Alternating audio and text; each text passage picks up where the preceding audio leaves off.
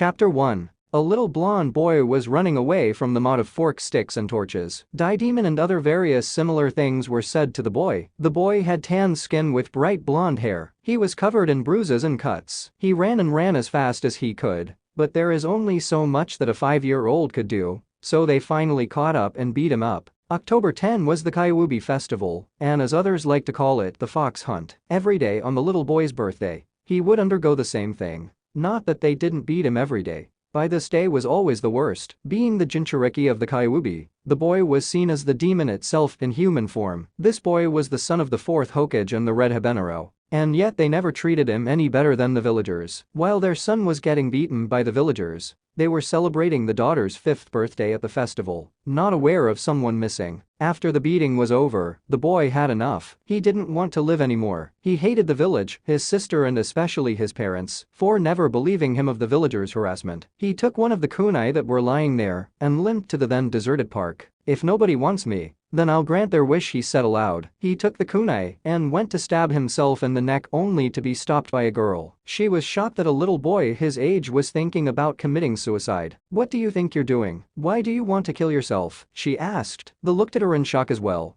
He wasn't expecting anyone to be there, let alone stop him from killing himself. "This village wants me dead, don't you know? So don't stop me and leave me alone." "Sorry, but I might be new to this village, but why do they hate you? You look like a sweet little boy who wouldn't harm anyone. Can you please tell me?" the girl pleaded. The girl was no older than 9 years old, and she had wanted to talk to him. She actually cared about him. He looked at her and started to cry. She held him, and he felt warm. Something he had never felt before. So he told her about his family and the villagers, and said that he didn't know why the villagers called him a demon, while his sister was seen as a hero. He told her that he wanted them to train him along with his sister, but was always declined. He would always be locked out and left out of everything. After he finished, he looked at the girl who was at tears due to his story. She couldn't believe that such a sweet-looking boy went through so much. When he saw her tears, he only cried more. "She crying for me. No one ever did that," he thought. "Do you want to be friends?" he asked, hoping to have gained a friend,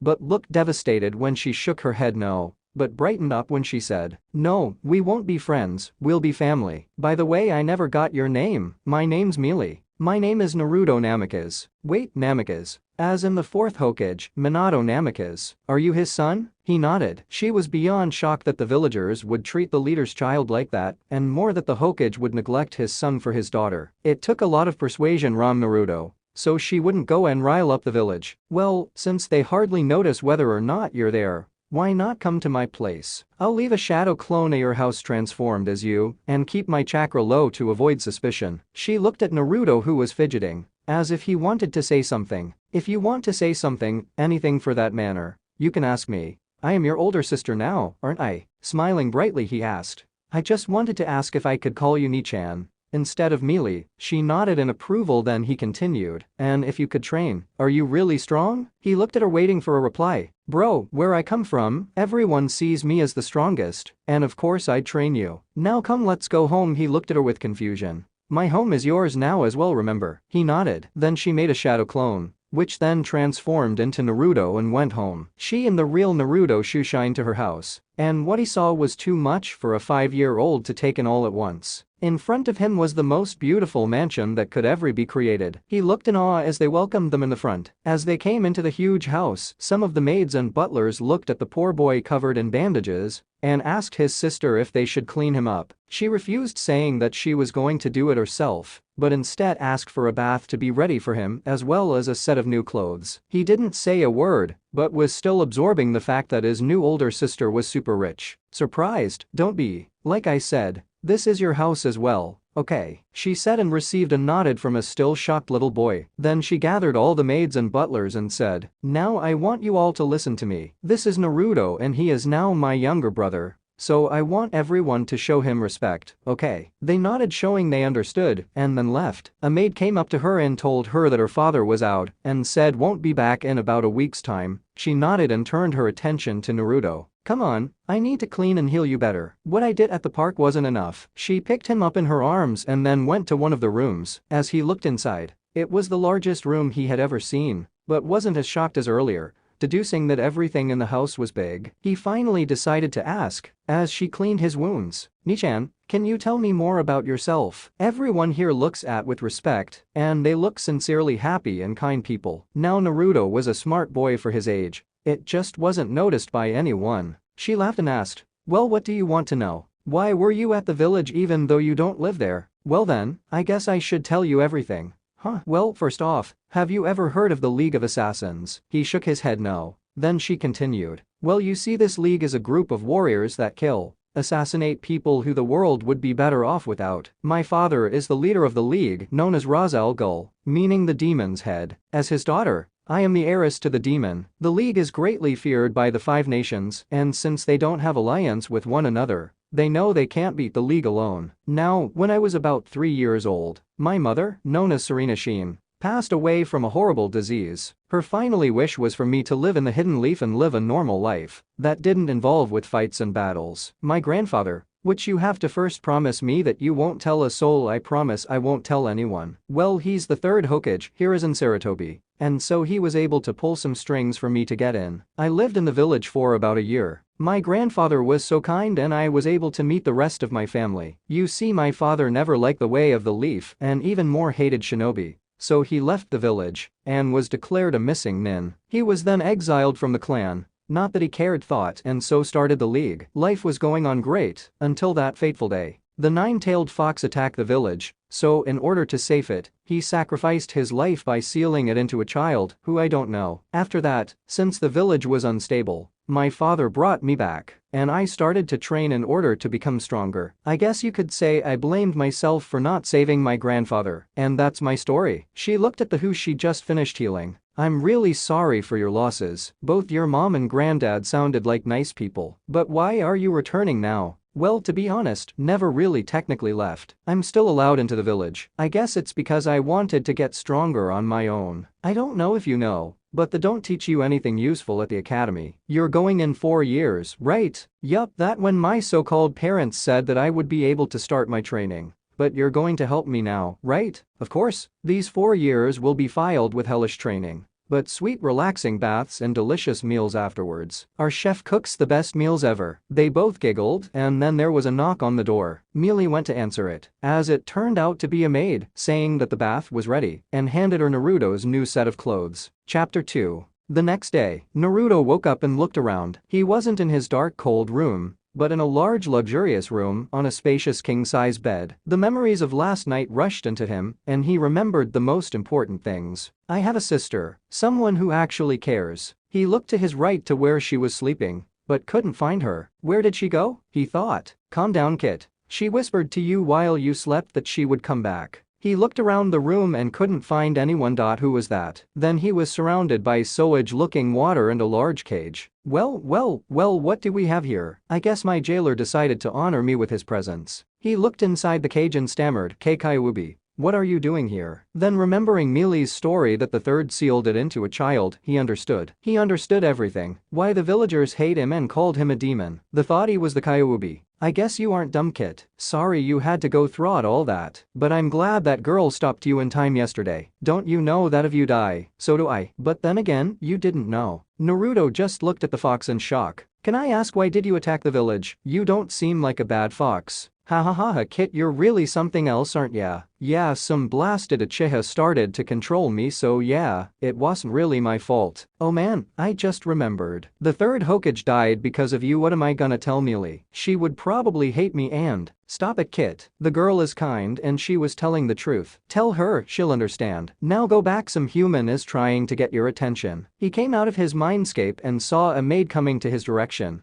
I see you're up. That great? I put your new set of clothes beside you, along with a towel and toothbrush to freshen up. Is there anything specific that you would like to have for breakfast? Can I have some ramen please? He asked. Of course, I shall tell the chef immediately. As she was about to walk out the door, he stopped her and asked, do you know where Mealy went? My lady went out in the morning saying she would be back in time for breakfast. It's almost 8 a.m. so she should be arriving once you come downstairs. She replied. Is there anything that I could help you with, my lord? No, but please just call me Naruto. He said, embarrassed that he would be called such a thing. The maid then began to giggle and said as she walked out, you are just like my lady Naruto-sama. He then brushed his teeth, took a bath, and then went downstairs. As he was on his way, Mealy came in and he was astonished. He was too tired to look at the girl last night, but now he saw a beautiful chocolate brown hair that reached all the way to her ankles. She had dark brown eyes, her eyes since the other slightly covered by her bangs. Her skin was flawless, and as he looked at her, she smiled a beautiful smile, showing her perfect white teeth. Who knew I was going to kill myself, but then end up with such a beautiful sister, he thought. She looked at him and noticed that he wasn't moving, so snapped him out of it by pulling him to the dining hall. Namikaze Household. The Namikaze household went about their everyday lives. Going to the backyard, you can see a red-headed woman cheering on her daughter, who looked like a miniature version of her. This woman was Kushina Namikaze and her daughter, Naruto Namikaze. At the young age of 5, she already started her training in order to keep her brother at bay, just in case he ever went berserk. Sitting down there on a chair was the Yondaime Hokage, who his son was a perfect copy of, excluding the 3 whisker-like makers. He was proud of his daughter's strength and power at such a young age. As they went about as a perfect family, they all forgot about their son brother, who also lived in the house but was denied training, being told his sister needed it more than him. As Naruto, shadow clone that was transformed, came out, he observed what was going on in the house. Mealy's clone was going to see how Naruto's life was by getting first-hand experience. "Hey, Tusan," he said. His father looked at him and asked, "Yes, Naruto." His mother and sister stopped and listened to the conversation. "Can I please train with my sister? I know you said I would train at the academy, but just a little. I promise not to get in the way." "Naruto, I already told you. Later, all our attention is needed on your sister. You'll get to train when you start the academy. But why does she needed it more than me? And why do the villagers always beat me and want me dead?" he asked in a sad tone. There was silence and then, slap. His face stung, and he looked up to see his mother, who had slapped him, looked angry and said, "I told you over and over, don't lie to us. Now go outside and before I make you go to your room." She said, "Naruto, don't lie about the villagers. We didn't teach you to lie, did we?" His father said in a stern manner. The clone couldn't believe what was going on, so before anything could happen, ran outside of the compound and poofed away. "Do you think we were a little harsh on him? I guess I shouldn't have slapped him, but he lies all the time about the villagers. They are such nice and kind people. Don't worry, Kasan, he's just jealous that I'm seen as a hero and not him." Naruto spoke up. As much as she wanted to be a brat, she still cared for her brother, but always wondered to why he would lie about the villagers. They gave her so much presents on her birthday. Anyways, let's go back to training. And with that they resumed her training. Back at the Mansion. As soon as the clone poofed away, all its memories went back to the original, Mealy, and what had happened had shocked her. They would do that to such a sweet boy. And what's this? They're defending the villagers. Oh, these people have another thing coming at them, and it ain't gonna be pretty. They were now at the dining hall, and as she looked at her new younger brother, she couldn't help but smile. He looked much more cheerful than when she first met him, but he had a worried expression on his face. "What's wrong, bro? Remember I told you that you could tell me anything at all, alright? No secrets between us." He looked at her and smiled. He didn't want to lose her, but wanted her to like him even as a Jinchuriki. He took a deep breath and said, for better or worse, told her about this morning and his encounter with the Kaiwubi. He looked at her, thinking that he would see a face of disgust and scorn, but instead her face showed one of realization. "That makes a lot of sense. They think that you're the fox itself, you know, as in human form, but still, that just pure idiocy. You and the fox are two different people, not the same. Why didn't you want to?" She was cut off by his hug and sobs. She wondered why he was crying. "I thought that you would hate me just like everyone else. I thought that you would blame me for your grandfather's death." "I'm sorry," he sobbed. It's alright. I won't hate you, I promise. It wasn't your fault. You were a newborn, right? Actually, between the two of us, I guess I should be the one saying sorry." He looked at her in confusion, and she continued as she wiped his tears away. "My grandfather put the fox in you, which is why you had that horrid life. I'm really sorry." "Nope, we didn't do anything. Let's just leave it, okay? Besides, he told me that he was being controlled by an Uchiha." "You mean the Kaiwubi? Wait, you talked to him?" "Yeah, he seemed really nice, thought. Say, after breakfast can we start our training?" "Of course. By the way, my clone just poofed away and I received its memories." "Why don't your parents believe you when you say that the villagers want you dead?" "What kind of parents are they?" "Forget about them, my da. I mean the Hokage and his family can do whatever they want. I always wanted their acceptance, but now that I have you, I don't care. He had enough and didn't care about his former family. He liked his sister and was content with what he had. They finished their meal and as they were about to leave, one of the maids tripped over,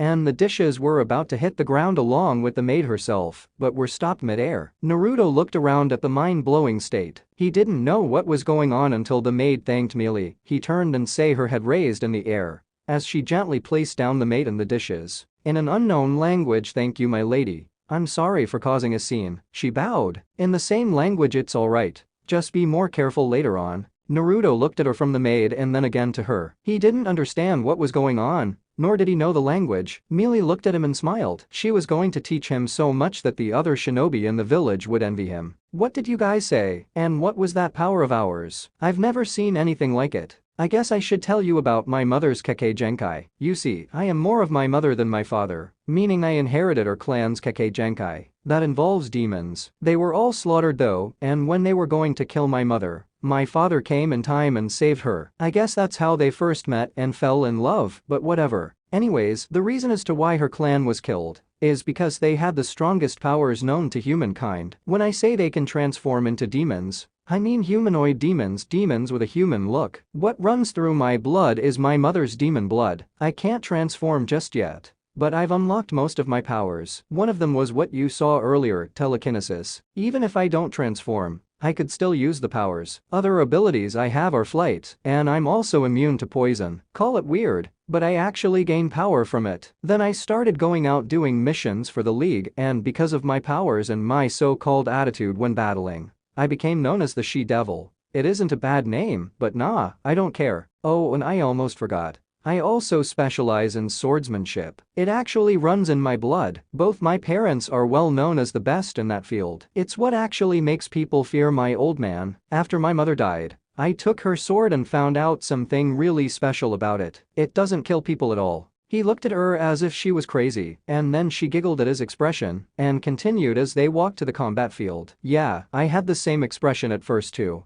But my dad told me that my mother had a soft heart that didn't even go hard after witnessing the destruction of her clan and didn't want to harm people at all. So what her sword does is that, if a person gets stabbed with it, they are in a state of suspended animation. Do you know what that means? He shook his head. No. It means that a person is in a state where they are alive but won't wake up, like a coma, something like that. During that time, however, they are in an amount of unbelievable pain and torture, and can only come out of it when the sword is tapped onto their body. However, in order to not fight again, they are immobilized for about an hour's time, until they could move again. Then she summoned a sword out of smoke, and there was a sword that had the carvings of a dragon in green and silver. This, she said, is my mother's sword, the green dragon blade, and along with my father's sword, the Black Shadow, they are the most legendary swords in existence till today. After her long explanation of what she could do, Naruto just looked at her in awe. He already admired her, and now he just respected her more. I have the coolest sister ever. You sure do, Kit. If you want, I could also help with your training. I don't like those villagers on bit thinking that I'm a brat human. How pathetic. Hey Kaiwo, what's your real name? I don't think Nine-Tailed Fox is your real name. You're a bright boy brat. It's Kuruma. Hey, tell your sis to travel to your mindscape. We should both teach you to get strong. Hey Ni-chan, Kuruma wants to meet you. He said to come into my mindscape. Can you do that? Who's Kuruma? The Kaiwubi. Sure, why not? And with that, they were inside his mindscape. She looked up and saw a cage, and inside it was the Nine-Tailed Fox. Hey there, little girl. You know, for a little human, you sure are quite kind. Who would have known that such humans existed? Ha ha ha. Anyways, sorry for your loss, but you gonna train this kid, right? Well, I'm gonna help too. It's better than doing absolute nothing all day. You know, you're not that bad, Kuruma. I guess you already know my name, and sure you could help with his training. She turned to Naruto and said, Naruto, we are gonna make you into the most envied and respected shinobi that they ever saw. But first tell me, why do you want to train and get stronger? She thought that he might want to think about it, but he gave her a reply, an unexpected and at the same time expected reply. I want revenge. Revenge against every villager that hurt me and against my family who ignored me. I want them to regret what they did to me and make them regret ever neglecting me, he said coldly. Kit, you sure? I'm with you all the way, just don't change your mind later on. Okay then, let's get your training started. Chapter 3. 3 years later. 8-year-old Naruto Namikaze was walking down the streets of Konoha. No one dared to approach him, especially with his sister, Mealy. Over the past 3 years, She became known as the strongest shinobi in Konoha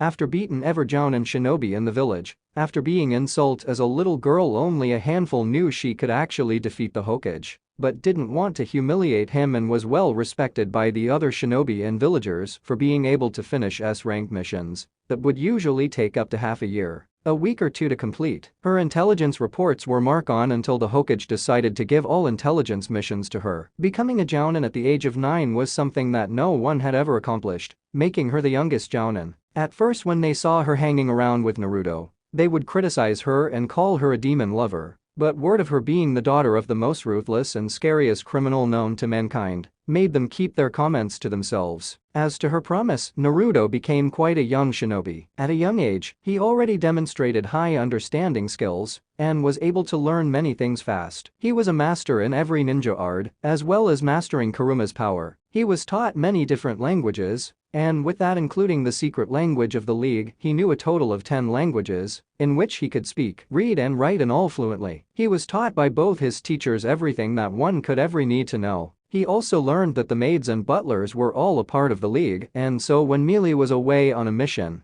they would teach him medical ninjutsu. The League taught a highly intellectual way of medical ninjutsu, something that he realized could help many shinobi in surviving. He met Ra's al Ghul, her father, a month later, and they hit it off right off the bat. Naruto found out that the man wasn't as scary as people said he would be. They both filled the void they both needed, for Naruto a father, and for Raz the son he never had. He personally taught him Kenjutsu, and on his 6th birthday, it became both memorable and heartbreaking for him. Flashback. It was his 6th birthday party. Or should it be called Naruto's party? Everyone forgot about him again, but this time he didn't care. His father then gathered the attention of everyone there and said, "Thank you everyone for coming to our lovely daughter's party. I want to make an announcement that we are going to make her the clan heiress for both the Namikaze and Uzumaki clans." Then there were cheerings and more gifts that were passed around. Jiraiya then let her sign the toad summoning, and that was when he had enough. He left the room leaving a slam, and then saw Mealy down the street looking for him. He ran to her, leapt into her arms and started crying. During his sobs he told her what happened, and she was furious. Haven't these people done enough? She was going to go over and knock some sense into them,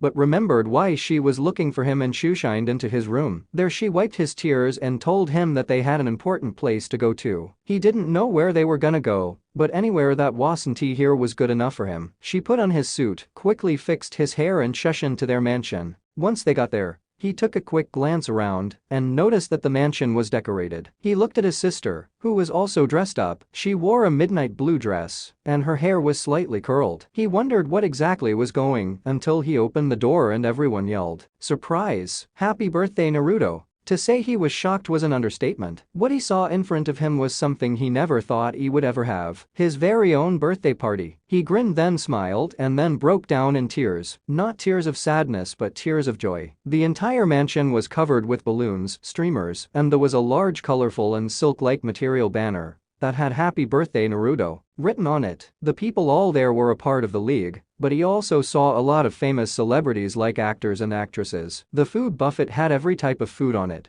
mostly food he loved, along with new recipes the chef made for him alone, knowing he would like it. All in all, it was a sight to behold for him. "Come on, let's have some fun. I hope you like it, bro. Like it, Ni-chan, I love it. Thank you so much. Thank you all so much. Let's go open your presents. Or actually, let's wait till my dad comes. He said he needed a bit more time in getting your present ready. I'm really excited, aren't you?" He nodded his head furious, and then the DJ started up the music. There was dances, games and just the mere fun of actually be crazy. An hour later, her father came indoors, and everyone bowed at his presences. He gave Naruto a hug and wished him a happy birthday, and apologized for not being here sooner. He then told him to close his eyes, and once he did and opened them, there in front of him was a beautifully crafted sword with the cravings of a fox. On the fox were the most rarest gems to humankind. Everyone there looked in awe, and as they looked closer, they saw that the edge of the blade was made out of pure diamond, the same as Ra's al Ghul's sword. "I hope you like your sword. I could have sworn that I had enough time to finish it, but at least," he was cut off by a tackling hug from Naruto. "Thank you. I love it so much. It's so beautiful. Ni-chan, look. It really nice, isn't it?" he asked happily. "Yes, it is. You're lucky he made you one. He's too stingy to let make any for anyone." She was happy for him. Not long ago she found him weeping because his heir status was taken from him, and now he was laughing and overall just happy. Now it's my turn. I wanted to be the first person to give you a gift, but because she glared at her father who had in tears that his beloved daughter was angry at him.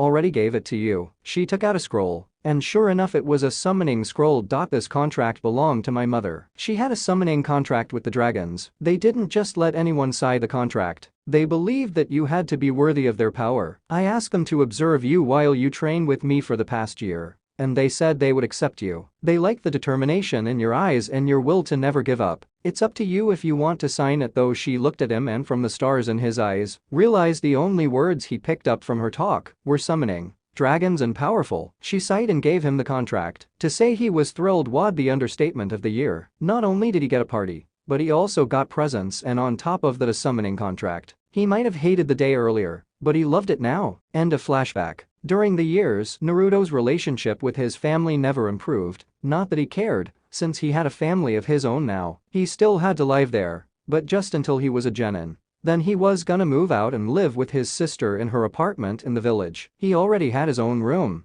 but had to wait in order to be a genin, meaning he was an adult. He became friends with the Nara and Akamichi clan heirs, and saved the Hyuga clan heir from bullies, resulting in a friendship. Secretly each other's crush. Hinata, just like Naruto, was thought to be unfit to being an heir, but her title wasn't taken from her. Mealy made it upon herself that she would help Hinata in gaining more confidence, and also trained her as much as she could, since she didn't know much about the Hyuga clan's secret jutsus. Mealy and Naruto also became friends with Hanabi, Hinata's little sister, who loved Mealy so much that she wouldn't want to part from her. She, along with the other three, were the only ones that didn't fear Naruto as a demon and knew his real strength, which he planned on hiding till the Chunin exams. Mealy, being the she-devil she was, tried to do so many fun activities with them in order for the other children in the village to feel left out and jealous. As they were walking down the streets, they were on their ways to the stores. Mealy wanted to buy her brother new clothes since he was starting the academy in a couple of days,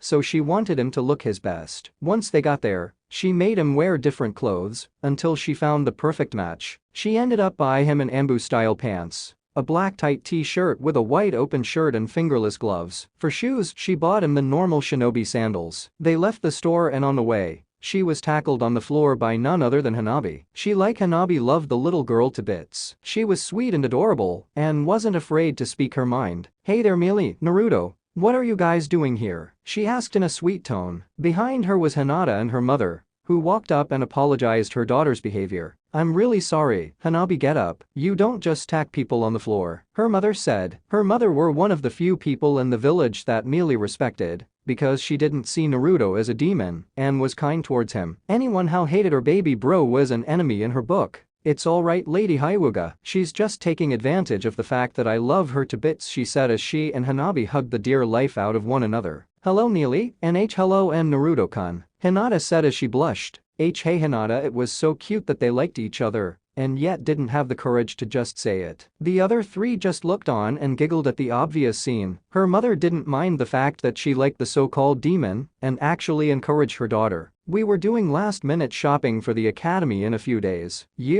We were doing the same thing, but for Hinata, I can't go yet because I'm small," she whined. Her mother and Mealy laughed. "Don't worry Hanabi. You'll start soon and then be the strongest in your class, right?" Naruto said. He, just like his sister, loved the little girl. "Come on, we have to hurry before it gets dark." And with that they left. "I'll take the clothes back to your room at my place. You better get going bro. See you tomorrow, okay?" As much as she hated it when he went home, he had to in order to avoid suspicion and keep up appearances. "Okay Ni-chan, love you." She bent down and kissed his forehead and hugged him and said, "Love you too bro," and then went their separate ways. When he reached his house, he went in and saw his family already eating without him. This was something normal, and since he already ate with his sis, started to go upstairs when he was stopped by the Hokage that called to him. "Naruto, come here and eat with us." He looked at him with a confused look and then said, "I already ate outside," and then continued on his way up. His family wanted to try to get closer with him when they noticed today that they were closed, and he was pushing them away. Earlier that day,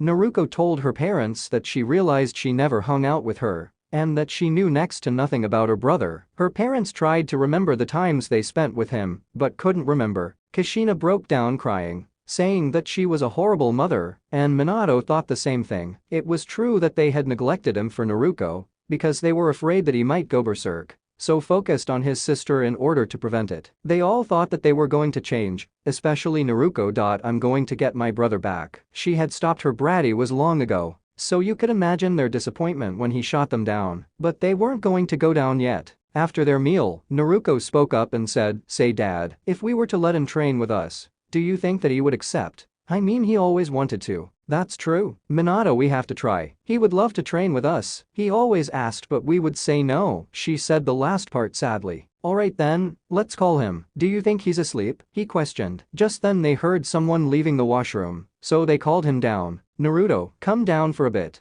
We have something important to tell you," Kushina said with hope in her voice. When he came down, he saw them all waiting for him and smiling. But he gave them a cold stare. They motioned him to sit down, so he sat. "Naruto, we decided to train you along with your sister." "Yeah, Nai-san, isn't that great? You always wanted To-san and Ka-san to train you, now they are. Let's be the strongest in the academy together," she said hopefully. They all looked at him with high hopes, but unfortunately it was shattered into a million pieces with his reply. "I'm sorry, Lord Hokage and Lady Namikaze," he spoke and said with venom, "but the academy starts in a couple of days. You don't have to worry about me. Your family doesn't need extra baggage to pull it down. Now if you excuse me, I will go to sleep." Then he stood up and was about to leave, but Naruko spoke up. "Nai-san, what are you talking about? You're a part of." She was cut off when he glared at her with cold and lifeless blue eyes and said, "Don't kid yourself, daughter of the Hokage. I was never a part of your so-called family. Stop deluding yourself," he said.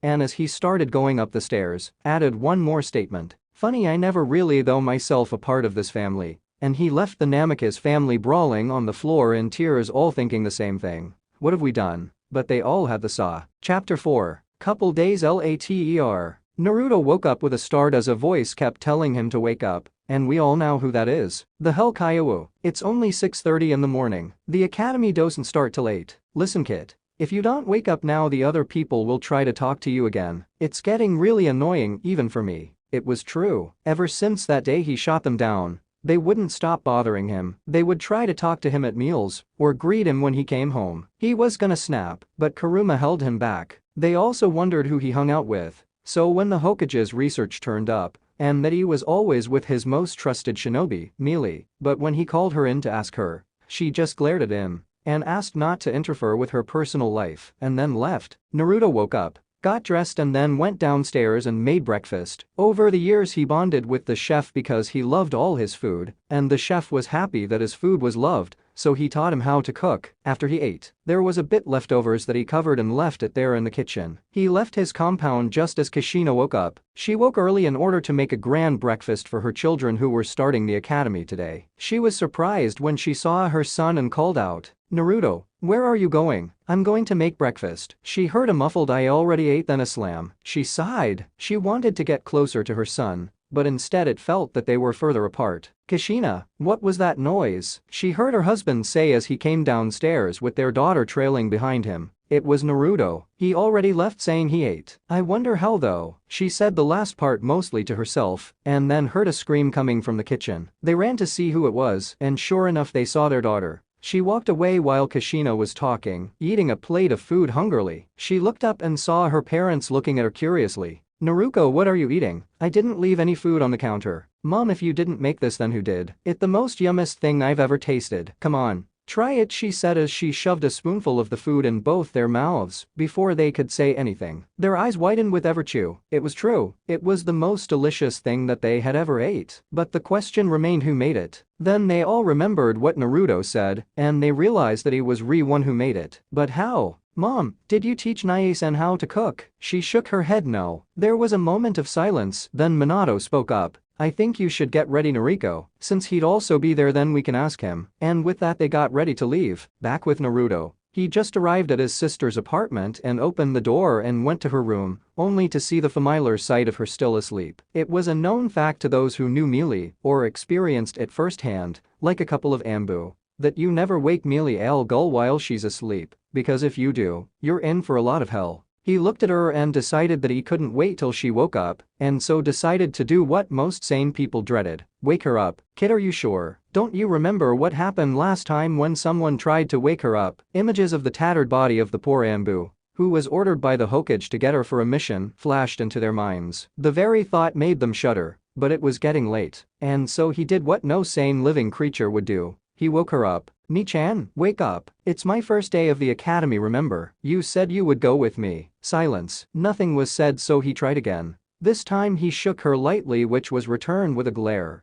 But when she saw who it was, softened it a bit and asked, "Oinaru, what did I say about waking me up? Huh, are you trying to get yourself killed anyways? You wouldn't wake me up for no reason. So what is it?" She looked at him with half-opened eyes that widened when he told her that they were gonna be late. She got ready in 5 minutes time, and then shoeshined to the village market so she could buy some fruits. "Here bro, you're a growing boy, so you need these." She handed it to him and then realized the glares around them. This was something she had gotten used to, but wondered why she never just killed the bloody morons and get over it. But then that would mean her grandfather's sacrifice would be in vain. "Okay, break it up. We all love Naruto, we get the idea, so move along." Some scoffed and was about to say something, but a sadistic grin from Mealy shut them up. As they neared the academy, they were met with Choji, Shikamaru and Hinata, who just arrived, so the five decided to walk to the academy together. Once they reached there, they saw all the other children and their parents, including the Hokages. Everyone just stared at the five. As they were about to enter, they heard the others say, "Why is the demon here? SHH, don't say that. Look who is with him. She's the strongest shinobi and has won his side. Don't play with him or go near him, okay? He's a demon." The Hokage and his family heard everything and couldn't believe what they heard. Their son brother was being insulted right in front of them. "Hey, what the hell are you saying about my son?" Kushina yelled. She was furious. One of the civilians then came up to the Hokage and said, "Hokage-sama, please don't let the demon be a ninja. He was sent flying into a tree." They all looked and saw that it was none other than Mealy who did so. She went to him, grabbed him by the hair and said with venom, "Say one more thing out of your filthy mouth, and I'll make sure you won't be able to talk again, permanently." She let go and looked at the other civilians, who were shaking in fear, and said in her demon voice, "If anyone here says that again about my baby bro, I'll make sure you would have wished for death. Then what I have in store." Then she went back into the academy. The civilians, after a couple of minutes of staying frozen, walked their separate paths until it was just the Hokage's family left. Minato was shocked at the fact of what the villagers said about his son, no less with him there, finally snapped out of it and said he was telling the truth. The other two just looked at him and said in unison what? He looked at them with tears forming and said, "When G said that the villagers would harass him and we would hit him and say he was lying, he wasn't lying. He was telling the truth." With that, Kushina started to cry out loud as she remembered the times he would tell then, and then she would slap him for lying. Naruto couldn't believe it. The villagers who were so nice to her were Satans towards her brother. "Tusan, Ka-san, I'm going to class now. I'm going to protect my brother, know what happens, believe it." They nodded and then went their separate ways. When she entered the class, she saw her brother sitting beside a boy sleeping and a boy eating food. She wanted to sit next to him, but that was already not possible. She looked around and saw a shy, quiet girl in an empty seat next to her, and it was right behind her brother. Perfect, she thought, and sat next to her. As she came closer, noticed that it was the girl she saw earlier with her brother. She sat down next to the girl and introduced herself. "Hey there, the name's Naruto, what's yours?" Now Hinata knew the relationship of Naruto with his parents, but because she was asked by Mealy to be nice and act as if she didn't know anything, she tried her best to smile and calmly reply, "Hello, I already know who you are. My name is Hinata." And with that, she decided not to associate with her. But Naruto, being herself, continued, "I saw you with my brother this morning. Are you guys friends?" She didn't know how to answer that question, but luckily in came the savior of weird conversation, Mealy, and behind her was Iruka, the teacher. Everyone admired her because of her accomplishments, so it would make people feel like the luckiest person on earth if she smiled at them or even talked to them. Unfortunately, Mealy, hating the villagers due to what they did to her bro, wouldn't acknowledge any of them, except a few. "Mealy, what are you doing here? I don't think you want to come back here again now, do you?" He sighed. "PSST. Iruka, did you hear yourself? Again? What again? I've never came to this place before. Besides, I came to see my bro and listen to what you have to say to them. If it's useful, then continue on. If not, then I have some scrolls I want him to decipher. I'm too lazy to do it myself." She shrugged and then walked towards where Naruto and his friends were. All the while, Iruka had many things going through his mind. Decipher? Who at this age could decipher languages? And who exactly is her brother? He looked up, he saw her walk towards the back. but was shocked along with everyone else when he heard, "Oi Ni-chan, the hell you doing here? I thought the Hokage was gonna give you a mission." Naruko was first surprised, and a burst of happiness was inside her when she heard her brother's voice, but it was destroyed instantly when she saw that he wasn't talking to her, but to Mealy. "Ni-chan," she thought what everyone thought. "Sorry bro, forgot to tell you I asked for a day off. I remembered the scrolls I found a couple of months ago and wanted to decipher it. If Iruka's teaching things you already know then see me at the back, okay?" He nodded and then she went to sit at the back. "Hey Naruto, isn't Naruko your sister? Why are you calling her that?" barked Kiba. Everyone looked at Naruto, curious at his answer, even Iruka and Naruko, but were surprised when they saw him laughing in tears. When he finally calmed down he said, "Don't kid yourself, I've never seen her or her parents' family," he said with disgust. This got everyone wondering the status of the Hokage's family, everyone except Shikamaru, Choji and Hinata. Putting on her headphones, Mealy started to work, as if it was a normal thing to do. She looked up and saw that they didn't start so said, "Yo Iruka, I think you should start your lesson now. I want my bro to come help me with this." Then went back to deciphering the text. Soon enough the class began, and as soon as the first subject was over, she motioned Naruto to come to the back. Iruka saw this, but let them be for he was curious what the Hokage's eldest could actually do. While the class was given work to do independently, he walked over to where Naruto and Mealy were deciphering the scrolls and was surprised. He saw Naruto writing down the translated meaning down with ease and didn't have to look at the books they had right by them. He saw them comparing and asking one another things, as if they were fascinated by what they found. This can't be work that the Hokage gave them. Does he even know about his son being able to read ancient languages? He thought as he looked over their shoulder. He was shaken out of his thoughts when he heard, "Sup Iruka, you finding our work interesting?" she asked. "I was just wondering how do you know how to decipher such old and ancient languages, especially you Naruto." Now all eyes were on him, even Naruko wanted to know the full capacities of her brother's secret skills. All she knew now was that it had something to do with Mealy. "My sister taught me. It's pretty simple really, and no the Hokage never asked us to decipher them."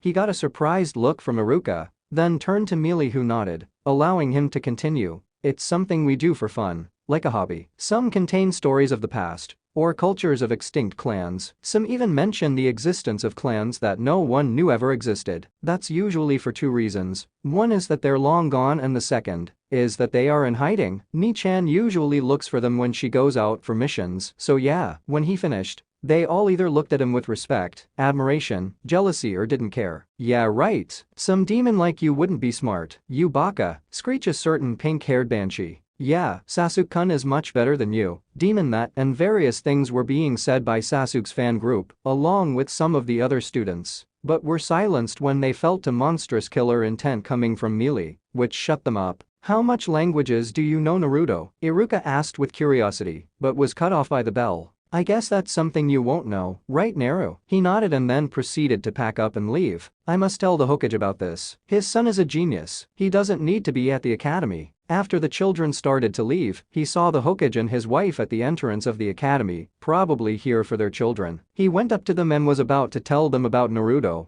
but stopped when he glanced at him from behind the Hokage and shook his head, meaning don't tell them. He didn't but wanted to know why his relationship with his family was bad when he noticed them looking at his with guilt. The next day, Mealy needed to go on a mission, so in the middle of the class, she came in through the window with a stack of books and scrolls and said, "In League language I need you to decipher these Naru. I did some and I think it's a story. It's real interesting so hurry." "In League language come on sis. I wanted to sleep through the class. Can't we do it when you get back?" "In League language no. My mission is about a week or two, give or take, long, and I want to read it when I get back." "In League language fine. But you owe me some ramen." "Thanks bro. Oh and don't forget to clean my place. You already have the keys." "Hell no fine. I hate you so much you know," he said as he grinned. She laughed and kissed him on the forehead and then said, "Love you too bro," and then shined away. He turned to the stack given to him, sighed, and then went to the back to work on it. They just had their entire conversation in the middle of class and went about as if it was nothing.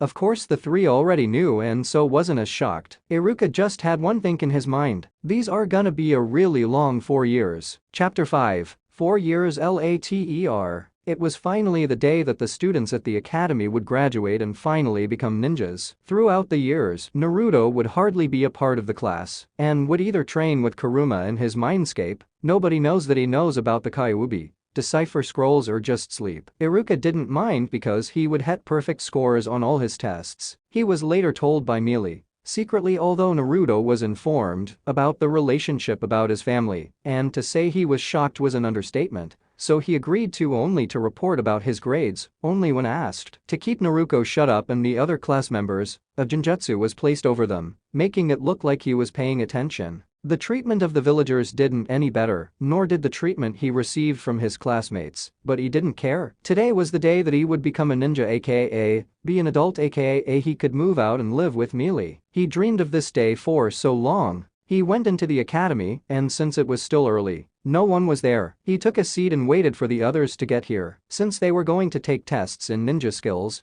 the parents of the students were all coming to watch their children, meaning the Hokage and his wife as well. The past 4 years have been difficult for them when they tried to bond with Naruto, but because he didn't know a single thing about him and he never helped, so they were back to square one. Soon everyone came in and Iruka was going to start the test. Hinata came in and sat beside him. She also became more confident over the years and, like Naruto, is hiding her strength because Mealy doesn't want people to know that she can train people, since she refused so many requests. Speaking of Mealy, she became the village's beauty with everyone asking for her hand in an engagement, but would be politely declined. She would literally beat the crap out of them. Some even ended up in the ICU. Naruto once asked why she didn't get a boyfriend or even if she wanted one, which she declined, saying it would take too much of her time and didn't really find anyone worth it. Once the parents came in which the Hokage and his wife smiled and waved at Naruto, who in return just ignored them. This didn't go unnoticed by the other parents and clan leaders. Iruka started the written part of the test. Before he could say begin, all shinobi parents and Ambu there that were guarding the Hokage got into a fighting stance. Naruto first ignored it, but turned around with a smile when he recognized the chakra and voice. "Would you people be so kind and put away your toys? They could seriously hurt someone," said Raz Al Ghul. Everyone was terrified and at the same time wondering what exactly he was doing here. "What do you want, Raz? You don't have permission to come in the village," the Hokage said. "Oh, but on the contrary, I do, Hokage." Now this got people curious, some even glaring at the Hokage, thinking that he gave him permission. But before anything could be said, a voice was heard. "Tusan,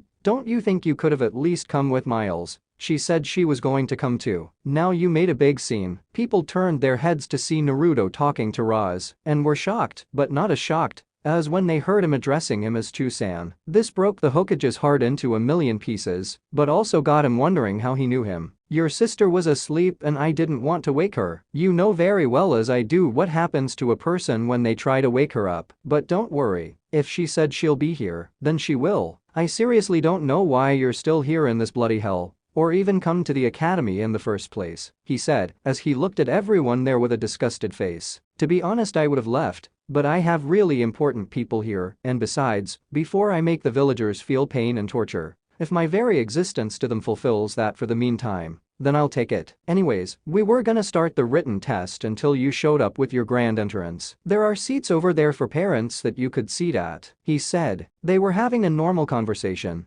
as if nothing was wrong, which made the onlookers sweat drop. Before Raz went to his seat, he looked at Iruka and walked up to him and did what no one expected. "I apologize for taking up your time. You may begin your tests for the students as I won't interfere again. As you can see, I came to see my son take his tests," and then walked away. Everyone was beyond shocked. His son, but before they could say a thing, Iruka told them to start. After 5 minutes into the test, Naruto was done. So he flipped over his paper and put his head down. Many of the parents saw this and thought he was being lazy, but Iruka and Raz knew better and smiled. After the tests were collected, they moved outside for their ninja skills. That's when our lovable brunette finally arrived. She looked at her father and walked towards him with a glare. Naruto started to giggle along with his friends, which got people looking at them. "Shikamaru, what's so funny?" his dad asked, as everyone anticipated his reply. "Dad, it's too troublesome to explain, just watch," he said, and pointed to a scene where Mealy held her father by the collar and starting ranting in the league's language. No one understood except Naruto,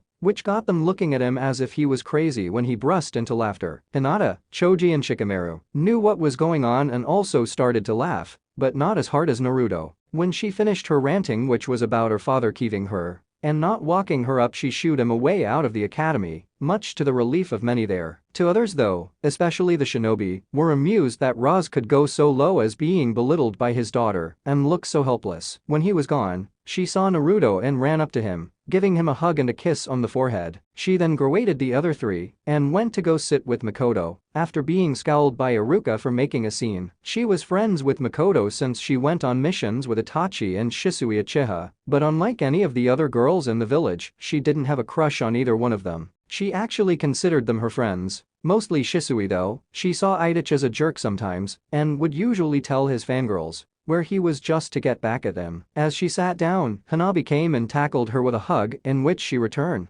"Namili, can I listen to some music on your player, please?" she asked. Man, she was adorable. Of course, here. Then she proceeded to take off the player strapped on her left arm and gave her the headphones around her neck. She hoisted her up on her lap just as the kunai and shuriken throwing had begun. She felt a dark killer intent that was aiming towards her, and as she looked around, she saw it coming from Naruto's same blood but not related sister. She smirked at her and just ignored it. Naruto didn't like the fact that her brother was acknowledging someone else as his sister, let alone a well-known murderer as a father. She saw her parents' hurtful and guilty looks and couldn't take it anymore. They tried for the past 4 years, and it felt like they were further apart than before. All she was asking for was a chance, but she didn't know why he didn't give it to them. It was finally Naruto's turn, and you could hear the laughter and hurtful words that were being said by the other children. A wave of killer intent from Mealy shut them up as well as gave shivers to the adults, except Makoto, Hanabi making her father wonder how she could stay calm and continue listening to music and her mother. They were already used to it. Naruto smiled when he heard his sister cheer for him aloud. She could be childish at times, but that was one of the reasons he loved her. He took his stance and threw the kunai and shuriken, hitting a perfecting 10 as he left, leaving a silently shocked crowd of parents and students. This again got him some cheers from his friends, Mealy and Hanabi,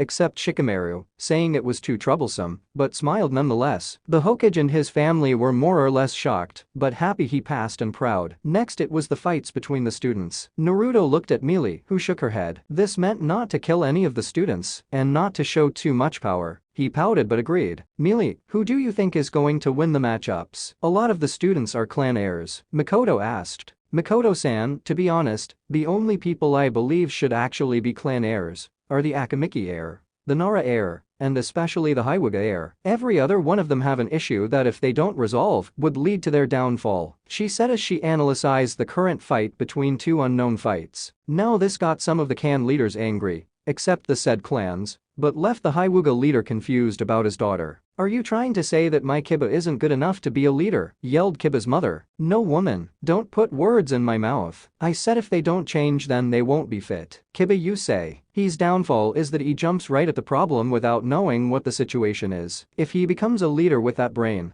then you could kiss the existence of your clan bye-bye. What about my daughter, Naruko? She is the daughter of the Hokage." "Let me cut you off right there, Kashina-san. First off, that title was taken from your eldest to your youngest, which doesn't make sense at all. This had different effects of shock, sadness and guilt by the people listening." Then she continued, "Secondly, your daughter boasts about her parents' status and using it for her success. Using accomplishments of others doesn't make you a good leader. What is going to do when she's in Kumo and tries to get free by saying my father is the Hokage apostrophe imitates voice? It'll get her killed, that's for sure." "Then what about my daughter?" says a woman. "And who, if I may ask politely, the hell is your daughter?" Sakura Haruno. Who? She looked confused trying to remember who that was. "Millie, it's the screaming banshee," said Hanabi, who momentarily took off the headphones and then put them back on. "Ooh, the screaming banshee. She's your daughter. Man, I would totally understand if your earbuds bursts. She is so freaking loud and it's so annoying, especially since the only reason she's at the academy is because of Makoto's son. The only thing I think you should do is pray. Pray that she comes back to you alive," she said as she put a reassuring hand on the paled woman's shoulder and then let go. "And why do you think that Hinata is fit to be the Hyuga heir?" she asked as he wondered what this girl saw in his weak daughter. "Lord Hyuga, I don't think she's fit to be heir.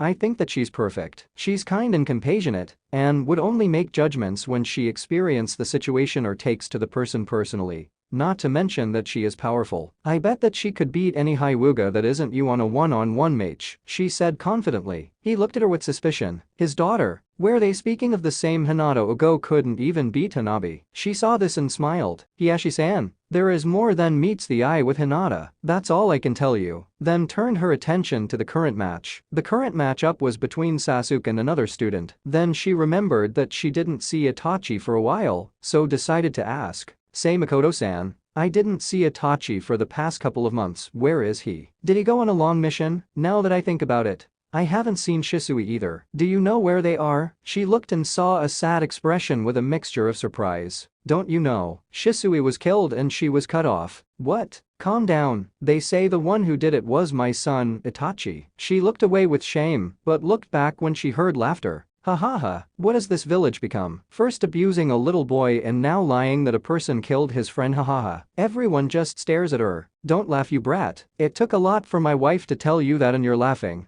How dare you? Yelled an enraged Fukagu. She looked at Makoto and saw her about to be in tears. No, I didn't mean it like that. Makoto-san, do you really believe that Itachi actually killed his best friend? I remember he and Shisui were best friends, and nothing could come between them. Damn, this village is something else, ain't it? What are you telling me that you believe he didn't kill him? I thought so too. But he left the village before I could ask, she said with a bit of hope. Makoto-san, I'd bet my life on it. Itachi and Shisui were my best friends. When I first came to the village when I was 4. They were the first friends I made, and hell, they were friends before that. She gave Makoto a new sense of hope. Hope to look for evidence that her son was innocent. Makoto-san, if you need my help, please ask. You should be careful. In this village, there are dark forces that cover up such things, and I doubt that they wouldn't try to get you K8 led. If you find the truth, Danzo, she thought. Thank you. Sniff, thank you so much, Makoto sobbed. Mealy held her and also cried for her dead friend. She finally snapped out of it when she heard the finally fight. It was Naruto versus Naruto. Naruto was going to use this opportunity to reach her brother. They both went into their 15 stance and were told to begin. Nice-an, let's make a bet. If I win, then you have to give us a chance, okay? She knew her brother didn't get any training. Even her parents smirked at their daughter's brilliant plan,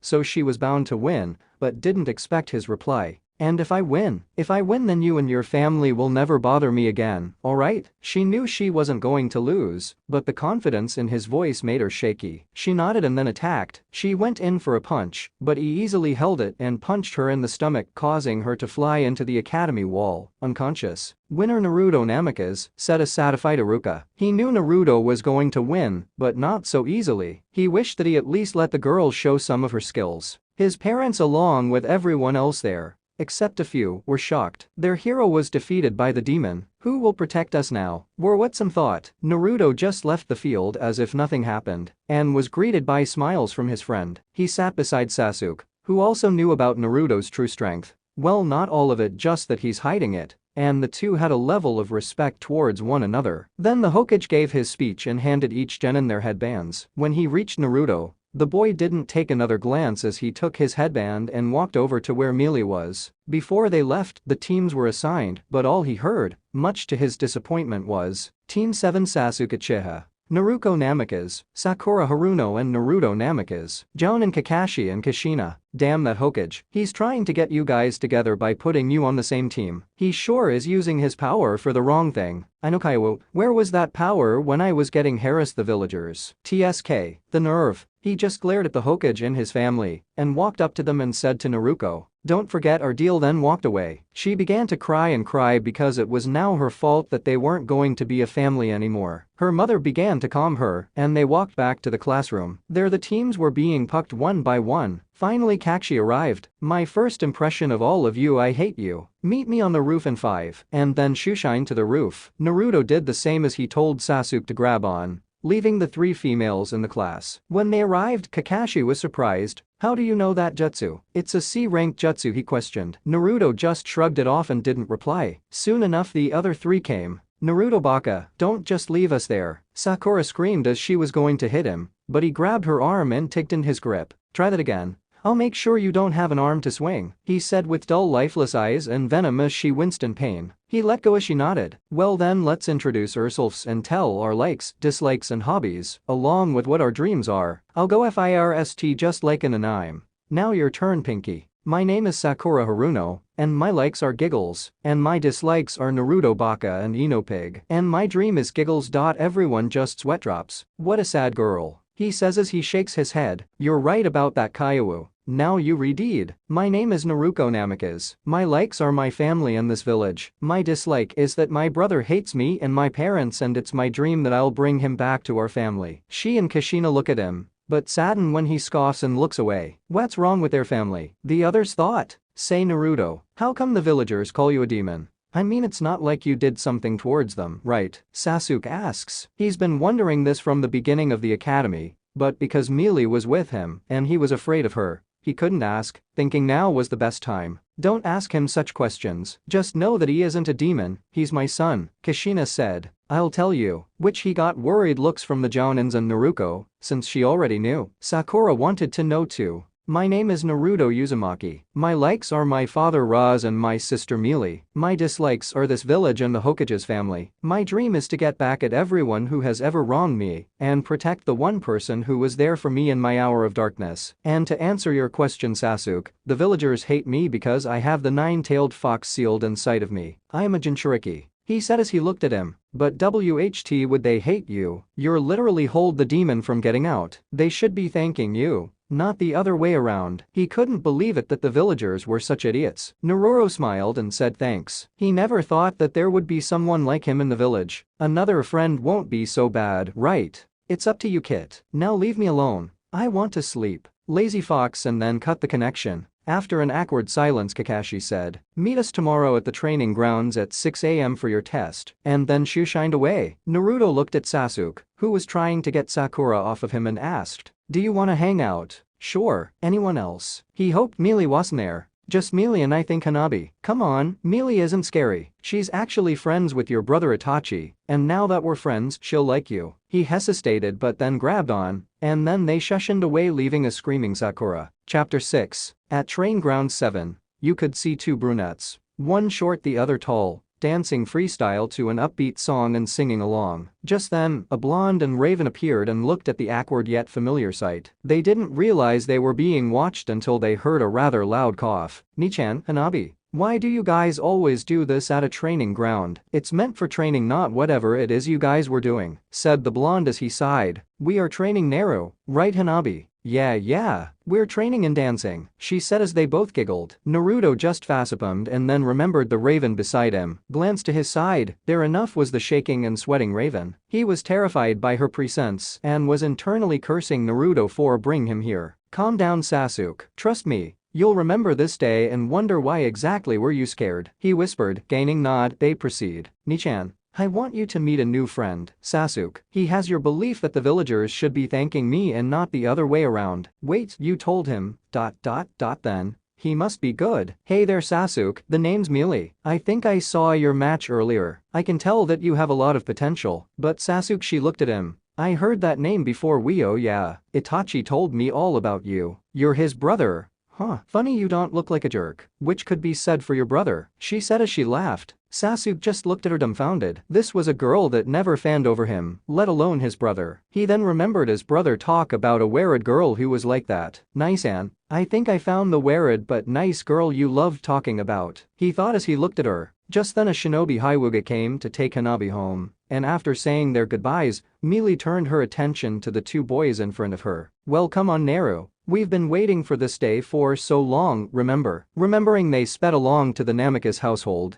Sasuke right behind them. What are you guys doing? What exactly is today for, besides graduating? Moving, they said in unison, and then took turns explaining their plan over the years. When they were done, they found themselves in front of the household. They went inside and were met with faces of Minato and Kushina. Naruto, we wanted to congratulate you today for becoming a genin today. But why did you say that your name was Uzumaki? You know very well it's Namikaze, his mother said. Because Kushina-san, from today on I changed it to Uzumaki. They looked sad, but he continued to taunt them. Why the long faces? I thought you would be happy to be related to a demon and extra baggage. Now if you excuse me, I need to go pack my things. He started to walk off but heard. Pack, where are you going? This is your home, Minato started. No, it isn't. It never was and it never will be. They both looked dismayed. Minato looked at Mealy, who just smirked.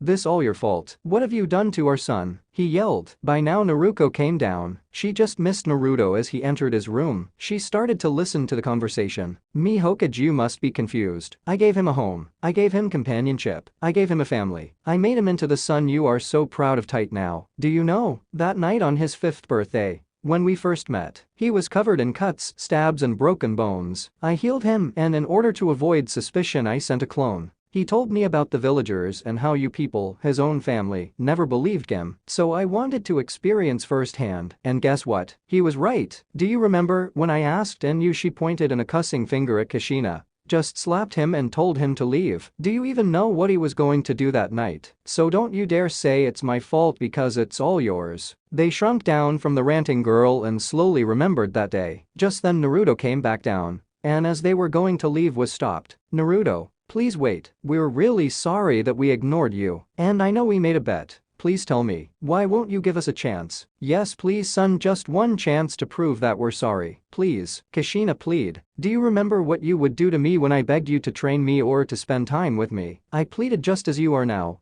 just for a chance let me give you what you gave me." He walked up to her Kushina, and as she lifted her head, went in to slap her, but his hand was caught. "Sai, come on bro. Let's just leave. We don't need a dramatic scene everywhere we go." Sasuke, who watched the whole thing unfold, didn't expect Naruto to actually go and about to slap his mom, and with that they left. The Namikas couldn't believe what was going to happen. He was going to slap mom her they all thought. "Mom, are you alright? He wasn't going to do it, right? It was just a joke, right?" she said as she smiled sadly at her mother, who was sobbing tears. "He's right. Every time he would want our attention, I would slap him. He should have just slapped me. I deserved it. Oh, what kind of mother am I?" she sobbed. "Don't worry, if I get Mealy to help, I know we might actually have a chance," Minato thought. He realized that the only person who could help them now was the person he trusted the most. As they neared Mealy and now Naruto's apartment, Sasuke finally spoke up. "Were you really gonna slap her? I know you don't get along, but was it really necessary? I didn't really mean to. It's just my anger got better of me, that's all," he said as he laughed awkwardly and scratched his head. "Come on you two, now that everything is set and right in the world, let's go back to the main house. I already got our baths ready and the chef is making dinner to celebrate your success to becoming Genin. He's even making desserts. Isn't that great?" she squealed. If there's one thing that she was a sucker to, it was desserts, especially cakes. "Offer it to her and she would anything you ask." "Me too?" asked Sasuke. "Duh, of course, we're friends now, right?" She closed the door behind her, and they shushed into the main house. They were greeted by the maids and butlers. Sasuke was surprised that they were calling Naruto, Naruto-sama. "What are you, royalty?" he joked. "Actually, yes, since I'm her brother," he said deadpanned. "Alright boys, I'm going upstairs so Naruto show your friend around. Come on, it's really big. I got lost a couple times when I first came but not anymore. Hey, can I ask you something?" He nodded. "Do you think that Mealy would train me, just like she trained you?" he asked. He wanted to get stronger and knew she was the key to it. "Well sure, but she has to see you determined. I don't know if you've noticed, but the only people she's ever trained are me and Hinata. Oh, and she promised Hanabi when she gets older. She does have a soft spot for that girl," he said amused. "Wait, did you say Hinata? I didn't know that," he exclaimed. "That's because it's a secret." "Oh well, even if Mealy doesn't train you, you could ask one of the maids or butlers here." "Why would I ask a servant? I think I'm far better already," he scoffed. "I don't think so since they're all a part of the league, meaning they have that training." He looked at him and saw his eyes bogged out. He started to laugh so hard. "Man, you should have seen your face just now. It was hilarious," he said in between laughs. Just then, maid came in with drinks for the boys. "Congratulations on your achievement today, Naruto-sama. You can now live with my lady now. I'm really happy for you." She bowed. "Thanks a lot, Alex. I've been waiting so long for this day. Oh, and I made a new friend. This is Sasuke. Sasuke, this is Alex. One of my special people in life," he said, grinding his fox-like grin. The maid bowed again and then walked away. She congratulated you on moving out, but not on being a genin, Sasuke thought aloud. Naruto just chuckled and said, "They all know about my problems in the village, and that I'm stronger than any jounin in the leaf. It's why they all hate the leaf. Anyways, I'm too lazy to give you a tour. How about we watch a movie before Miles comes back down? They're over there. Just pick one and let's watch it, he said, pointing to a shelf that was loaded with movies. As Sasuke went through them, he realized that all the movies there were horror movies. What the hell is up with these people? Hey, what's up with all the horror movies? We both like watching them. It's fun, since none of them really scare us. He shrugged. He picked one, and as they were in the middle of watching it, Mealy came back down. Her hair soaked and a towel around her neck. Oh, you came out? Yup. Now let's go, you two. Time to take a bath. Oh, and Sasuke, you're staying the night. I already told your mother, so don't worry. Besides, don't you guys have a test tomorrow? They nodded, and just as they were leaving, Sasuke gathered all his courage and asked the terrifying girl. Mealy, do you think you could train me? He closed his eyes waiting for impact, but nothing came. Instead, sure, why not? Remembering your fight, I could tell you have a lot of motivation and potential, but let me ask you, why do you want to be strong? He blinked. He didn't really know. Then he looked at Naruto and knew. I want to beat him on a one-on-one match. I know he's hiding his strength, he said as he pointed an accusing finger at Naruto. Alright then, that's actually pretty good. Two of my students as rivals, but you can't really beat him now. He has Kuruma's power all mastered. Unless what are you saying, that there's a way to beat him even with the fox's power? Now he looked excited. Yeah, but I need to do a lot of research to help you. I think Kuruma can help too. Right, she got a nodded from Naruto and then turned back to Sasuke. Have you ever heard of the Rinnegan? Rinnegan? What's that? Is that like the Sharingan? He questioned. Do you even know what the Mangekyo Sharingan is? He shook his head no. Boy, did she have a lot to teach him. So she started to explain both eyes to the boy, and to say he was fascinated was an understatement. Did Itachi know all of this? He wondered. Yup, he did. Actually, he already has the Mangekyo Sharingan. He sighed. Don't worry, when I'm done with you, the both of you would be on a totally different level than the other genins. They would be so jealous. She smirked and laughed evilly. The others just thought pure evil. They started their training immediately, first starting with chakra control. She realized he was horrible, so told Naruto to give him some tips as she went to get a snack. When she arrived, which was surprising 4 hours later, he had managed to go up the tree in the back gardens. Then they started to work on the walking on water technique, which was relatively easy, considering he had the chakra control done. After that, she called it a day and told them to finally take a shower. They were given new sets of clothes, then came down to eat dinner. Sasuke was starting to fit in easily around the place. He liked it, and over the small amount of time they were together, the two boys bonded pretty well, talking and joking, as if they were friends forever. He loved the food and oddly thanked the chef later on. Sasuke Uchiha thanked the chef. When they were done, they went to sleep for the next day. The next day, they woke up, took a bath and then came down to eat. Wait, we were told not to eat anything, remember? Sasuke said. It's alright. I've seen Kakashi do the bell test multiple times. It's just a scam. Besides, how would you fight with an empty stomach? With that said, he sat down and ate his food. Then they shooshined back to Konoha. It was now about 8 a.m. They went to the field and saw just Naruto and Sakura there. You're late, screeched Sakura as she pointed to Naruto. It's not late if the Jounin aren't even here, little girl, said Mealy with disgust in her voice. Sakura just backed down, terrified of the girl. Where did you guys go anyways? Naruto asked. She didn't like the fact that Mealy was here. That's none of your business, Mealy snapped. They both had mutual hate towards one another. Just then Kushina came, dragging Kakashi by the ear. Sorry we're late, she said, then saw Mealy. She narrowed her eyes. You could literally see the words hate in her eyes. What are you doing here? She questioned. Hey, does everyone here have a problem with my sister? Naruto mumbled. Chill out, would you? Why do all these people hate me? I mean, I know I'm great, don't hate. Just answer the question. Alright. I was just dropping of Naruto and Sasuke. They spent the night at my place. And yes, Makoto-san already knew. Now if you excuse me,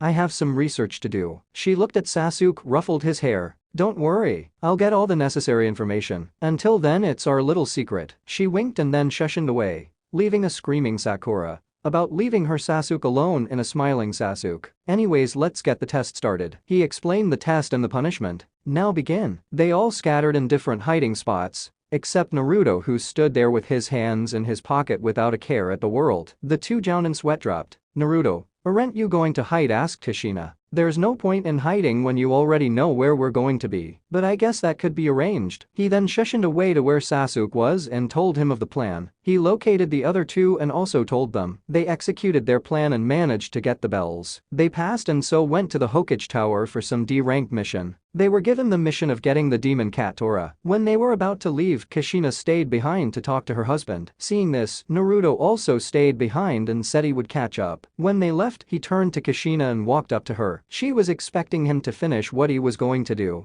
but instead was shocked. He bowed and said, "I apologize for my actions yesterday, Kushina-san. What I did was something of the spur of the moment, and I let my anger get the best of me." He straightened up and looked into her tearing eyes and said, "Once again, I apologize," and walked away. Just then Team 7 came back, with Jiraiya this time with them, and looked at the scene of Kushina on the verge of tears and Naruto about to leave. "What's going on here?" Jiraiya said. "Naruto, wait. I know we weren't the best parents, but please listen. There is no excuse to what we did to you. It was unfair and unjust, but please, just one chance won't hurt, right?" Minato begged. They were shocked that the Hokage was down on his knees begging. Realizing what was going on, Jiraiya spoke up. "Oi Naruto, it wasn't your parents' fault. I was the one who told them to postpone your training. See, your sister was the child of prophecy, so I told them to focus on her." Just then Mealy came in the office yelling, "Hokage, I have some woe. Why the hell are there so much people?" Noticing Naruto and Sasuke. "Hey there, little bro and little bro's friend, aren't you getting your first mission today? And why in the world is the Hokage on the floor? Get yourself up, dude. You're the leader. You're not supposed to be on the floor." "Oh hey there Jiraiya, how's that been? Still being a pervert?" asked all childish like. "Mealy, can't you read the situation in here?" Jiraiya sighed. "Sorry, dude. So what's up?" The Hokage and his family are trying to get their son back into the family, and he isn't responding. Kakashi explained. Oh, looking at Naruto, she saw his fist clenched in seething anger. She held his hand and as he looked at her, she smiled. "Let it all out, bro, okay? I know they don't deserve it, but let them know exactly what they did wrong. Let them feel the same pain that you felt all those years, okay? Don't worry. I'll stay here with you all the way. So just let it all out." He smiled, took a deep breath and then began.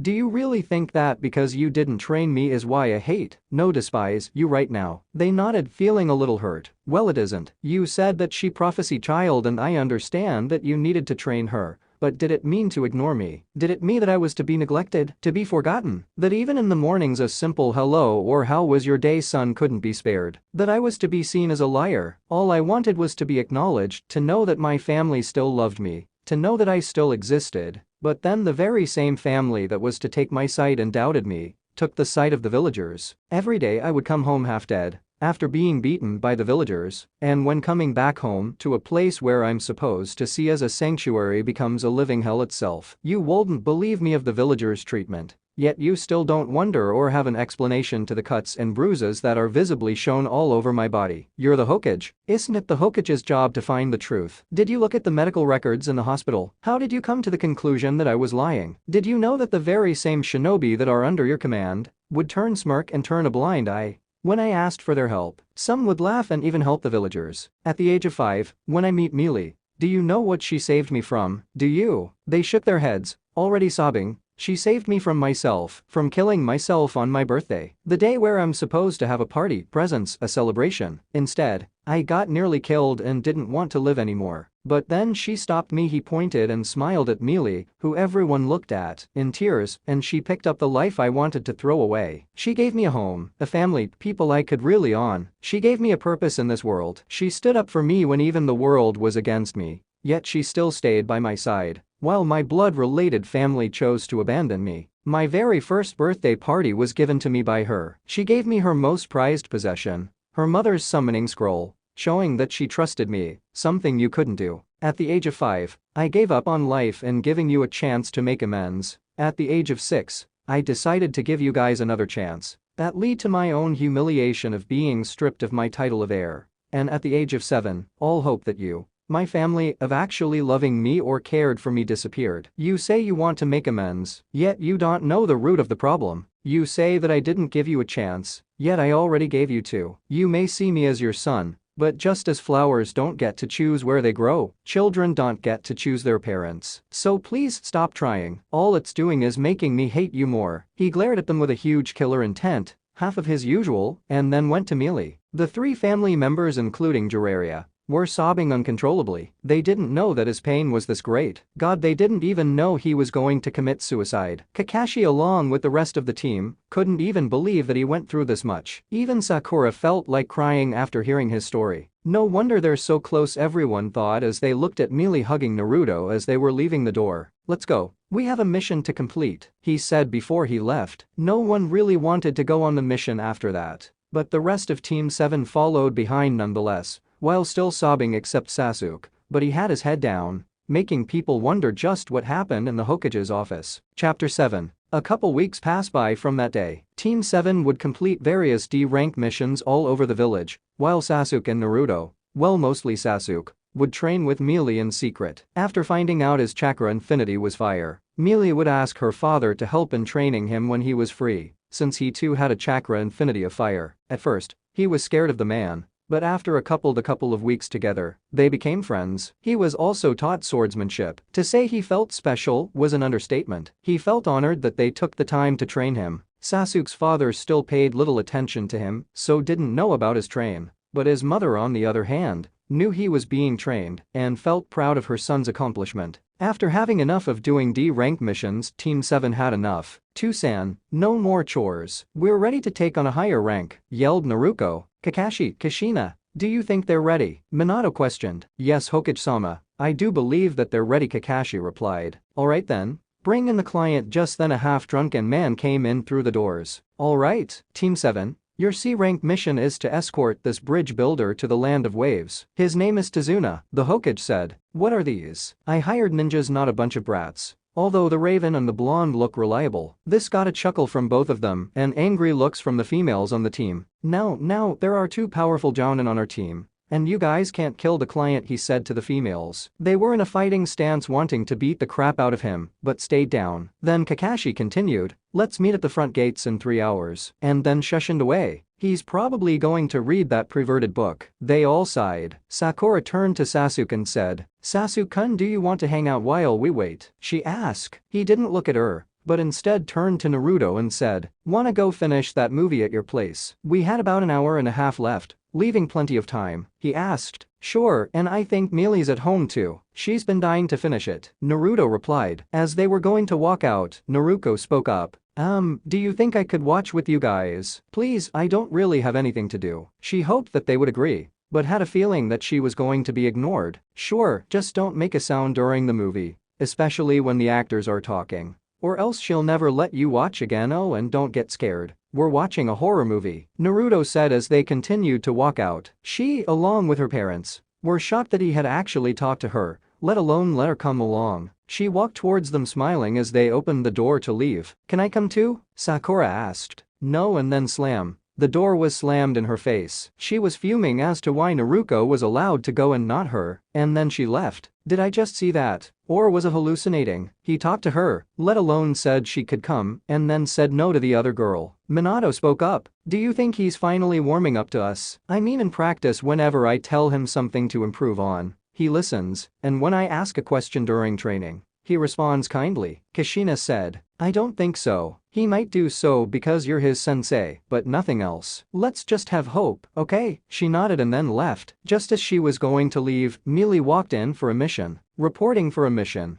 Hokage, she saw Kushina and slightly bowed. "I don't really have a mission for you now, Mealy. How about taking a break until I do, alright?" She nodded as was going to leave, but was stopped. "Wait." She turned around and faced Kushina. "I know that I've acted horrible towards you, so I wanted to apologize, but you must understand, I thought that you told him to hate us. My wife and I are both sorry, and we would like to thank you for saving our son. You were and still are a major part of his life, and we want to be a part of it. We know what we did was wrong, so please help us get our son back," he pleaded. She looked at them and sighed. "Look, I don't really like talking about this topic, but I guess I could give you a few tips. Just don't overdo it. You don't know this, but when I first met your son, he was already dead." "What do you mean? He's right here," Kushina said, confused. "Yes, but what I mean was that his eyes were dead. He didn't have the will to live anymore. I really don't know how I did it, but I gave him life back into his eyes, his smile, something that I vowed to give him back." Whatever you do, you have to promise he won't lose ever again. They nodded, and so she proceeded.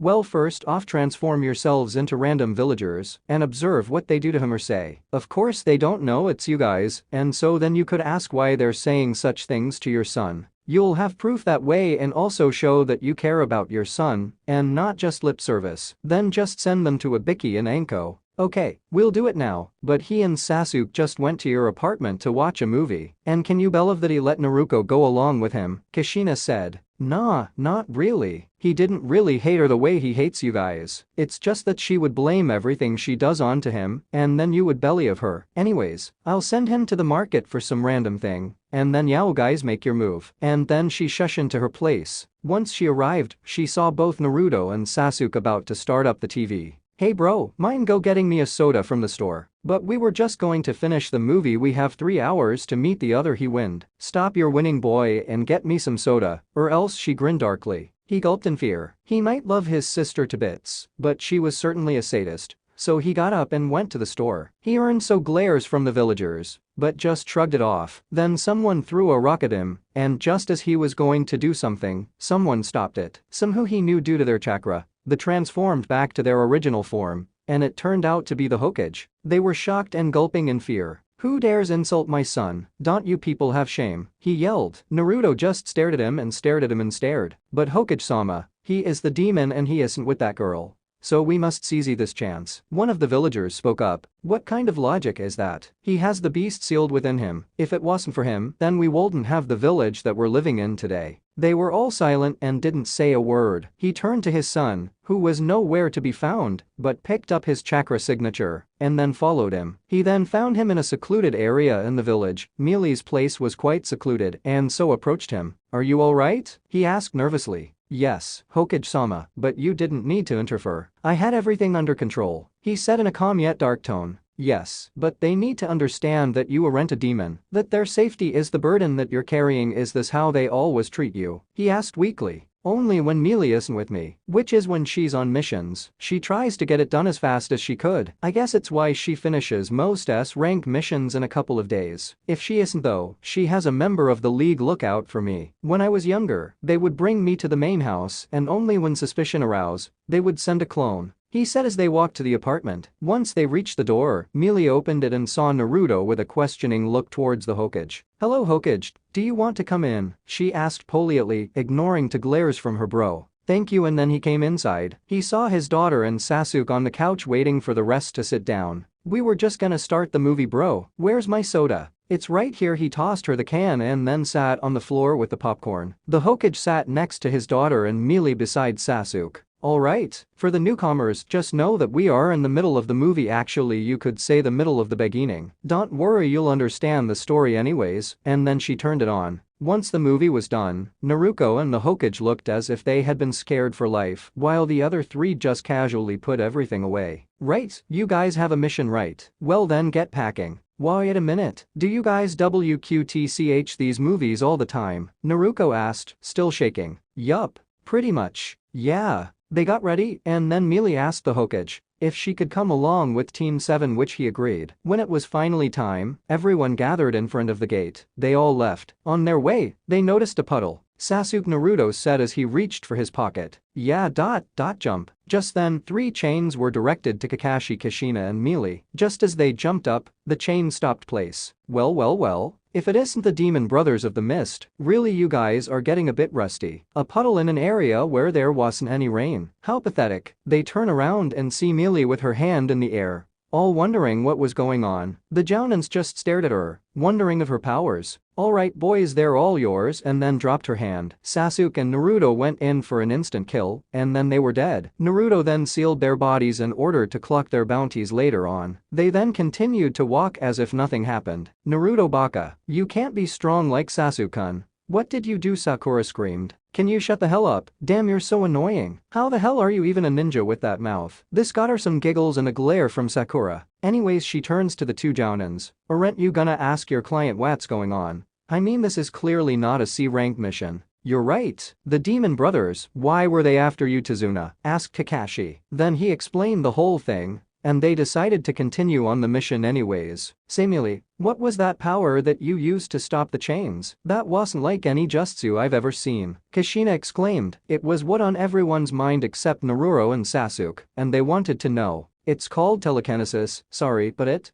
along with the rest of my powers, are a SS rank secret. Anyone that knows without my father's consent, he'll kill immediately. They shuddered at the thought of having a mass murder haunting you for the rest of your life. Then why did you use it? Naruto asked. Because I don't like listening to what that old man says, duh, and then continued on her merry way with the rest tagging behind. As they were close to the village, Naruto threw a kunai into one of the bushes. Out came a white bunny. Naruto baka, you were going to Kai. She was silenced by a sword on her throat. Belittle my brother again and I won't hesitate to put this sword right through your chest, Mealy said in her demonic voice. They don't know that the sword won't kill her. This got her to shut up, much to everyone's relief. Just then Kakashi yelled, duck, duck, where is it? She was cut off by a sword swinging their way, while everyone, except Mealy and Naruto, were on the floor. She caught the sword's blade in between two of her fingers, shocking the onlookers. Wow Kakashi, that wasn't a duck, it was a sword. Mealy wind. How sad, he doesn't even know the difference between a duck and a sword. Naruto sighed. He should go back to the academy for being too dumb. It'll get him killed for sure, and I don't think that even the academy could help him. We should buy him picture books to read by himself. Ni-chan, he needs at least 5 teachers to help him. He can't do it alone. All the while they were badmouthing Kakashi, he just stared at them wide-eyed. I'm right here, he said. The others were either laughing or just wondering how strong this girl really was. Then they were covered in fog. My, what do we have here? Some nin? Cut the crap, Zabuza. We all know it's just you. Naruto, clear the fog. It's getting really annoying, she said in a bored tone. He did a jutsu that cleared the fog and so revealed a paled man, who they took as Zabuza. You. He pointed at Mealy and they all looked. What are you doing here? And with the leaf ninja, you're the she-devil. Kasan, why does he look so scared? Naruto whispered. I guess he knows her strength. To be honest, no one in the village has ever seen her at full power, Kushina said. Alright, you guys are supposed protect the bridge, dude. Don't worry, Zabuza, I'm not going to interfere on this fight. I'll go over there and watch. Good luck. And then she walked to a tree, sat down and undid one of her seals that contained a fudge cake. She began to happily eat it. She can't be serious, can she? The Jounins thought. Naruto and Sasuke began their assault, and to say that the people there were impressed was an understatement. Naruto, I think I know what's going on. But Sasuke, how did he get so strong in the couple of weeks that we were training? Kakashi thought. No wonder Nai-san, my son, didn't want our training style, Kushina and Naruto thought. I knew those two were special, Tazuna thought. Soon both boys were towering over his almost dead body, until a hunter nin appeared and took his body away. They then went to Tazuna's house and met his daughter, Sumi, SP. They ate their meal and then decided to take about a plan. Well, first off, Zabuza's alive, Mealy said. This got the two girls shocked, but not the others. How can he be alive? He was taken by the hunter nin to be killed, Naruto said. Then mumbled something about don't you know anything, which got her a glare and killer intent from Naruto, who was going to say something, but was stopped. Chill out, bro, and yes, apparently I know more than you. If you studied more in the academy, you would have to know that hunter nin destroyed the criminal's body on the spot. This one, however, didn't. I think it was Haku. Yup, it was most definitely Haku. He uses senbon needles. Who's Haku? Kushina asked. He's an accomplice of Zabuza's. Don't be fooled by his appearance. He might look like a girl, but he is most definitely a guy.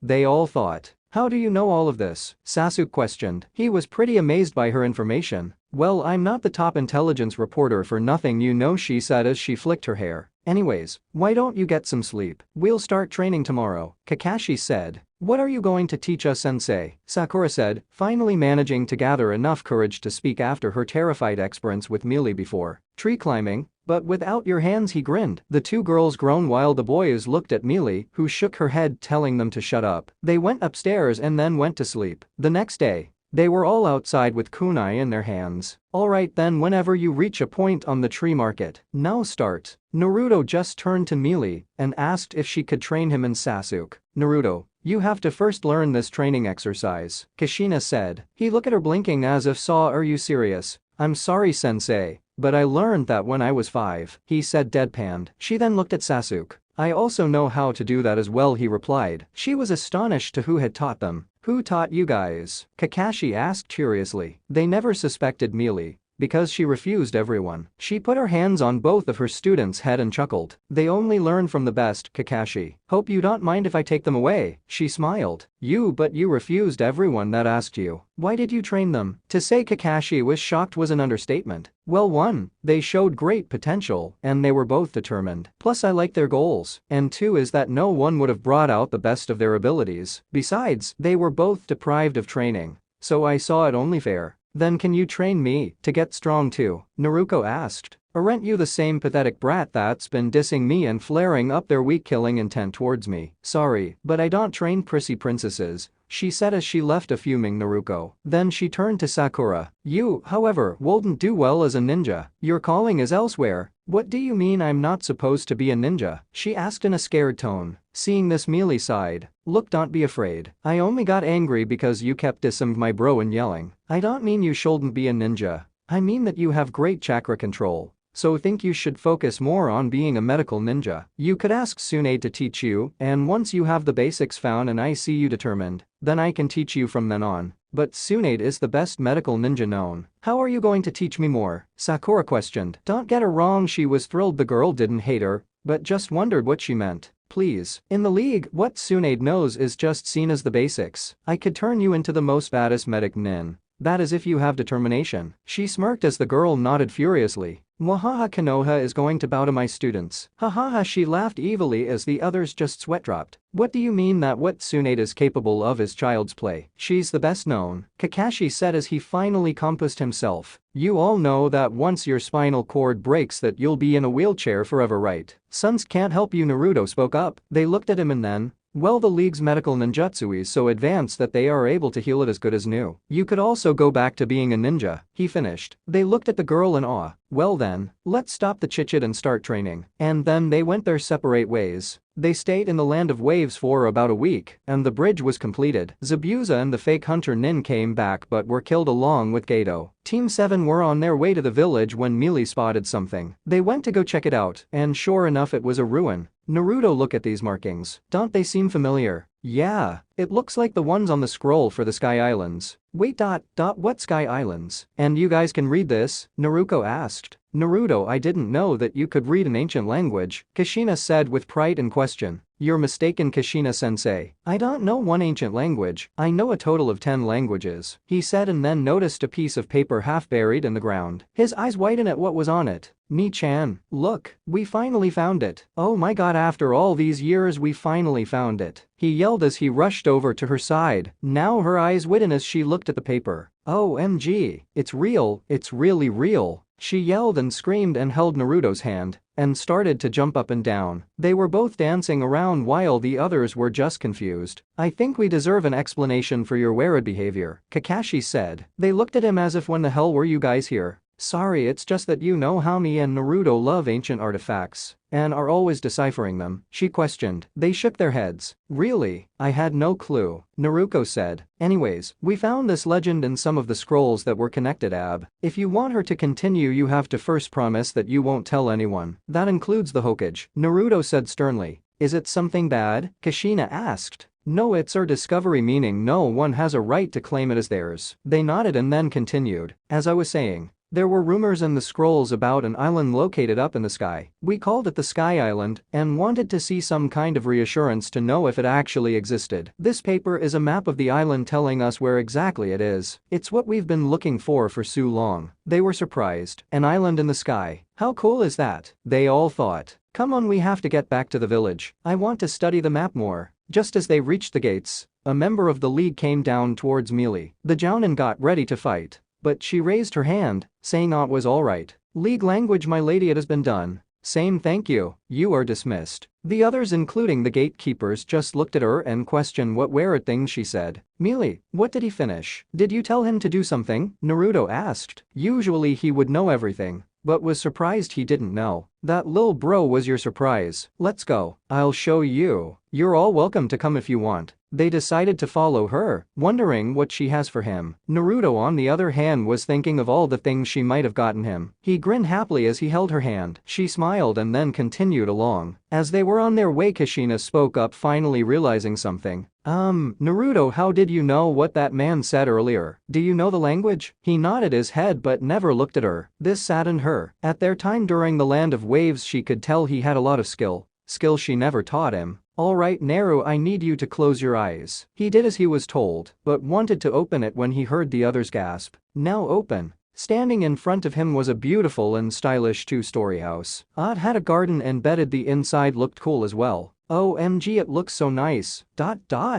Wait, is this our new house? She nodded excitedly. Remember I told you we would have the most envied house in Konoha? Remember? He hugged her and then pulled her inside so she could show him everything. The others followed in awe. It was the greatest house they had ever seen. Mealy, did you build this? It's amazing. How was it done so fast? Kushina just looked around and had to just have a house like this one. Her son was really lucky to have a sister like her. It was during our time away. I had it done as an earlier birthday present for Naru. All in all, it was the most badass house they had ever seen. Chapter 8. It was a couple of weeks after the C-Turn A rank mission. The Hokage was both proud and concerned when they told him. But the team continued to work with other missions. And guess what? Naruto and Hinata were finally a couple. Flashback. A week went by after their mission, and Mealy and Naruto were just lazying around their new house. They both didn't have missions and both didn't want to go out. They sat in front of the TV with containers of ice. Yes. It was a hot day and both wore tank tops and shorts. As they enjoyed their time, they heard a knock on the door. Opening it revealed both Hyuga's sister, Mealy ni. We came over to hide. It's too hot and father wants us to train. It's not fair, pouted Hanabi. They all started to laugh. Well then come on in. We weren't really doing anything. It would be nice to have company, right Naru? She looked at her beloved brother, only to see him bright red in the face. Looking at Hinata she saw the same. Man, can these two get any more obvious? She dragged the two girls inside and brought them to the living.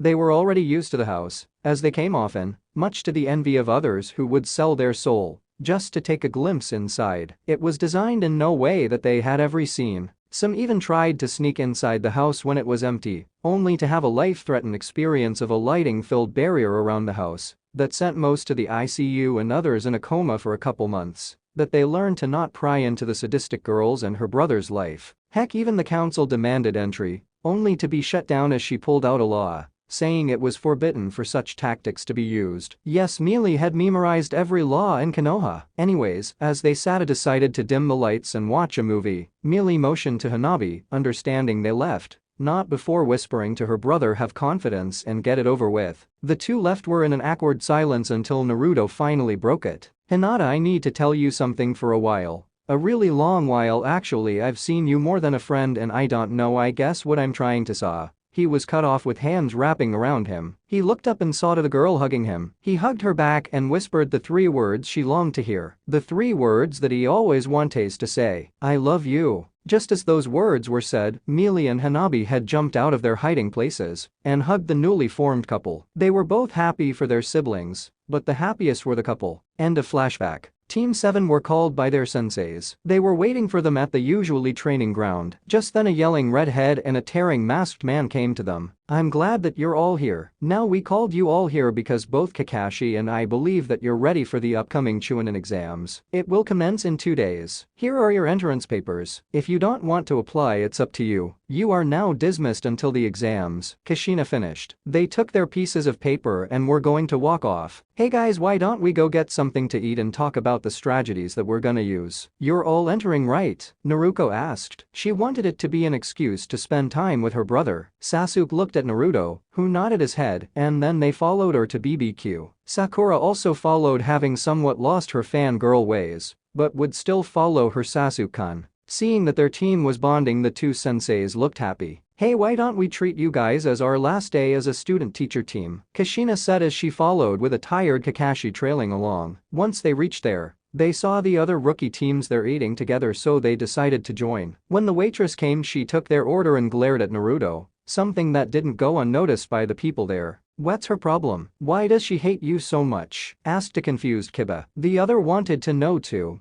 But the Jounin knew, so were wondering what the boy would say to cover it up. Imagine their surprise when they heard him say, Because these idiotic buffoons think that I'm the nine-tailed fox when instead I'm the Jinchuriki, a vessel the Hokage used to seal it in to save the village," he said calmly. "Why did you say it? It's a village secret," Asuma said. Naruto just looked at him and glared. "If it's so much of a secret, then why do they all know? Don't make me laugh. But then wouldn't that make you a hero or something? That's just plain ridiculous," Kiba said. The others had the same thoughts as well, which made the older Jounin swell with pride. Pride that they weren't corrupted by the other villagers. They tried to comfort him but, "I don't know your pity," and with that they stopped. As they were talking amongst themselves, Minato walked in and joined them. They felt honored that the Hokage sat with them, and he congratulated them on their entrance to the Chunin's. The waitress came back with Team 7 foods, and not noticing the Hokage was about to throw Naruto's food at him. Leaking out a killer intent, he said, "Think about throw that food, and I'll make sure to show you what kind of demon I am." She gulped and handing his food, hurried away, much to the amusement to the others. "Do they always do this?" Kakashi asked softly. "Only when I'm not with Mealy," he said as he continued to eat his food. "Hokage-sama, with all due respect, why are you letting the villagers treat your son like trash? I mean, he has to have told you at one point, right?" Kurenai asked. She didn't understand how their beloved leader let this continue. He and his family looked away in shame. They continued to eat their food again,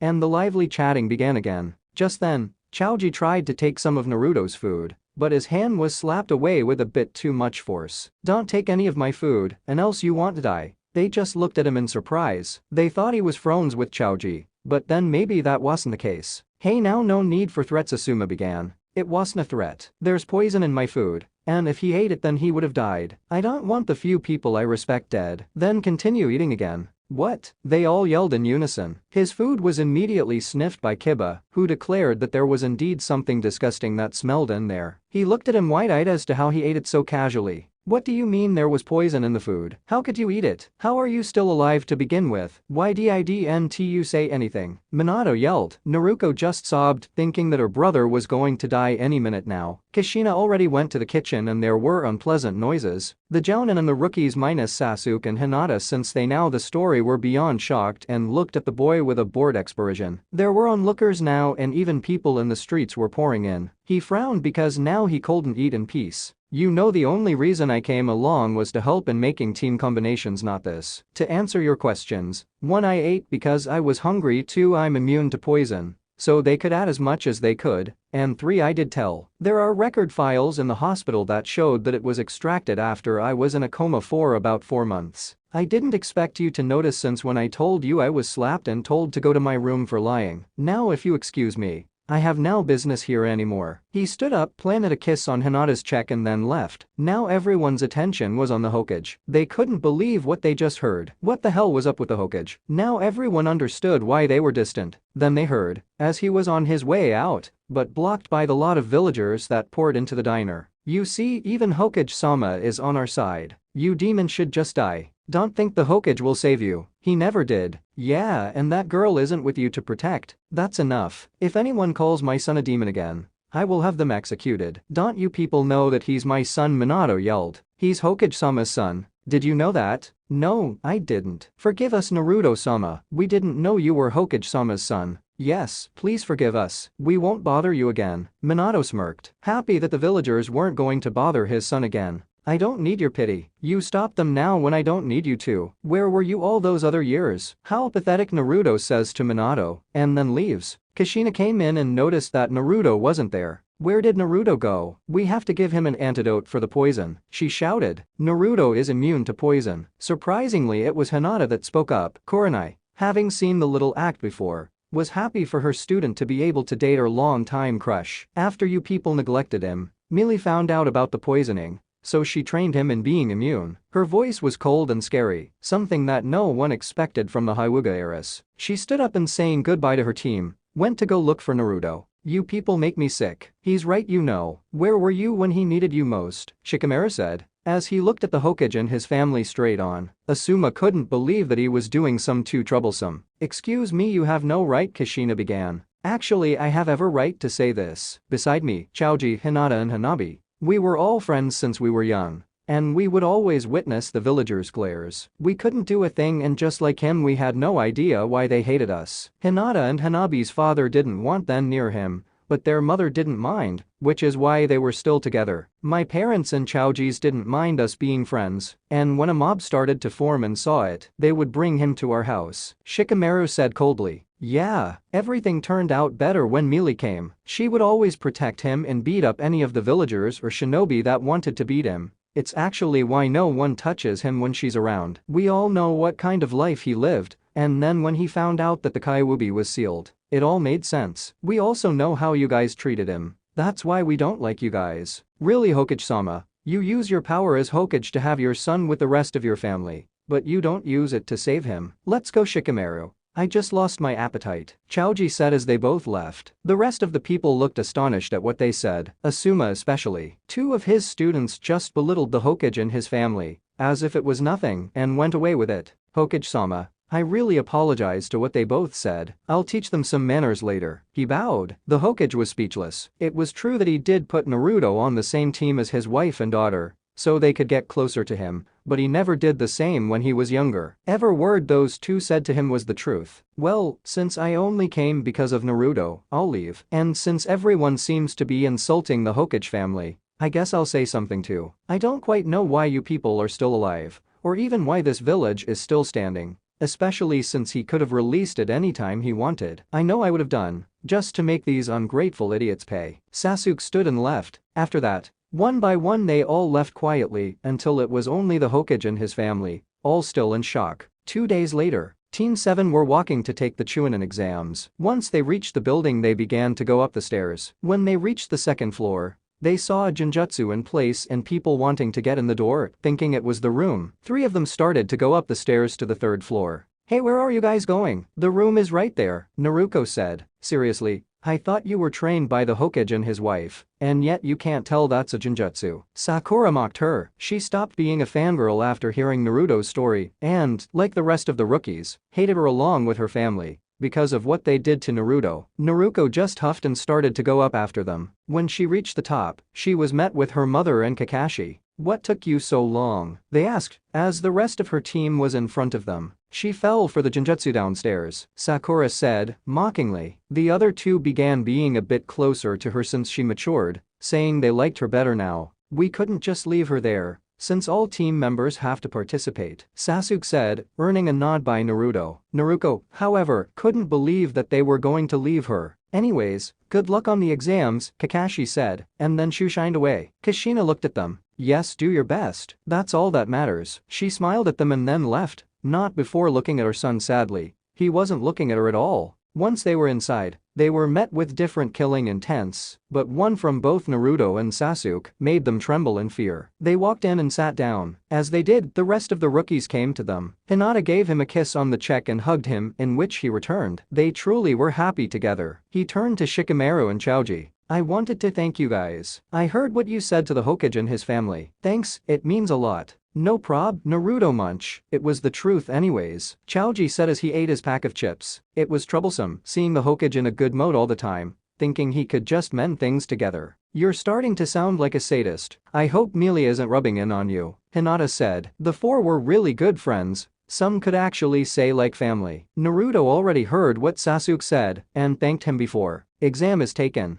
They pass and now in front of the Forest of Death. Orochimaru comes to attack, but is defeated, but gets away. Sasuke doesn't have the curse seal. 5 days are up and now waiting to hear what the Hokage has to say. "I want to congratulate all of you in passing the exams, but because there are too much of you, there will be preliminaries first. If there is anyone who would want to leave, please do so now." Much to their amusement, Mealy, who was going to watch the fight, forced by the Hokage to watch the fight, raised her hand. "Hokage-sama, I really don't want to be here, so can I leave?" Minato facepalmed. "Mealy, you have to be here in place of you father. We have an alliance meaning that someone from the league has to be here, meaning you. I already told you this. I really don't want to be here. I already know who's going on, and I only care if 6 people move on. The others could screw themselves," she whined. This earned her some jeers from the competitors, but the mixture of her glare, her showing them the finger and her killer intent, had them all silenced and sitting on the floor like good little babies. Just then, Ra's al Ghul came in and was welcomed with a punch. He looked up to see his daughter with a creepy sadistic smile. "Dear father, would you kindness to tell me where the hell were you? Did you know I had to wake up and come here just because you weren't here yet?" Calms down. "So please humor me with what you have to say." Now don't get him wrong, Raz loves his daughter to bit, but sometimes he wishes that she wasn't so scary. He was sweating bullets, which could be seen by others, but quickly responded, "I had some business to take care of. I'm really sorry." Hugs her. "Don't be angry, okay?" She pouted but agreed. She loved her father. Even though her mother died and he was busy, he still had time with her and took care of her. That alone she was happy. Moving on.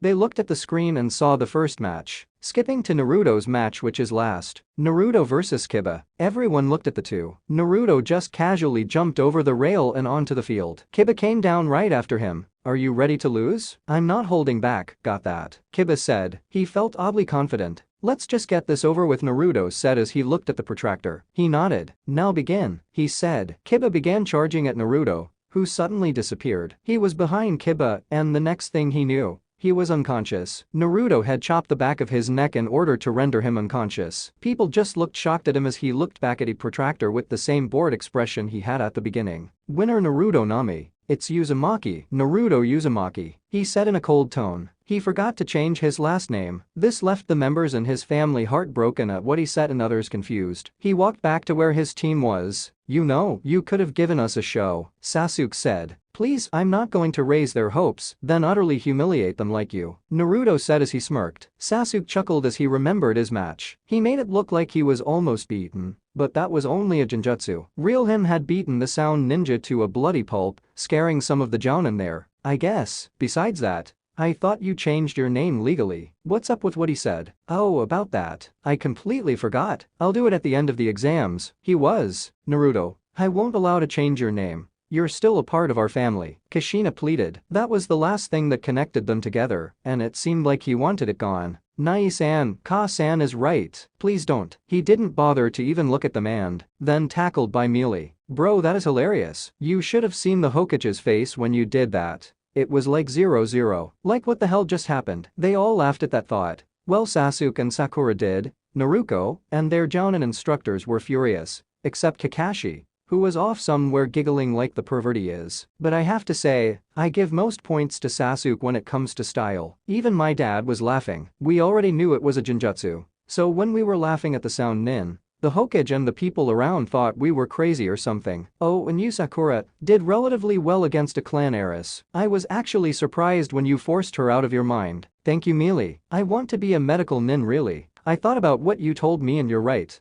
I can't really find myself as a ninja, but why can't you just train me directly? She was extremely happy that she was praised. Because, as you know, I'm a sadistic crazy little bee. So I want to see the face on Tsunade when her apprentice becomes a better nin than her. Besides, she will tell you the secret to her strength. And that could benefit you a lot. I said this once, and I'll say this again. Konoha will bow to my students. Mwahaha. Everyone there just stared at her and wondered why she wasn't at the mental institute already. Now in 1 week's time, the main Chunin exams will begin. In that time, you should train and get ready. Congratulations to the 10 competitors that passed. You are all dismissed, Hokage said, and they all decided to leave. One thing was on everyone's mind. These exams are going to be exciting. Chapter 9. 1 week later, the week went by quite fast for the remaining 10 competitors. For Team 7, there were only Naruto, Sasuke and Naruto that advanced. Sakura didn't. So Kakashi trained with Sasuke, while Jiraiya trained with Naruto since Kushina was bit busy in helping with the exam preparations. Minato asked Naruto, seeing that he didn't have someone to train him, if he would accept him to help in training,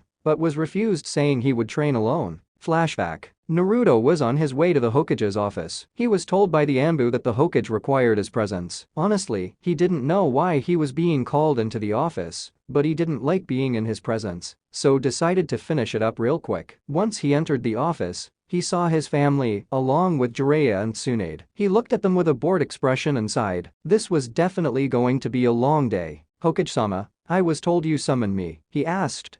Yes. As you know, the Chunin exams are in a week, and all the remaining genin have teachers, and so it ha come to my attention that you don't. That's why I asked Jiraiya to help you in this week. Yeah, Gaki, you'll even be able to sign a contract with the Toads. He wanted to also repair his relationship with Naruto, so giving him a contract like his sister was the best way. Isn't that great, Sachi? You get have a summoning. Kushina exclaimed. Ignoring all of them, he turned to Tsunade and smiled. She went to him and hugged him. It's nice to see you again, brat. I see you still have that cursed necklace. She smiled at him. Hey, I like this cursed necklace. I never take it off and it's nice to see you too, Tsunade-sama. The others just looked at them in shock. What was going on? Hey, you guys actually have a good relationship, Jiraiya said. Don't lump me in with you people. I might not be in this village most of the time, but I did give him that necklace as a birthday present. Unlike you people, I don't do favorism, she said proudly. Anyways, I don't want your help, Jiraiya-san. Nor do I want your summoning. Tell me, why would I want a contract weaker than the one I already have? He said in monotone. This got a chuckle from Tsunade. The others were just wide-eyed at his refusal. What do you mean there are no creatures that are stronger than the Toads? Except OMG, which of the two do you have? More importantly, when and who gave you the contract? He exclaimed. Now this got the others confused. What exactly was he talking about? You'll see what creature I have in the exams. And for who gave me? My sister did. She gave me during my first birthday party, when I was turned 6. If that is all, then can I please leave now? I want to go prepare. Nice-an, if I give you back the title of clan heir,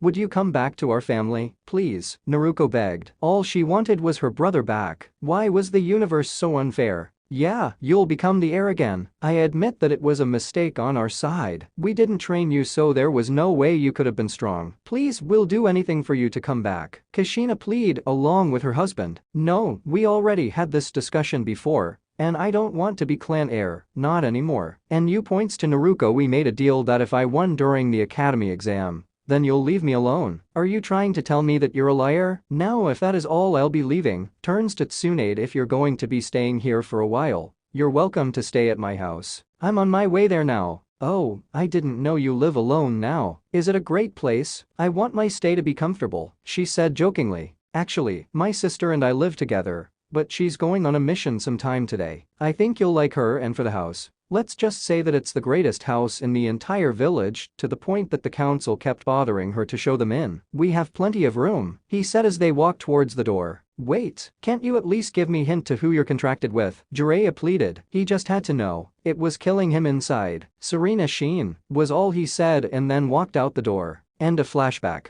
So since then, Tsunade and assistant Shizune were living with both Naruto and Mealy, and they hit it off immediately. They liked each other and were quite comfortable in each other's company. They were shocked when they first came to the house, as it was the most beautiful thing they had ever seen, and felt happy that they were the few people to actually see it. He was originally going to be trained by his sis, but she had to go on an urgent mission, but she promised to be there for his match. So with the help of a few pointers from Kuruma, he was set. Not like anyone was going to beat him anyways. He was happy. He was finally going to show all his strength, not enough to kill thought. He also managed to change his name to Uzumaki legally. The competitors were all in a secluded area. There were a total of 4 cages excluding Iowa. Welcome everyone to the Chunin exams. I would like to congratulate once again the genin that have passed the preliminaries, and good luck, the Hokage said, and then sat back down in the cage booth. Genma, the protractor, came into the arena and called out the first match. Niji Hyuga versus Hinata Hyuga. They both came into the arena and were in their stances. You should just give up, Hinata. You don't want to be humiliated. You're pathetic and weak, and shouldn't even be heiress, he mocked. Hiashi just smirked. He knew that Hinata was weak and completely agreed with Niji. He was going to make Hanabi heiress after she lost to Niji. His wife saw this and also smirked. Prove them wrong, Hinata. I know you can. Hanabi was just laughing. Her father just looked at her and was curious when she said, Niji is in big trouble. Back in the arena, the protractor yelled, begin, and then backed away. Niji began to attack and Hinata went on the offensive, but hit the ground with one of his attacks. Protractor, end this match. I don't want to damage the precious Hyuga heiress, he said with venom. He definitely hated the main family. Hinata, someone called out from the audience. They turned to see and soon enough saw Mealy sitting on the edge of the rail with a piece of cake. She looked at the girl in the arena and smiled. Did you forget? At the Chunin exams, remember? With a face of realization of what she said, Hinata stood back up,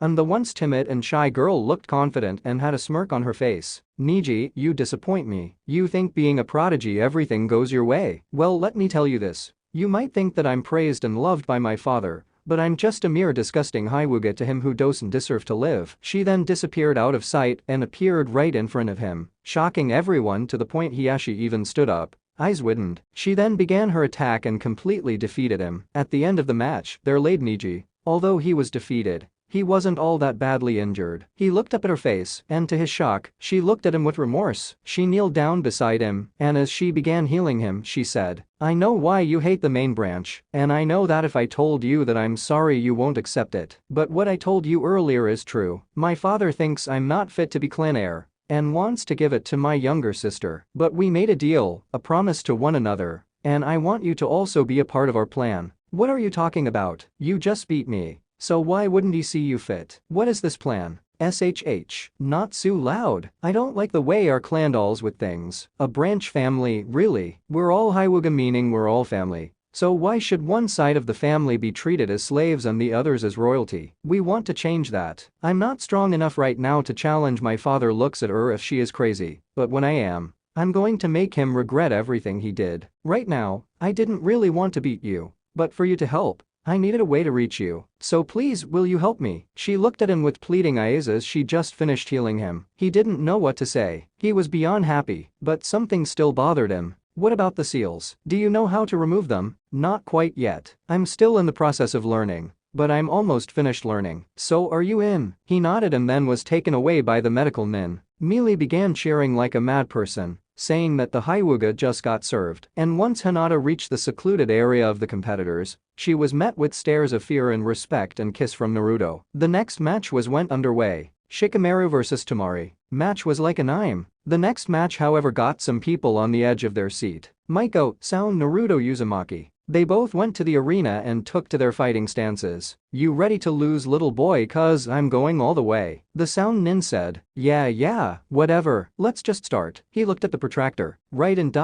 begin." He yelled and then stepped away. Cage box. The Hokage from the other villagers looked at the match that was about to begin. "It looks like your son is about to start as Battle Hokage. I hope he gives us a nice show." The Kazekage said, "I heard that he was able to take down his opponent in a single move during the preliminaries. You must have taught him well." The Mizukage, May, said. They then heard a slight chuckle, and there they saw the one and only Ra's al Ghul sitting on the ledge. The cage's bodyguards took their positions, but were dismissed by the Hokage. "Why are you here, Raz?" "Why, I came to see my son fight, of course." Now this got the other cages looking at him with confused looks. "Your son? Who is he exactly?" The Raikage asked. "Why, he's fighting right now, look." They look and still see the Hokage's son. "But he's the Hokage's son." "Nope. If you call a parent someone who completely neglects their child for their other to the point that you let the idiotic villagers have their way with him, then yes, that is a respectable parent." They all looked at the Hokage with shocked eyes. "I tried to apologize. I did." Minato started. "Oh please, if my daughter didn't save him that night, you know very well what was going to happen. Forget this. Just pay attention to the match." It started. Back to the arena. Maiko started to charge at Naruto with her fist, but he dodged it along with all the other attacks that she tried to hit him with. "Why don't you just stay still and die?"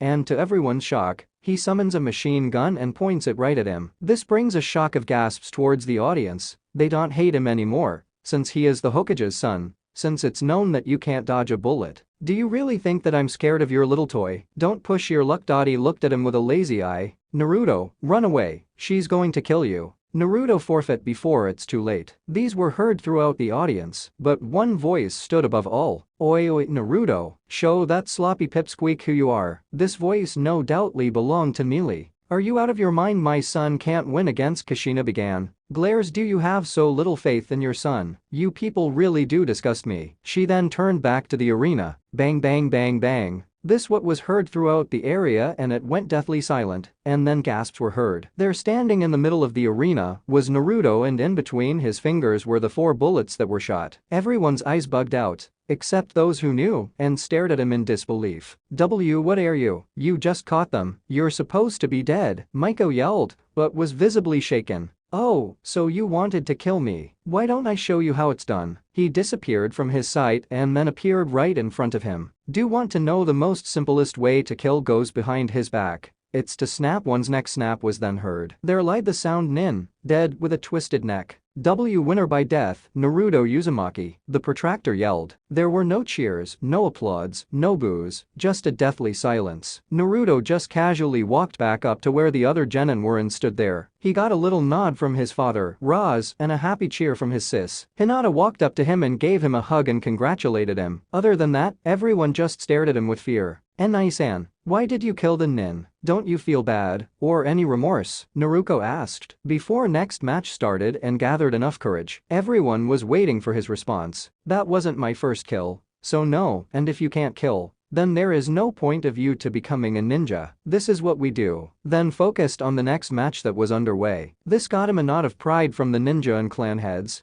as there was someone who finally understood what being a ninja was. Chapter 10. After Naruto's match, the other matches started to get underway. Mealy was hanging out with him, telling him about what happened to her earlier with the Cursed Council. She never liked them, especially the Civilian Council, who thought they could control the shinobi as they wanted. But nope, she would shut them down each time, much to the amusement to the clan heads. Flashback. Mealy was told by a couple of Ambu that the council had summoned her. She sighed, as she hated them with a passion. They would nag her on teaching and training the shinobi, but every time she would refuse. They just don't know when to give up, do they? When she arrived in front of the door, she sensed that they were waiting for her, so she made her dynamic entry by kicking down the door and saying as she walked towards them, "Okay, what do you bag of bones want right now? I don't know if you've realized, but the Chunin exams are in progress, and I have my brother to watch," she said in an angry voice. The clan heads didn't take offense of this, since everyone in the room knew she was referring to the Civilian Council and the two advisors. "Young lady, you will address us with respect."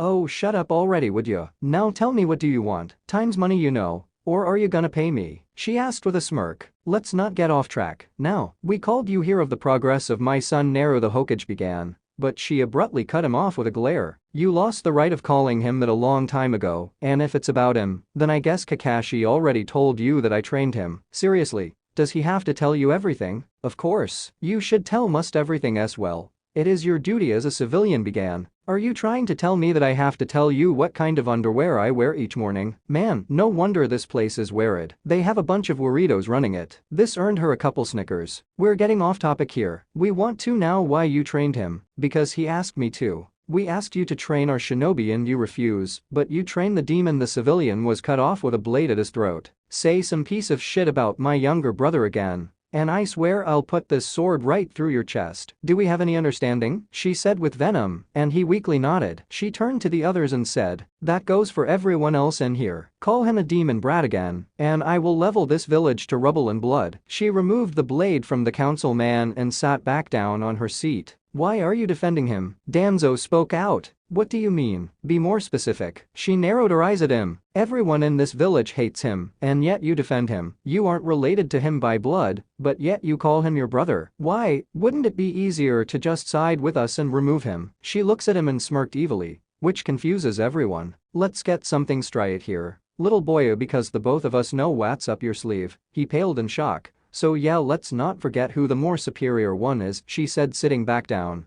gaining shocked looks from everyone present, including to guarding shinobi. She had just mocked the war hawk, and he listened to her. They all had the same thought. The world is going to end. I believe that no one should feel lonely in life. This village has caused a big mistake, calling him the demon brat. Why? Because he saved their lives. Because if it wasn't for him, the entire village would be down under. This pathetic for an excuse village is too blinded by their grief that they torment an innocent boy. A boy who was given the burden of hold a demon fox at bay in order to keep everyone safe. Let me tell you something, Danzo. Hatred is what releases the fox. It uses it to influence their Jinchuriki. Now tell me, leaving him at a near-death state by the villagers, only to be healed by the fox, and then going home, and you get the same treatment. Yet he doesn't know why people hate him. Why don't you put yourself in his shoes and imagine that torture? Honestly, wouldn't you want this village of pedophiles all dead? 'Cause I know I would want them. Pedophiles. You dare mock our village? Why not? You call him a demon brat. Why can't I call you a pedophile? Besides, pedophiles are no for child abuse, and that's exactly what this village has done. The third Hokage would definitely be disappointed in all of you. I don't think he should have even saved this village, but what's done is done. Can we please go back on topic now? Sure, shoot away. Okay, we get that you don't like this village, so that's why you refuse to train them. She nods. But are there any other people that you trained or promised to train? Shikaku asked. Yup, besides Naruto. I trained Hinata Hyuga and Sasuke Uchiha. I promised Hanabi Hyuga that I would train her. And I'm about to start training Sakura Haruno in medical ninjutsu. That's all. Why you're going to train my daughter, but why? Well, I have to admit that she was really annoying, and her fangirling over Makoto's youngest puts legs on top of table crossed, but after that, we were okay. I mean, she does have great chakra control. I just need to get her chakra reserves a bit bigger. Right now, they're really pitiful. Really? Okay, is that all? I guess I'll take my leave. She stood up to leave but was stopped by Danzo. If you hate this village so much, then why are you still here? Or better yet, why not destroy it? Gasps were heard throughout the room with murmurs, but stopped when she said, 7 years. People look at one another confused. 7 years. I held back my anger and want to destroy it. And I didn't because one person told me not to, she said as she began to walk out. Who? Choza asked. Naruto Uzumaki. Your demon brat told me not to. Even managed to hold back my father all these years. Honestly, he has too big a heart for such a disgusting place. They all looked down in shame. The same boy that they all hated had held back the scariest organization from bringing them to their knees, and yet they tortured him. Wait, one more question, Jiraiya asked. People looked at him for his sudden outburst. Really, again, last question. What do you want? Serena Sheena. Who is she? She glared at him and sent out a killer intent. How do you know that name? What are you after? She said as she held him by the collar and lifted him in the air, all in a split second. Nothing, I swear. Just put me down. Puts him down. I asked Naruto if he wanted to sign the Toad contract, and he said no, that he already had one. When I asked what animal, he didn't say, just the name as a hint. So do you know? Of course I do. I was the one who gave it to him. It was my most prized possession, along with my sword. As for who Serena Sheena is, she's my mother. And with that, she shooshined out. End of flashback. So that's what happened, she said as she finished telling Naruto what happened. Whoa sis, you really hate them, don't you? Crazy as hell. The next set of competitors were finally said, and now it was the match that many were waiting for. Naruto Namikaze vs Naruto Uzumaki. There were cheers and wild screams from the crowd. The children of the Hokage were going to fight, and they knew it was going to be big. Kushina went white and paled at the thought of 2 of her adorable children were going to fight. Naruto just looked at her brother, somewhat afraid. He saw this and didn't quite care. Just jumped down to the arena, and she did the same. Alright then, the same rules apply as the previous matches. Now begin. The protractor yelled and then jumped away. Nice-an. Get ready cuz I'm gonna break every single bone in your body and then bring you back home, she said as she took to her fighting stance. As he did the same but didn't say a word, they both plunged forward and the battle began. The audience looked in awe. Neither one of them were backing down. But those who knew Naruto knew he was just playing with her. Mealy just sat there with her signature cake and happily ate it without a care in the world, much to the annoyance to others. Don't you care about the battle? I thought that Naruto was your younger brother, Kakashi asked. As the rest of the Jonin's clan heads and Kushina listened. Of course Kakashi, but he's just playing with her. This isn't a battle worth watching. Haha, hey, you people haven't even seen 30% of his actual power, she said as she happily munched on. Just then they saw Naruto summoning a toad and that's when they thought it was over. Oh, how wrong they were. You can't possibly think he can win now. He doesn't have a contract last I knew. On the contrary, he does. I gave him my mother's contract. Returning to the match, Naruto just summoned a toad. Just give up, Nai-san. I don't want to hurt you. Again she was ignored and so she attacked head-on, but didn't see where her brother went. Where did he go? She thought. You know, you're quite persistent that it almost wants me to kill you. Do you really think that you could defeat me? You really are the arrogant and naive little girl I used to know, he said as his voice was projected everywhere in the arena, sending chills down everyone's spines. Well, almost everyone. Well, he did hate her a lot. I bet the calling of demon brat from the villagers was all her fault too, Mealy stated. Excuse me, are you telling me that it was Naruto that started it? That's just absurd, Kushina yelled. You see, that's the thing. You guys were too busy doting over your precious daughter that you didn't notice that your son didn't have a lot of friends, save a few, because she told them not to be friends with him. That's a lie. Naruto, whoa. But she was cut off by Shikamaru. No, it's true. All eyes were on him. Naruto told everyone not to be friends with him if they wanted to be friends with hero of the village, so naturally, everyone listened. Chouji, Hinata and I didn't. Hinata, cause she had a crush on him. Me cause I didn't want troublesome women tell me what to do in life, and Chouji cause he sticks with me. has a kind heart, and saw the whole thing as an idiotic thing. Later on Hanabi joined after she took a liking to Miss Sadistic over there points to Mealy, who gives a grin and thumbs up. So that was our little circle. No one entered it and no one left. He yawned and closed his eyes. The parents of the said children beamed in pride for what their children did, while the others looked away in shame. As Naruko tried to locate her brother, she was met with an unexpected kick, which sent her flying of the toad's back. Naruto was then attacked by the toad with a sword only to take out his own and defeat it. Jiraiya stood up from his position near Minato as he too was shocked. Naruto had just defeated one of the most mightiest animals, as if they were nothing. They heard a loud laugh and everyone in the cage box turned and looked at Roz, who had tears in his eyes. "Man, you guys should have seen yourselves. It was hilarious," he said in between logs. Naruko along with the Jounin and other genin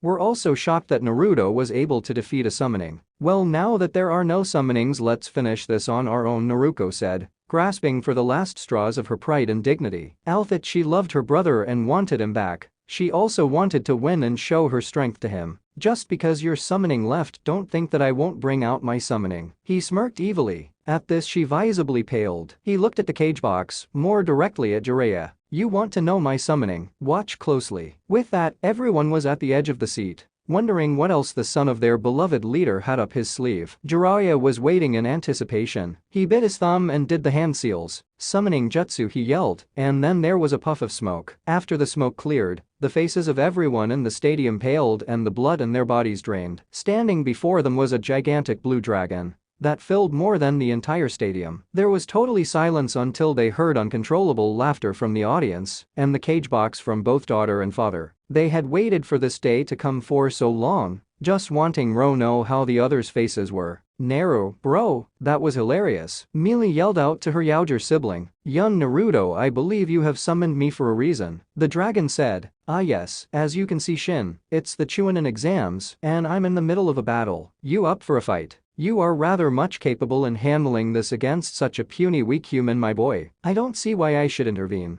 but if you want me to, then I shall burn the entire stadium." You could have also summoned Kuruma and give them a scare. Haha, how I would wish to see that. Yeah, but you see, I wanted to show you off in a way after someone insulted you. What? A human dares to insult me? I am the king of all dragons. My boy, tell me who this person is, I shall toast them alive. Looking at Jiraiya, the old man pleaded to not rat him out. "Oh, how unfortunate. It's the white-haired man over there." He pointed at the said man. The dragon turned at the people at the cage box, who, if it were possible to get even paler, did. "You insolent human, you dare mock me. You shall pay for such trickery. But because you are friends with the toads, your life has been spared at the moment. Do it again, and it shall be your last." Turns to the audience, "And you other insolent humans, you dare make my dear friend cry and live a life of misery. You are lucky that he has such a kind heart. Otherwise this village would be buried in ashes. Harm him again and you shall pay." Despite his pleads, looks at Mealy. "Hello there, my child. I hope you are doing well." She nods. "That is good. If they bother you, just tell me. I shall make it that they will feel pain even in their death." Looks at the circle. "Oh, I remember you little children. I hope you are all friends. No, enough with the chit-chat. Shall we finish the job, Naruto? I surrender." "Please don't do anything," Naruto pleaded. She wanted to win, but if it meant death, then live to fight another day. Pathetic humans. And then he disappeared in smoke. Naruto just looked at her and said with disgust, "You surrender? Is this what all the students of the Hokage are all this week? You haven't showed me anything. And if that was all you had, the Shin was right to call you a pathetic weakling. You, my very own sister, was the first person to call me a demon, and guess what? I plan on showing you what kind of demon I am." He towered over her with a sword in his hand, as she sat scared to move as she saw the sword descend on her. Then she saw blood. Everyone was deathly silent as they saw the scene in front of them. Naruto looked at the blood running down his sword and cursed. At the last, Minchu, Mealy, with her inhuman demonic speed, had stopped the blade from hitting the shock-stricken girl with her bare hand and watched as her blood ran down the sword. He just looked at her and sealed his sword away. "I wasn't going to do it, you know. I know, but it was a close call. Come on, the match is over and you won. Let's go watch the other matches, okay?" He nodded and looked at her bloody hand. He felt guilty. The hand that was so gentle towards him while the others always wanted to harm him, and yet he had harmed it. Taking it into his own, he began healing it, getting gasp from the shinobi of Hino's medical ninjutsu. "I'm sorry," he said, looking down. "It's alright, okay? It wasn't your fault. Cheer up, bro." She ruffled his hair. From the cage box they heard a yell. Naruto, you did well, Ra said. Arigato too-san, he said grinning. Get looks of confusion and shock from the others. Those three just began talking as if the others didn't even exist. League language honestly though. You should have harmed her even if it was a little, Ra said. Same, hey, don't say such things. Do you want the council on our backs? Same, I too wanted to hurt her, even if she got nightmares of me would be good enough for me. But I guess I don't want the council knowing. Huh? We're still here, you know, and we would like to start the next match, the protractor said. They said their sorries and walked off. After that, the entire village were afraid of the young boy, in fear of him getting revenge on them for what they did to him, especially because of the people and creatures he knew. Oh, they don't know how right they are. He was going to make them relive a nightmare, but not now. Soon, very soon. Chapter 11. It all went wrong so fast. The peaceful in unknown ways Chunin exams had gone downfall right after a genjutsu went into action, and then all hell went loose. Raz, not caring for the leaf and knowing his children were capable of holding their ground, left the Odo and Sunanin starting attacking. While the leaf shinobi defended, Naruto went against Gaara, and when the boy let Shikaku take over, it was then he decided to reveal his tail beast mode, frightening many who were there that night. At the end he was defeated and went back to Suna with his siblings. Mealy put aside her hatred for the Hokage and his wife and helped in taking down the revived brother Hokages.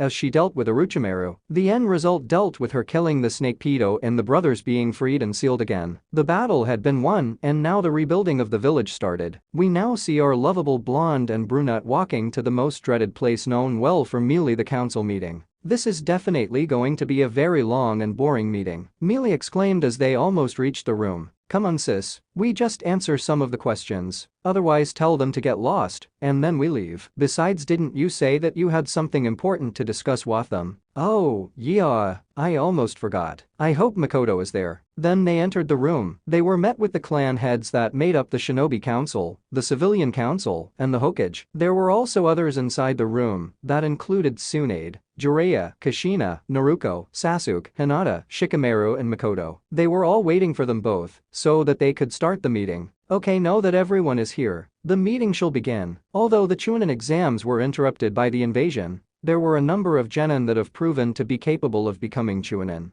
So I shall call them out and give them the title of Chunin, the Hokage said. He then called out the names of every genin there, and they all became Chunin, including Naruto, which confused people. But no one wanted to feel Kushina's wrath of denying her daughter the title. No one except Mealy though. With all due respect, Hokage, but why are you making your daughter a Chunin? She lost her fight and let personal issues within the fight. Are you trying to say that my daughter is weak? Sure, she lost, but she showed great skill as fighting. I mean, Shikamaru surrendered his fight too. Kushina yelled. Troublesome, Mealy, don't drag me into this. The lazy Chunin said. Sure, he did surrender, but he knew when to retreat and showed great tactical skills. Brute force won't get you far in the shinobi world. All I see is favoritism. Besides, I wasn't talking to you, woman, so keep your mouth shut. Don't talk to my wife like that. She was only saying what she thought, Minato said. She looked at him in disgust and said, then put your wife on a leash. Gasps. What, did I say something wrong? You let her say what she wanted. Why can't I? Enough of this, you never answer my question yet. Yes, Naruto did not win her match, but that was because Naruto summoned a creature that she didn't know. Oh, so you think that everything should be known about an opponent when facing them? That bullshit. Excuse me. Yeah, that's right. All of this is just blunt out favoritism. And don't you know that deception is a shinobi's greatest weapon? You won't get far if you keeping thinking like that. You're the Hokage. You can't play favorites to anyone. All while the Hokage and his wife were arguing with Mealy, the others were just watching to their amusement. They too knew, well, the Shinobi Council and Danzo, that Naruto didn't deserve to be Chunin. And what Mealy said was true. It was blunt favoritism, but they couldn't say a word, so they were grateful that she had so much courage to say her mind and show how spoiled their daughter was. They all saw Naruto in a new light after he had defeated Gaara in his Shikaku form. Anyways, you're at Isia side. Why else did you call this meeting? I don't think I was gonna be made a Chunin. Well, we want you to train some of our shinobi, a councilman began. No, since it has come to our attention the way you trained the three of them, so I said no, it would prove beneficially. "What the hell is wrong with you?" I said no. She yelled, fed up with them. "Young lady, there is no need to scream," the female advisor said. "No need to scream. I said no so many times, and you kept on going with your speech. Anyways, I said no before and it's still no. Honestly, what is wrong with this village? Sometimes I wish I could leave." "Then what's stopping you? Are you crazy? Do you want me to leave my brother to these pack of wolves?" Pulls Naruto into a hug. "I don't think so." "Well, if there is nothing left, then," Minato began. "Wait, there is something else." "Oh, and what is that?" "I want to show evidence and proof that someone was framed for a murder he didn't commit." "And who is that?" Looking at Makoto, who gave her a nod of approval, she said, "Itachi Uchiha." Flashback. It was late at night, and Mealy was on her way to the graveyard in the Uchiha compound. She was going to visit the grave of her longtime friend Shisui Uchiha. He, along with Itachi, were the first people to accept her as friends when she first came to the village, and their friendship remained even after the time away from the village. They were put into Anbu and were the Hokage's favorite three-man squad since they worked well together. This changed when he started giving her intelligence missions alone. After hearing what the council did to her friend, she, along with Makoto, started gathering information. "Hey there, Shisui. It's been a while." I really don't know what to say. The council would probably hold a meeting tomorrow for the genin who turned Chunin. After they do that, I'm gonna put the drop on the whole Itachi killed his best friend thing, cause I know he didn't. Makoto and I have been digging around and all, and I found out who really did it. I was right all along, you know. It was the creepy mummy. Anyways, I miss you a lot. The village just isn't the same without my two best friends." Then she heard someone coming and was about to hide, but knew whose chakra signature it belonged to. "Hey there, Itachi. I never knew you came here," she said as she still looked at the grave. Out of the shadows came out her best friend Itachi Uchiha, the only other person to accept her as her and not fear her due to her father. "Can't I come see an old friend?" he replied. He was somewhat shocked to see her there at this hour. "I guess, but people are saying that you killed this friend for power." "You didn't kill him now, did you?" she questioned him. He just looked at her and just couldn't understand a couple things. "Why?" he asked. Now facing him, she asked, "Why what? Why are you doing this for me? Don't you know it's easier to just forget it and leave it be? Everyone already hates me. Even my own family sees me as some power-hungry murderer.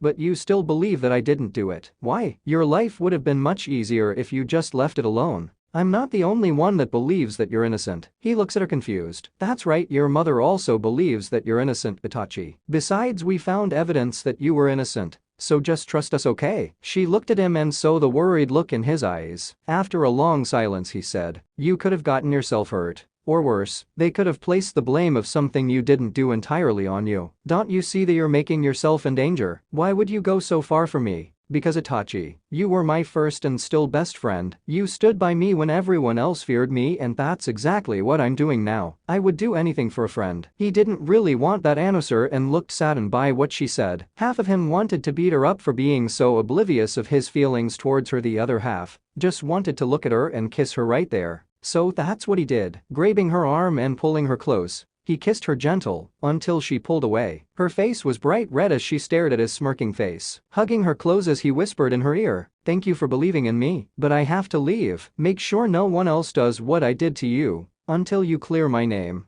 or else I'll wipe them off resurface of the earth." Then he kissed her one last time on her forehead before he dispersed into crows, leaving a very embarrassed and confused girl. She snapped out of it when she heard giggling coming from the bush and saw Makoto emerging with a smile on her face. "Yes, I get to have a daughter-in-law I approve of. Oh, I'm so happy for the two of you. So is it officially? How long were you together? Who confessed first?" She started asking a variety of questions and all the poor girl do was stare. "What a minute, you knew?" she asked. "Of course I did, silly. I bet the entire village knew about my son's crush on you." "You didn't know?" she asked, surprised. Most girls would be happy to be with either one of her sons, and this girl didn't look too excited. "Am I that dumb? I wonder why I never knew," she thought aloud. "Anyways, Makoto-san, ready for tomorrow?" "Yes, I am. It's time I get my son back and get him back for framing him." "You're right. Well, I guess I'll be heading back home and try to process everything that just happened. See you tomorrow," she said as she shushed home. Makoto smiled at the place the girl was standing.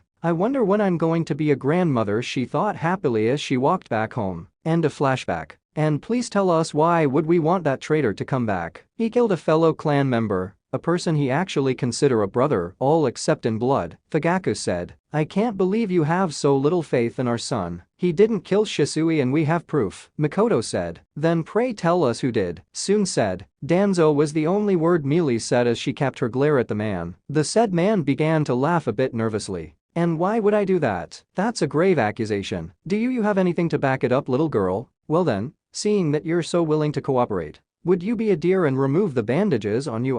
What absurdity is this? Everyone knows that Danzo is injured. A councilman yelled. Fine, then turns to the Nuchuan and Hinata. Would you be a dear and use your Byakugan on him? Protests were heard and ignored. As she did what her older sister figure asked her to do, she gasped, which made everyone wonder what had happened. Turn your eyes off, girl. There are no keki genki allowed in the meeting rooms. Danzo yelled as he was losing his composure. What do you see, Hinata? Her father asks curiously. She never looked at him though, as she turned her attention back to Mealy. Is he not supposed to have an arm? And I gets a nod. Well, there seems to be chakra running through it, and it's similar to what Hinata? The Hokage asked. Similar to the Sharingan, a lot of Sharingan. Gasps were heard and Danzo had enough. Root, kill all of them here, he yelled. Just then, 20 Root members were jumping down, but were stooped midway, hanging them in the air. Everyone there, except those who already knew it, were bewildered at the sight. They were snapped out of their trance when, do you honestly think that I wouldn't come prepared, Danzo? They looked at the girl as Makoto stood behind her smirking, but they saw the girl with one hand in the air,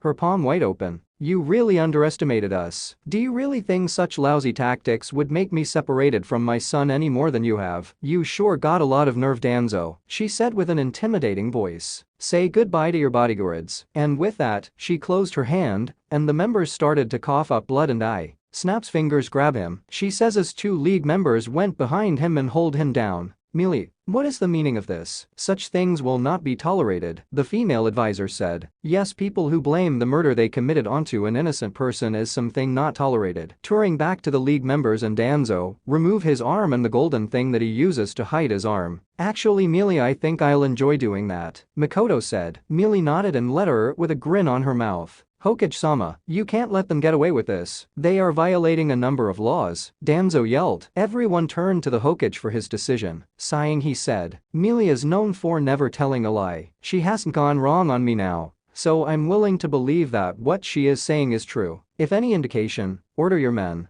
Watch Root should have been disbanded to kill us. Once Makoto was finished, they were more than shocked to see what this man was hiding. In his eye was a Sharingan, and his arm was covered in more than 10 eyes. Fugaku was more than enraged to see them. What is the meaning of this? He demanded. Do you remember the couple of Uchihas that had disappeared or had mysterious deaths? He nods, understanding well they were killed by Root, and he obtained their eyes, even Shisui. But his story had a little twist. I think Mealy would like to finish, but before so, points to 2 eyes aren't those Shisui's eyes. They are indeed. He had a unique ability which made his eye different. Well, allow me tell you what happened. Mealy began as everyone was listening. This was no ordinary meeting. Usually the clan heads loved when the girl came to meetings, because she would always put the civilian council in their place, and it was funny to watch. But this was entirely new. Well, you see, Danzo had his men surrounding Shisui, and although badly outnumbered, he cut them down to less, until less than half was left. But he was critically wounded,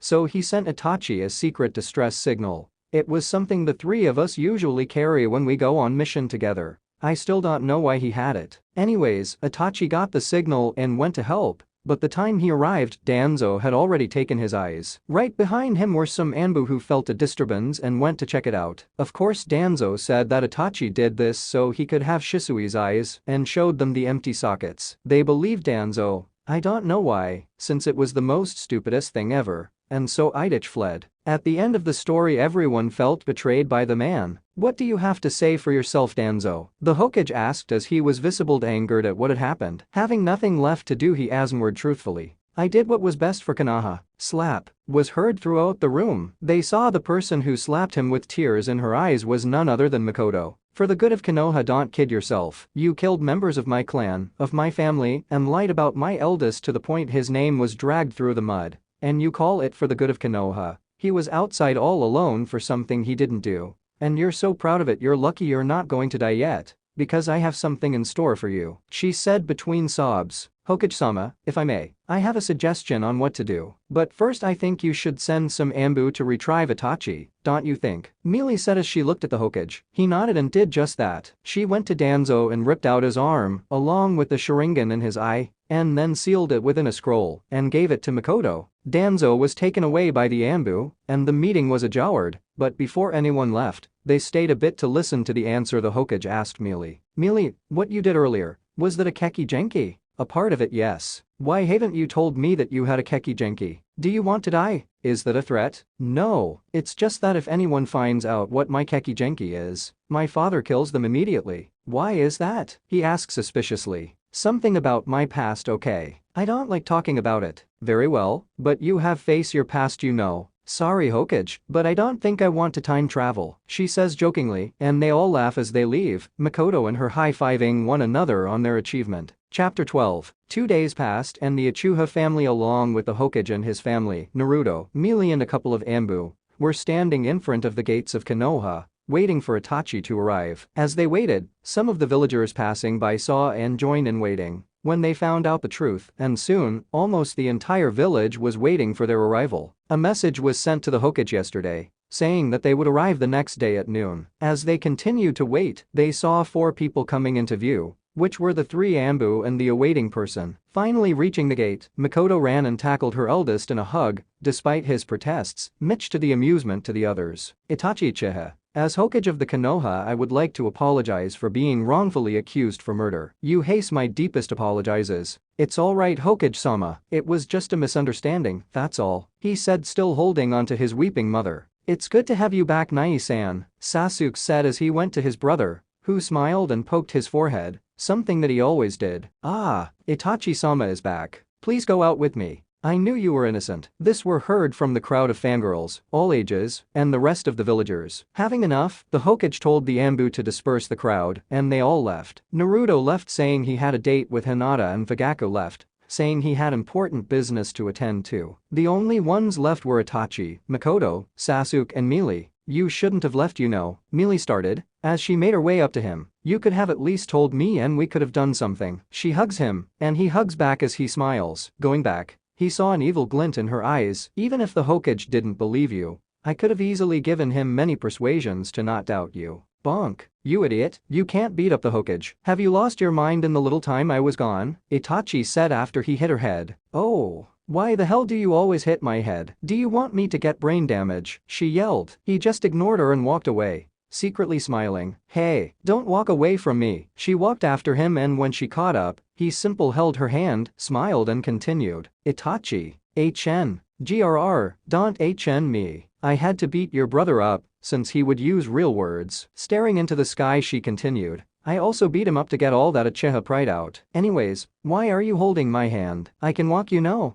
Did you forget what I told you that night?" "What Nai? Oh, you know, I just remembered something, CEO," she said as she shoo-shined away. "Does she honestly think that I'll let her go that easily?" He sighed and then walked to his compound. All this while Sasuke and Makoto were watching from afar, as Makoto giggled, and Sasuke was finally understanding what was going on. "Ka-san, does Nai-san like her?" "Yup, your brother loved her since their children days, but she had to leave and then come back. I hope you're okay with it." "Yeah, Mealy is really nice and strong, but Ka-san, she's very scary sometimes too," the boy said, shivering at the torturous training he had to go through. His mother just laughed. "But why does he like her? I know she isn't a fangirl, but does she like him too?" "Well, you see, Mealy is a very bright girl, and seeing that she used to play with Itachi when they were younger, she became a daughter I never had, and I became a second mother for her. After her mother died at a young age. She does like your brother, but she doesn't know it. It's why she says that they're friends." "But why? Didn't Nai-san already told her how he felt?" He didn't think his brother was a coward. He looked confused when he saw his mother laughing really hard. "Oh, he told her all right, but she thought he meant as a friend, and said that she liked him too." And then stared, naming other people she considered friends as well. "You should have seen your brother's face. I don't believe I was him that embarrassed before." Anyways, you see, she using this excuse of being friends as a shield from any harm coming to her. "Why, I don't know.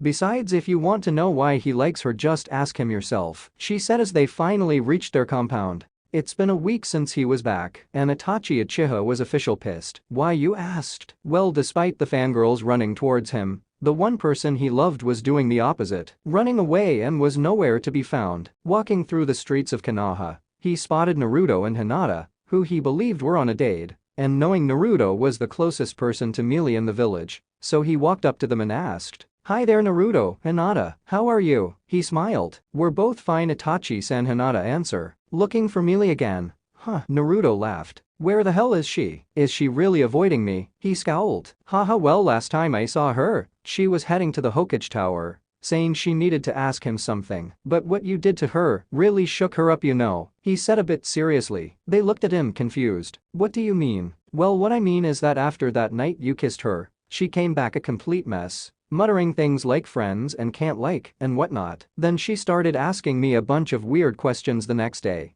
Like, is it normal for friends to kiss? It was really weird. All I know is that for whatever reason, something you have to ask her, she wanted you as a friend and built this mentality that you guys were only going to be friends." Pondering on what Naruto told him, he was brought out of his thoughts when Hinata asked, "We were summoned by the Hokage as well. Do you want to come along? I believe she really is there. She keeps saying that she needed to ask the Hokage for permission." "Thank you. I guess I will come along." When they finally reached the Hokage office and opened the door, they were met with the faces of the Hokage and his family, Sasuke, Sakura and both their mothers and Hinata's mother, as well as Melee. When Melee saw Naruto and Hinata, she smiled, but looking at who came with them, a scowl on their face, she frozen, and then turned a dark color red, as she quickly looked away. "Well then Melee, now that everyone is here, why don't you tell us what was so urgent?" the Hokage said in a calm tone, compassing herself. "Well, I guess I should get straight to the point. I want to talk my 4 students out of the village for 3 years to complete their training." There was silence and then,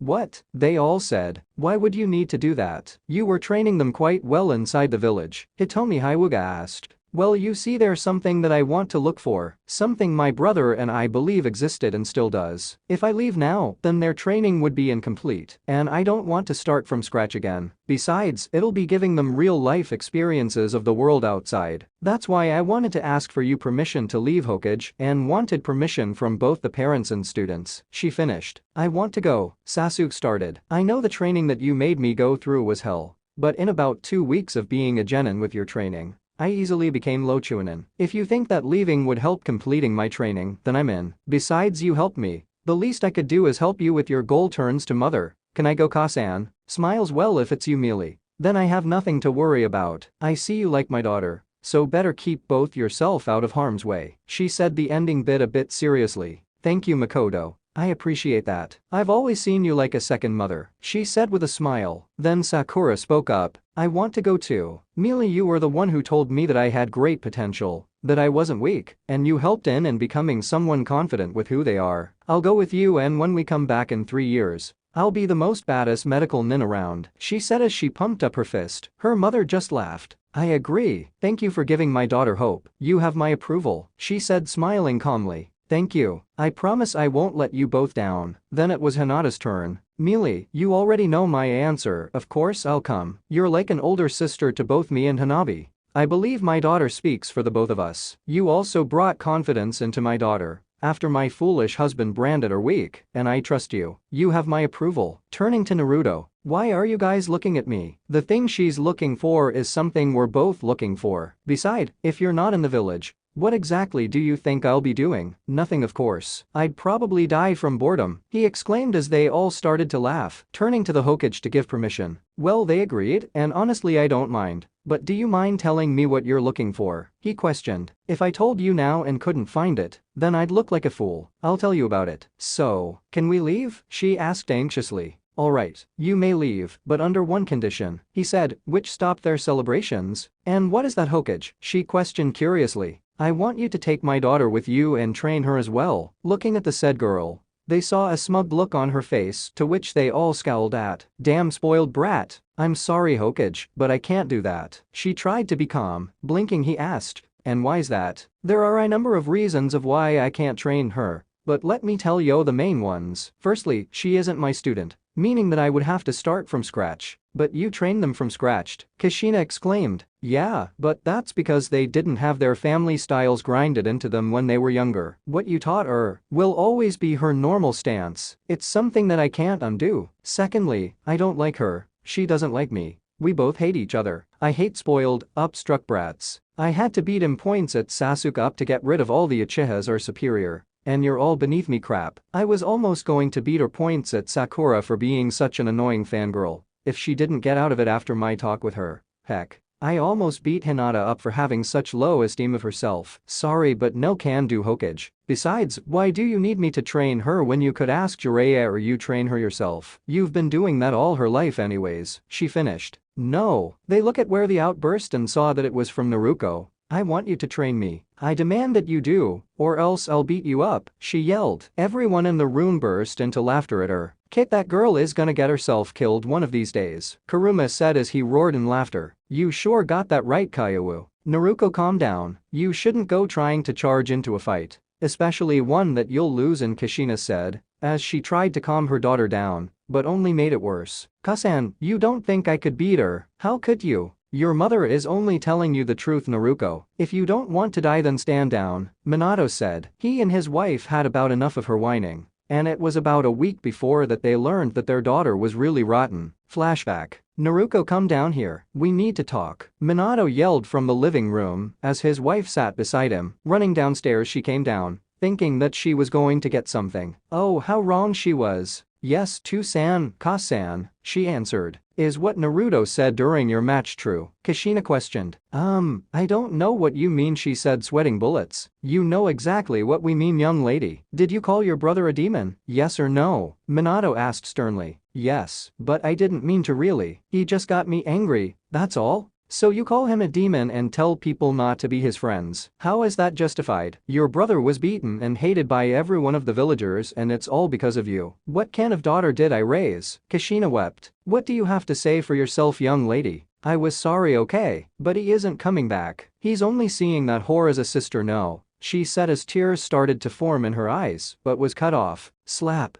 How dare you use such vulgar language? I neglected my son because we wanted you to defend yourself, since he had the Kyuubi in him, and yet he's the one that turned out well. I regret ever passing him over for such a foolish person. And yet you have the audacity to call names to the one person who could help us get our son back. You are no longer a Chunin. She was right. I was favoring you, even though you lost your match. But I thought that you might have had good leadership skills. I can see now that you don't having anything and becoming a Chunin, Minato said harshly as he walked away with his weeping wife. Naruto just stood there crying with angry and sadness. End of flashback. Anyways, it's alright. You may still leave. Your reasoning is understandable. Thank you for being honest, the Hokage said. It's alright, Hokage. Well then, if there is nothing else, I suggest we leave. When are you planning to leave? The Hokage asked. Tomorrow around. I really don't want to wake up early. But everyone be ready by 11 a.m. in front of the gates. Are there certain things we have to bring? Sakura asked. Well, some clothes and food would be alright. You don't have to worry about money or tents. I'm a leader, which means that it's my responsibility. Anything else? They shook their heads no and then were out the door. Itachi stood at the door, glaring at the girl, who when she saw him reddened and then she shined away. Better luck next time, Itachi, Naruto said as they left the office. It was later that evening that Mealy came back home, and she saw her brother sitting on the couch watching a movie. Welcome back, Ni-chan, he called out. Thanks, she mumbled. So, when are you going to stop avoiding Itachi? He asked. She tried avoiding the subject, but he caught on. Mealy, stop trying to change the topic and tell all right. Aren't I your brother? He asked innocently. Sighing, she finally gave in. So what exactly do you want to ask? She said as she took a sip of her hot chocolate. Do you like him? That nearly caused her to spit out her drink. Answer the question, Miles. Yes or no? Naruto. Bro, he's the heir to his clan. A clan that literally hate me. When we were younger, I would always steal him away from training, wanting to play with him. Later on, when they found out who my dad was, they didn't want their heir to be stained by a demon's darkness, as they put it. Mikoto was against them and thought that he should enjoy his childhood, and since I was actually doing so, she defended me. Him being my friend was bad enough for his reputation, but, Mealy, are you even listening to yourself? Naruto yelled, finally snapping. Why the hell do you care about those things? He doesn't care. He's the one that loved you first, not the other way around. I can't date him at all, okay? No matter, he thinks. He will always be someone that people need to look up on. And if he's dating someone like me then, slap. She looked up the one who slapped her eye wide. Naruto, with tears in his eyes, looked at her. Why do you think so lowly of yourself? Aren't you the one who told Hinata not to lose confidence in herself? Mealy, you're kind, you're strong, you're beautiful, heck. You have everything a guy could ever want in a girl. And Itachi is the same. Wasn't he your first friend? Wasn't he the one who stood up for you? When he looked at you, he saw you for who you are. Why can't you see him for him? And not as the heir of a clan or as a prodigy, but for himself. Can't you at least do that much? He said the last sentence a bit softer. Thinking back, she knew he was right. That what she was doing was selfish and wrong. So what should I do now? She sobbed. He looked at his sister and hugged her as she sat on the floor. He had never seen her this fragile and weak before. Just goes to show that even the strongest of people sometimes have moments of weaknesses. You are going to first answer my original question. Do you love him? Yes, I do love him. Don't make me say sappy things. Good, cause now you're going to toughen up and go to him and apologize for avoiding him the past week. Then you're going to tell him how you feel. Got it, he said with a bit of superiority in his voice. She looked at him and then blinked her eyes. Yeah, I think I'm going to sleep now, she said as she began to run towards her room, but was pulled by the back of her shirt. Mealy, why don't you wanna go? He sighed. I'm afraid. Alright. What if he hates me? Or worse, what if it's a prank? Then I beck him. Mealy, calm down, he said, shaking her. I think you're overthinking this. Just go tell him, and if he says no, then you have 3 years to forget it. You'll be 19 when we come back, and then you'll be too old to cry over a rejection. Can't I just leave a letter? If he doesn't hate me then I guess he'll come after us and tell me so. I watched that in a movie once. It was so romantic. Then she started talking about for some time before she was shooed by Naruto, telling her get started on her letter. When she was gone, he called out, I hope heard everything you need to. Just remember, if she finds out about this, we'll both be dead. He told a figure in the shadows. Emerging, he said, don't worry, Naruto.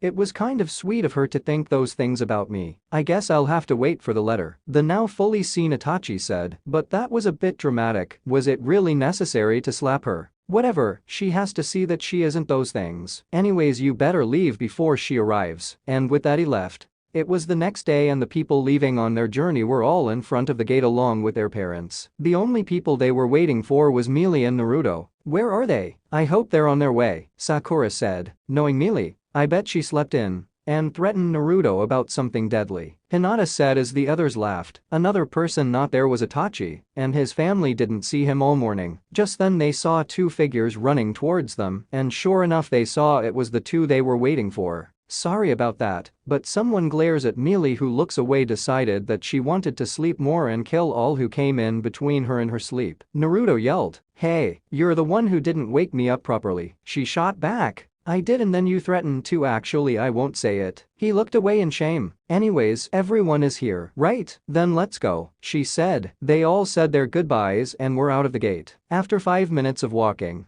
Mealy's hand was suddenly stopped, making her turn around really fast, since she was so focused on the map, and came face to face with an angry Uchiha. Hello there, Mealy, he said calmly, but the angry was visibly shown, gulping in fear as she covered her face with the map. Hey there, Itachi. Ha ha, how's life? She said awkwardly. Really, is that how you want to go on? He questioned. Sighing, she made a shadow clone and told the others to continue without her. When they were out of sight, she turned her attention to the person before her. Look, I know you're angry. Angry isn't the word, Mealy. You avoided me for an entire week, and when you saw me, you ran away. Do you know how much that hurt? He looked her straight in the eye and said, do you hate me that much? He said in a saddened tone. No, I don't hate you.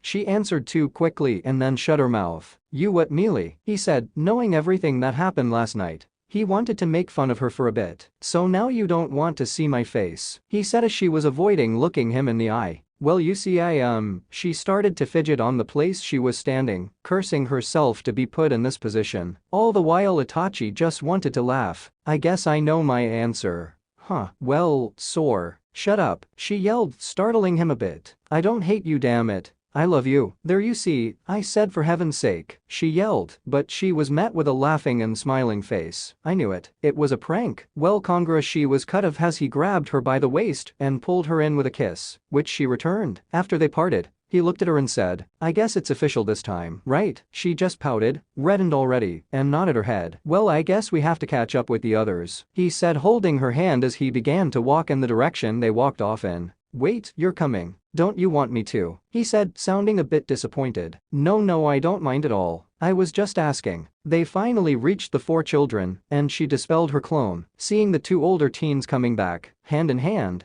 they were happy. I guess you 2 are together now? Huh. Congratulations, Sakura said as she hugged the girl. The other 3 did the same. Nice, and you coming with us? Yes, I am, little brother, he smiled at him. Seemingly, what exactly are we looking for anyways? Sakura questioned. We are off on adventure, ladies and gentlemen. We're looking for, drumroll please, the Sky Island, she yelled, punching the air. You can't be serious, can you? Does that even exist? Hinata asked. It certainly does. In fact, we found a map of the island. Oh, was it that paper you found when we were coming back from our C-rank mission? Sasuke asked. Yup, and we're going to find it. But you guys are also going to do your training in the meantime. This is gonna be one great adventure, Sakura said as she punched the sky. It sure is, Naruto smiled. What was in store for them was the greatest adventure they could ever have. Chapter 13. Alright you guys, this is our training plan, Mealy said the next day as they finished breakfast in the inn they slept in. It'll take us about a month's time,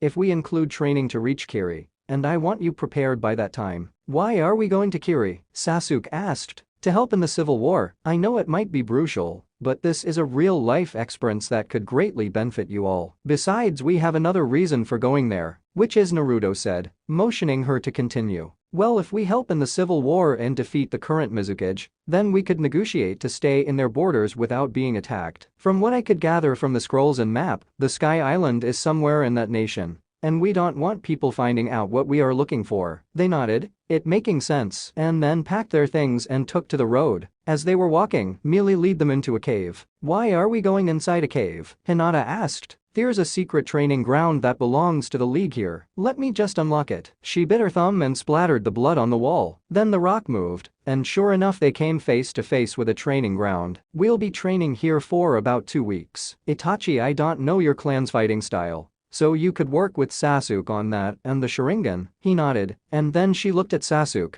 Sasuke, I know the Sharingan is an incredible asset to you, but I don't want you to rely on it. Make it like a last resort, alright? He nodded and the 2 went to train. She then turned her attention to Naruto and Hinata. Hinata, I want you and Naruto to work on medical ninjutsu. Naruto, that's your weak point, and Hinata has a better understanding. If you get stuck, then come ask me for anything, alright? Even if it's something you're not sure of. They nodded and began their training. Turning to Sakura now, she said, Sakura, I trained you a lesser amount of time than the others, so I'll try bring you up to their level. I'll be teaching you medical ninjutsu and combat skills. As a medic, you are required to defend your patients or others that are in a life-threatening situation. They all put their trust in you, so you can't let them down, understood? Then they began. Konoha. 1 week later, Naruko Namikaze was sitting in her father's office along with her parents and godparents. Naruko, do you know why you were called? Minato asked. No, she replied, and she honestly didn't know. Well, Jiraiya here offered to take you on a training trip for the next 3 years. Yeah, kiddo, I'll teach you a lot more cool jutsus and can you make me stronger than that girl? She said with venom. It was known to them that Naruko hated Mealy with a passion,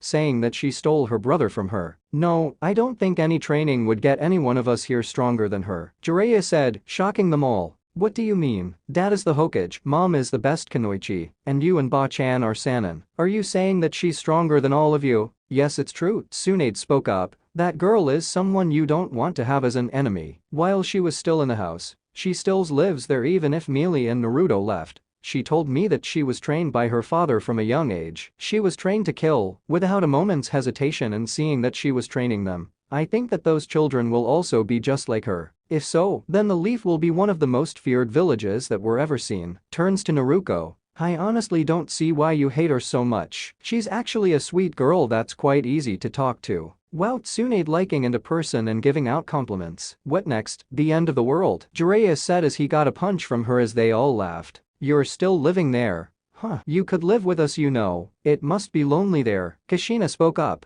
I have Shizune. Besides, why would I want to leave? My meals are always cooked with whatever dish I want, and to say they're delicious is an understatement. The house is always clean. the garden watered, and the backyard is so refreshing. The house itself is amazing. Nope, sorry. I like where I'm staying. Besides, a house where only Shizune and I are allowed talk about loving privacy," she said, smirking. "Anyways, do you want to go?" Minato said. "Yes, I'm going. We'll just see who gets stronger, me or one of her students. I'll make sure to beat them down so bad and humiliate her in front of everyone," she said with a fire burning in her eyes. Everyone sweat dropped at this, but believed that she could be able to take one of the girls' students down, everyone except Tsunade. She is gonna have the surprise of a lifetime, she thought. 2 weeks later with the group. "Alright, that's a wrap, we're heading out now," Mealy said. Over the 2 weeks they each managed to improve quite well. Sasuke was trained by his brother, who was a known prodigy in the use of Sharingan. Naruto and Hinata spend their time learning and helping on another in medical ninjutsu, and just enjoyed one another's company. But the greatest improvement was Sakura. The girl was now easily low Jounin with her chakra reserves and high Chunin in combat. Her medical ninjutsu is what she had greatly improved in the most though. "Where are we going now, Ni-chan?" Naruto asked. "We're going to help the Kiri rebels now. From what I could gather, their leader is a woman named Mei Terumi. I've heard of her." Itachi spoke up. "She's willing to have anyone join them in the war. It's said that she'll more than likely be the new Mizukage after the war." "Right, and I told her that we were gonna help her. She accepted and is waiting for us to come. Let's go." 2 weeks later they had finally reached the rebels' base. On their way they encountered bandits and slave dealers, saving a large amount of people. "Hello, Mealy Algo, was it? The one who sent me the letter," a woman with urban red hair said. This gained her a lot of gasp, everyone knowing who Miles was. "Yup, that's me. Mei Terumi, I presume. It's an honor to meet you," she said, extended which Mei took. "And I believe that these are the others that will help. I think we need to talk about our agreement a bit more." They went inside one of the larger tents and discussed their agreements, which were relatively simple in Mei's view. Same time, Konoha. "Hello there, Makoto." Hitomi Hyuga greeted her longtime friend as she saw her in the market. "Oh, hey there, Hitomi. It's been a while, hasn't it?" "Yes, it has. It's a bit lonely now since Hinata's departure. You know, I've always wanted to ask, how did you get Hiashi to agree with letting her go for 3 years? I believe he thinks she's fit now to be the heiress after beating the prodigy and being promoted." "Now that's a story, my dear friend," she said, laughing as she told he would have happened. Flashback 2 days after departure. "Hitomi, Hiashi was looking for his wife for an urgent matter. I'm right here," she called, her voice in the garden. "I should have known she was going to be there." It was a known fact to every Hyuga and maybe a couple others that his wife loved to garden. It was the main reason that they had one in the first place. "Hitomi, I keep hearing that Hinata left. Is that true?" "Oh, Hinata, yes, she did leave to complete her training. She along with 3 other children left with Mealy for about 3 years," she said, not looking up, as if it was the most normal thing to say. "What? Why didn't you stop her? She's the heiress of the Hyuga clan. She has to be here. I'm going to go get her back," he said, but was stopped by his wife. "No, you will not." "And why is that?" He looked at her as if she was crazy. "Because Hinata grew to become a strong and confident woman." "No thanks to you," she glared at him as he remembered his failure. She found someone that she could rely on, someone that would never give up on her, and someone that gave her confidence, a sense of accomplishment. "Hinata will return in 3 years' time, and you, Hiashi Hyuga, will not send anyone to look for her or get her back. Do I make myself clear?" she said in a serious and threatening tone. Now Hiashi Hyuga was known as a proud and emotionless man, but when it came to his wife, he was as terrified as any other man was of their wife, so he just nodded weakly and walked away. End of flashback. "Haha, Hiashi can't do anything now," Makoto laughed. "No, he can't. I can't wait to see their end results. Being trained by someone like Mealy is certain to bring results." "How did your husband take it? I don't believe I saw your eldest now that I think about it." "Oh, Itachi went with them. He and Mealy started dating. Squeal, I can't wait till I have grandkids." Her friend just chuckled. "Well, I'm glad that they finally got together. I remember how he would always scare all the boys that came near him. I honest don't think he did it intentionally." "I don't think so either." Anyways, Fukuoka was actually thrilled at the idea of her training Sasuke. Sasuke was never trained by him, so I saw the bit of improvement he had when she trained him for a couple of months before the exams. They continued talking about their children and other things, but had one thing in their mind. When they come back, they'll be on a completely other level. 2 weeks later in Kiri. It's been a couple days since the defeat of Yugura, the corrupted Mizukage and 3-tailed Jinchuriki, at the hands of Naruto Uzumaki, Jinchuriki of the 9-tail. The people of Kiri were finally free, and they were showing it by celebrating their newfound freedom. Our Konoha group were seen as heroes in the village hidden in the mist. They helped out greatly in the war, which, true to her word, gave them some real-life experience. Sasuke actually managed to gain his MS after witnessing the deaths of his fellow rebels, which he grew to respect. Now they were standing inside the Mizukage's office, in front of the new Mizukage Meichirumi. Well, you already know that. Oh, can't thank the six of you so much for your help in the war. We couldn't have won so fast without your help. She smiled. Thanks to the females on the group, there was a reduced number of casualties due to their advanced medical skills. No problem, Mizukage-sama. We were glad to help, Mealy said. You can call me Mei. Now, as much as I wish you to stay, I believe that you're going to leave. So as promised, you are allowed to roam around in the Water Nation's territory. Take this paper with you if you're stopped. But do you mind telling me what it is you're looking for? She had been curious at what it was exactly they were looking for, since she wasn't told anything. I'm sorry, Mei, but until I make sure it's real, I can't tell you. But if it is, then I will. But you can't tell anyone. Heck, not even our Hokage knows. That seemed to convince her. Alright then, you are dismissed. Then they left the office and were heading to the gate until they saw a large group of people in front of it. Why are there people here? Sakura asked. I think they're here for us, Itachi said as he took Mealy's hand, much to her embarrassment. It looks like they're seeing us off, Sasuke said as he looked at them. Wow, us that kind, Naruto exclaimed. I think they're here specifically for you, Naruto, Hinata said as she held him close. Over the week, there were a bunch of girls after him, fangirls, and that was something she wasn't going to tolerate. Well, since you beat Yugura, I guess that makes sense, Mealy said, still red in the face. HMPH, I could do that to you, no, Sasuke huffed. Sure you can, Sakura said as she rolled her eyes. Over the time they had spent together traveling and even back in the village, when Mealy started to train her, she stopped being a fangirl and would opt to just be a friend, much to the amusement of the others. Sasuke, though he wouldn't admit it, became terrified of the girl when she took up a love to poisons and started becoming aggressive towards him. Well, I guess this is it, she said once they left the village gates. Where are we going now? Hinata asked. We, my dear student, are going to start looking for the Sky Island, Mealy said enthusiastically. Alright, Sky Island, here we come, Sakura said, punching the air. Isn't this island supposed to have a name? I don't think that it's just Sky Island, Itachi pointed out. Damn you for being such a smartass, Mealy mumbled. Oh, but this smartest aren't you? He laughed and then kissed her. Anyways, it does have a name. It's called Skypiea, Naruto answered. Well, it does have sky in it, Sasuke said. Let's just get moving along. This isn't getting us nowhere, Hinata said. Then they started to move towards their new destination. 3 years later, Konoha Council Room. The Konoha Council was gathered here today for an important meeting. Dear fellow council members, we are here today because we are on the brink of war, the new Gondame Hokage said. Both Odo and Iwa have declared war on us. We might be outnumbered 2 to 1, but there is this new group of S-rank shinobi who could help us in our war. Are you suggesting that we ask for their help? Choza asked. Yes, I do. They have helped many nations for free, and even if they have no interest in the war, then we can pay them for their services. How do we contact them, Lady Tsunade? And how do you think we can trust them? Danzo asked the now-known new Gondame. They're an SS rank group, in which the individuals are seen as S-ranked shinobi. They will indeed help turn the tide in the war, Shikaku said. It seems logic that we ask for their help and in return,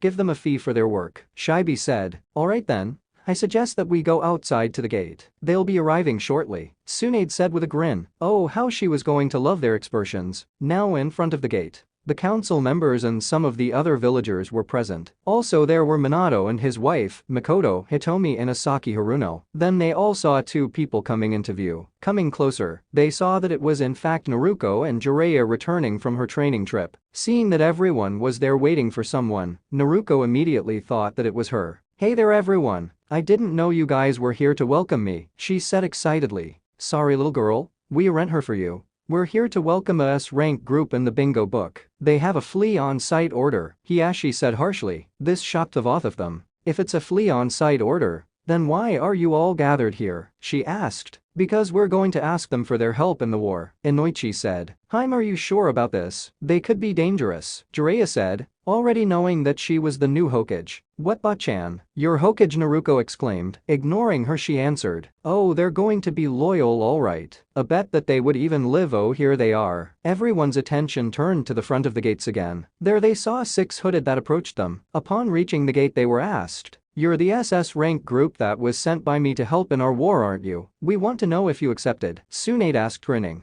"Oba-chan, of course we'll help Konoha," one of them said. "Oh come on, you gave us away. We could have at least taken a pay from them," one of the taller ones said. "She's right, you know. Way to go, you big idiot," says another. The audience just looks at their bickering and is wondering how such powerful shinobi could act like such children. Are they really going to save us? Tsunade-san, it seems that you know these people quite well. Care to explain? Hiashi said. "Oh come on Hiashi-san, you should know us too." Suddenly they removed their hoods and revealed themselves, much to the shock to some. "Or should I saw too-san?" Hinata finished smiling. Hinata was all Hiashi could say. The two bickering were Sakura and Naruto, while the other two watching in the distance were the Uchiha brothers, with Mealy just looking in amusement to the audience. Then there was silence as no one couldn't or just didn't know what to say. Finally, having enough of the staring contest, Mealy broke it. "So how's everyone been? 'Cause we're just fine," she exclaimed. "It's nice to see you brats again," Tsunade said as she gave Naruto a hug. "Nice to see you too, Ba-chan," he exclaimed, earning a bonk on the head. The mothers of the other children went to their returned children and hugged the dear life out of them. Their fathers were proud of their accomplishment, but the two rival head clans didn't show it, not to say Sakura's father was quite open about it. By now the audience disappeared. Hey there Naruto, I hope you're doing well," a nervous Kushina said. She didn't know what to expect,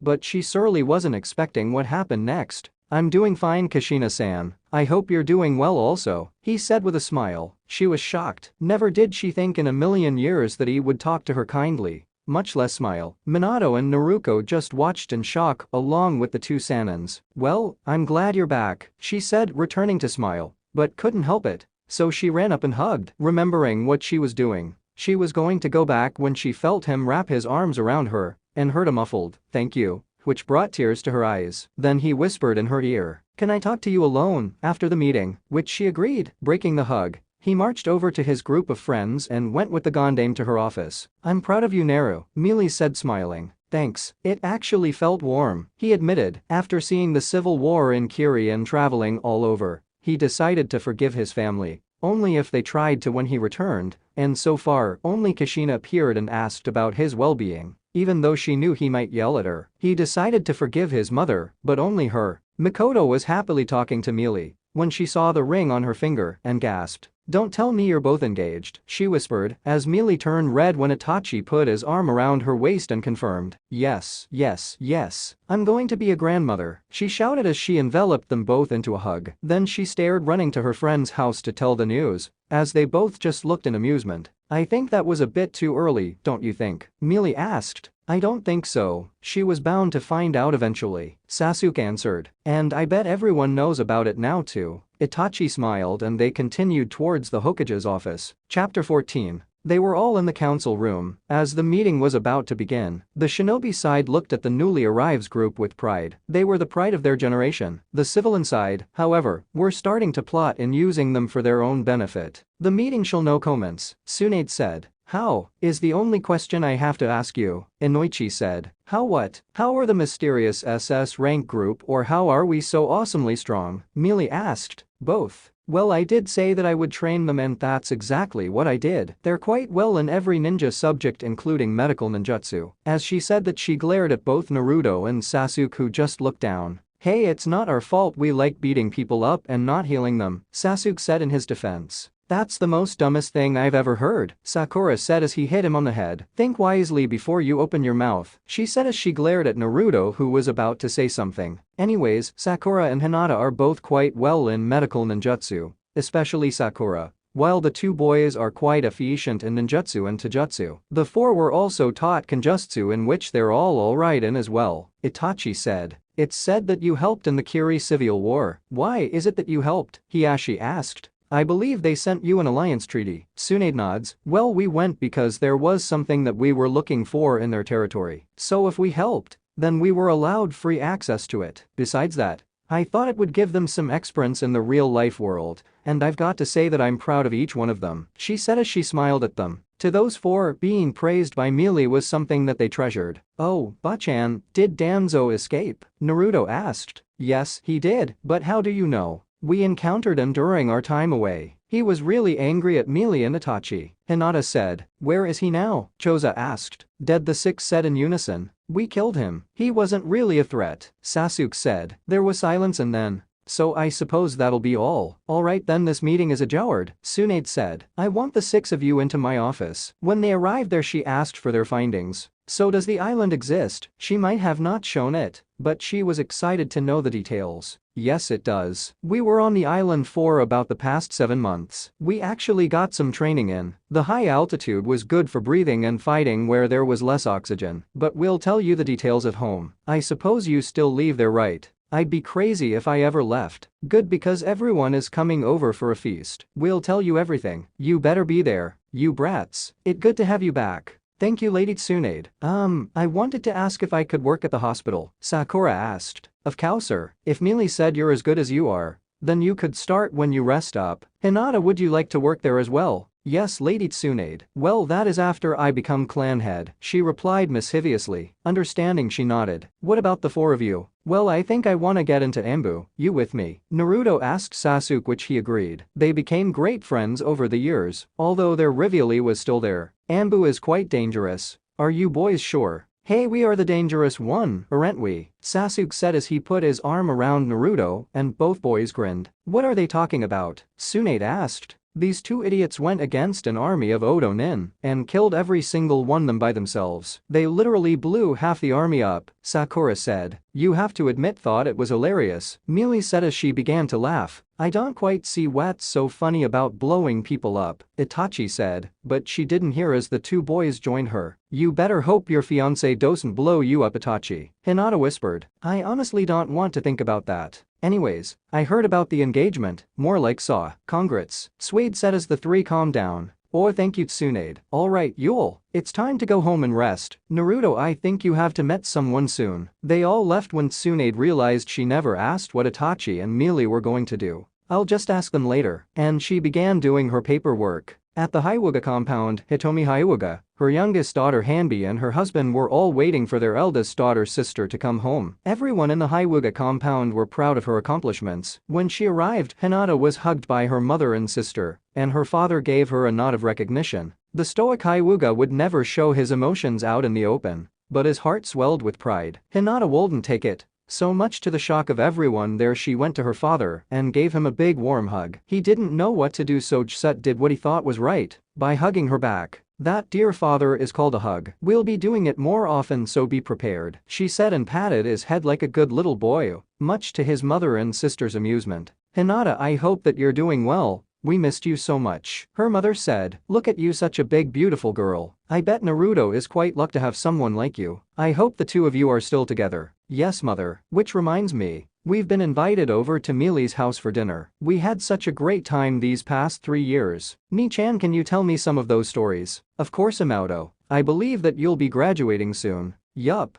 Let's get you inside. The 3 of them went inside and gradually there was no one in the compound. No one except Hiyashi, who was stuck to the ground due to the shock of his eldest daughter's actions. Mom, Dad, I'm home, Sakura yelled. Immediately, she heard a stampede of footsteps, which turned out to be her parents coming down the stairs. Sakura, my baby girl. Oh, we missed you so much, her mother said as she began to squeeze her. Mom, I see can't be breathe. Oh, sorry honey. I'm just so glad that you're home. We are so proud of you. A part of an SS rank group. Mealy must have been a great teacher. She was, Mom. I'm glad she was my teacher. We had so much fun too. We went to beaches, bought the latest brand of clothes, everything. Speaking of which, I better get them to my room. Where is you luggage, dear? Her father asked. Oh, they're all in these scrolls, she said as she took them out of her pockets. By the way, Mom and Dad, we're invited to dinner at Mealy's place, so don't forget. I'm gonna get some rest. Sakura, now that you're a great ninja, why don't you get a boyfriend? Already have one, she said going up the stairs, leaving her parents to wonder who it is. Welcome back, boys, Mikoto said as she hugged both her sons as they arrived at the Uchiha compound. All the other Uchihas were already there looking at them with pride. Even Fukuoka was there with a rare smile, making some of the members back away from him, thinking something must be wrong with him. If there was something that they could all agree on, it was that their leader never smiled. Thanks, Mom. I'm going inside to unpack and then sleep. I'm too tired, Sasuke said as he left. So Itachi, when did you propose? Mikoto asked.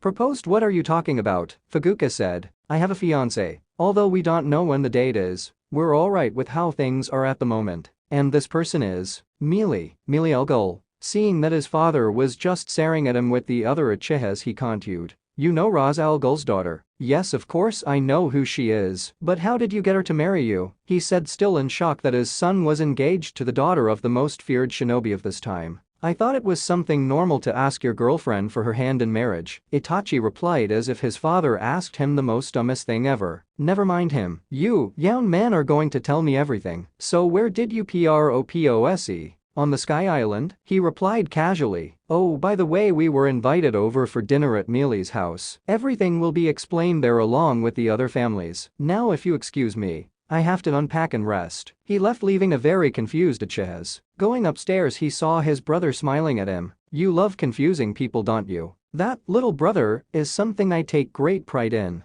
Naruto sat down at the ramen stand as he was eating his ramen. He just had a great talk with the old man and his daughter. As he ate, he sensed Kushina's chakra and so began to prepare. Turning around, he saw her just as nervous. He smiled at her and pulled out a seat. Hey old man, got an order here, he yelled. The chief came out and was somewhat shocked at what he saw, but left it like that. Hello Kushina, the usual. Yes please. Thank you. He went back and started to cook. They sat there in silence for a while. Okay, this is kinda awkward. How are you? You know, these past 3 years, Naruto asked. I was fine, thank you. The village is almost at war, but I think you already know that. Yeah, you know we went and helped in the Kirikuval War. I saw people die, and the entire battlefield was something I'll never forget. War? You fought in a war? Why would you do that in such a young age? It usually scares people for life. Were you alright after that? She asked in a worried tone, and he couldn't help but smile. Yeah, I'm alright. Thanks for asking.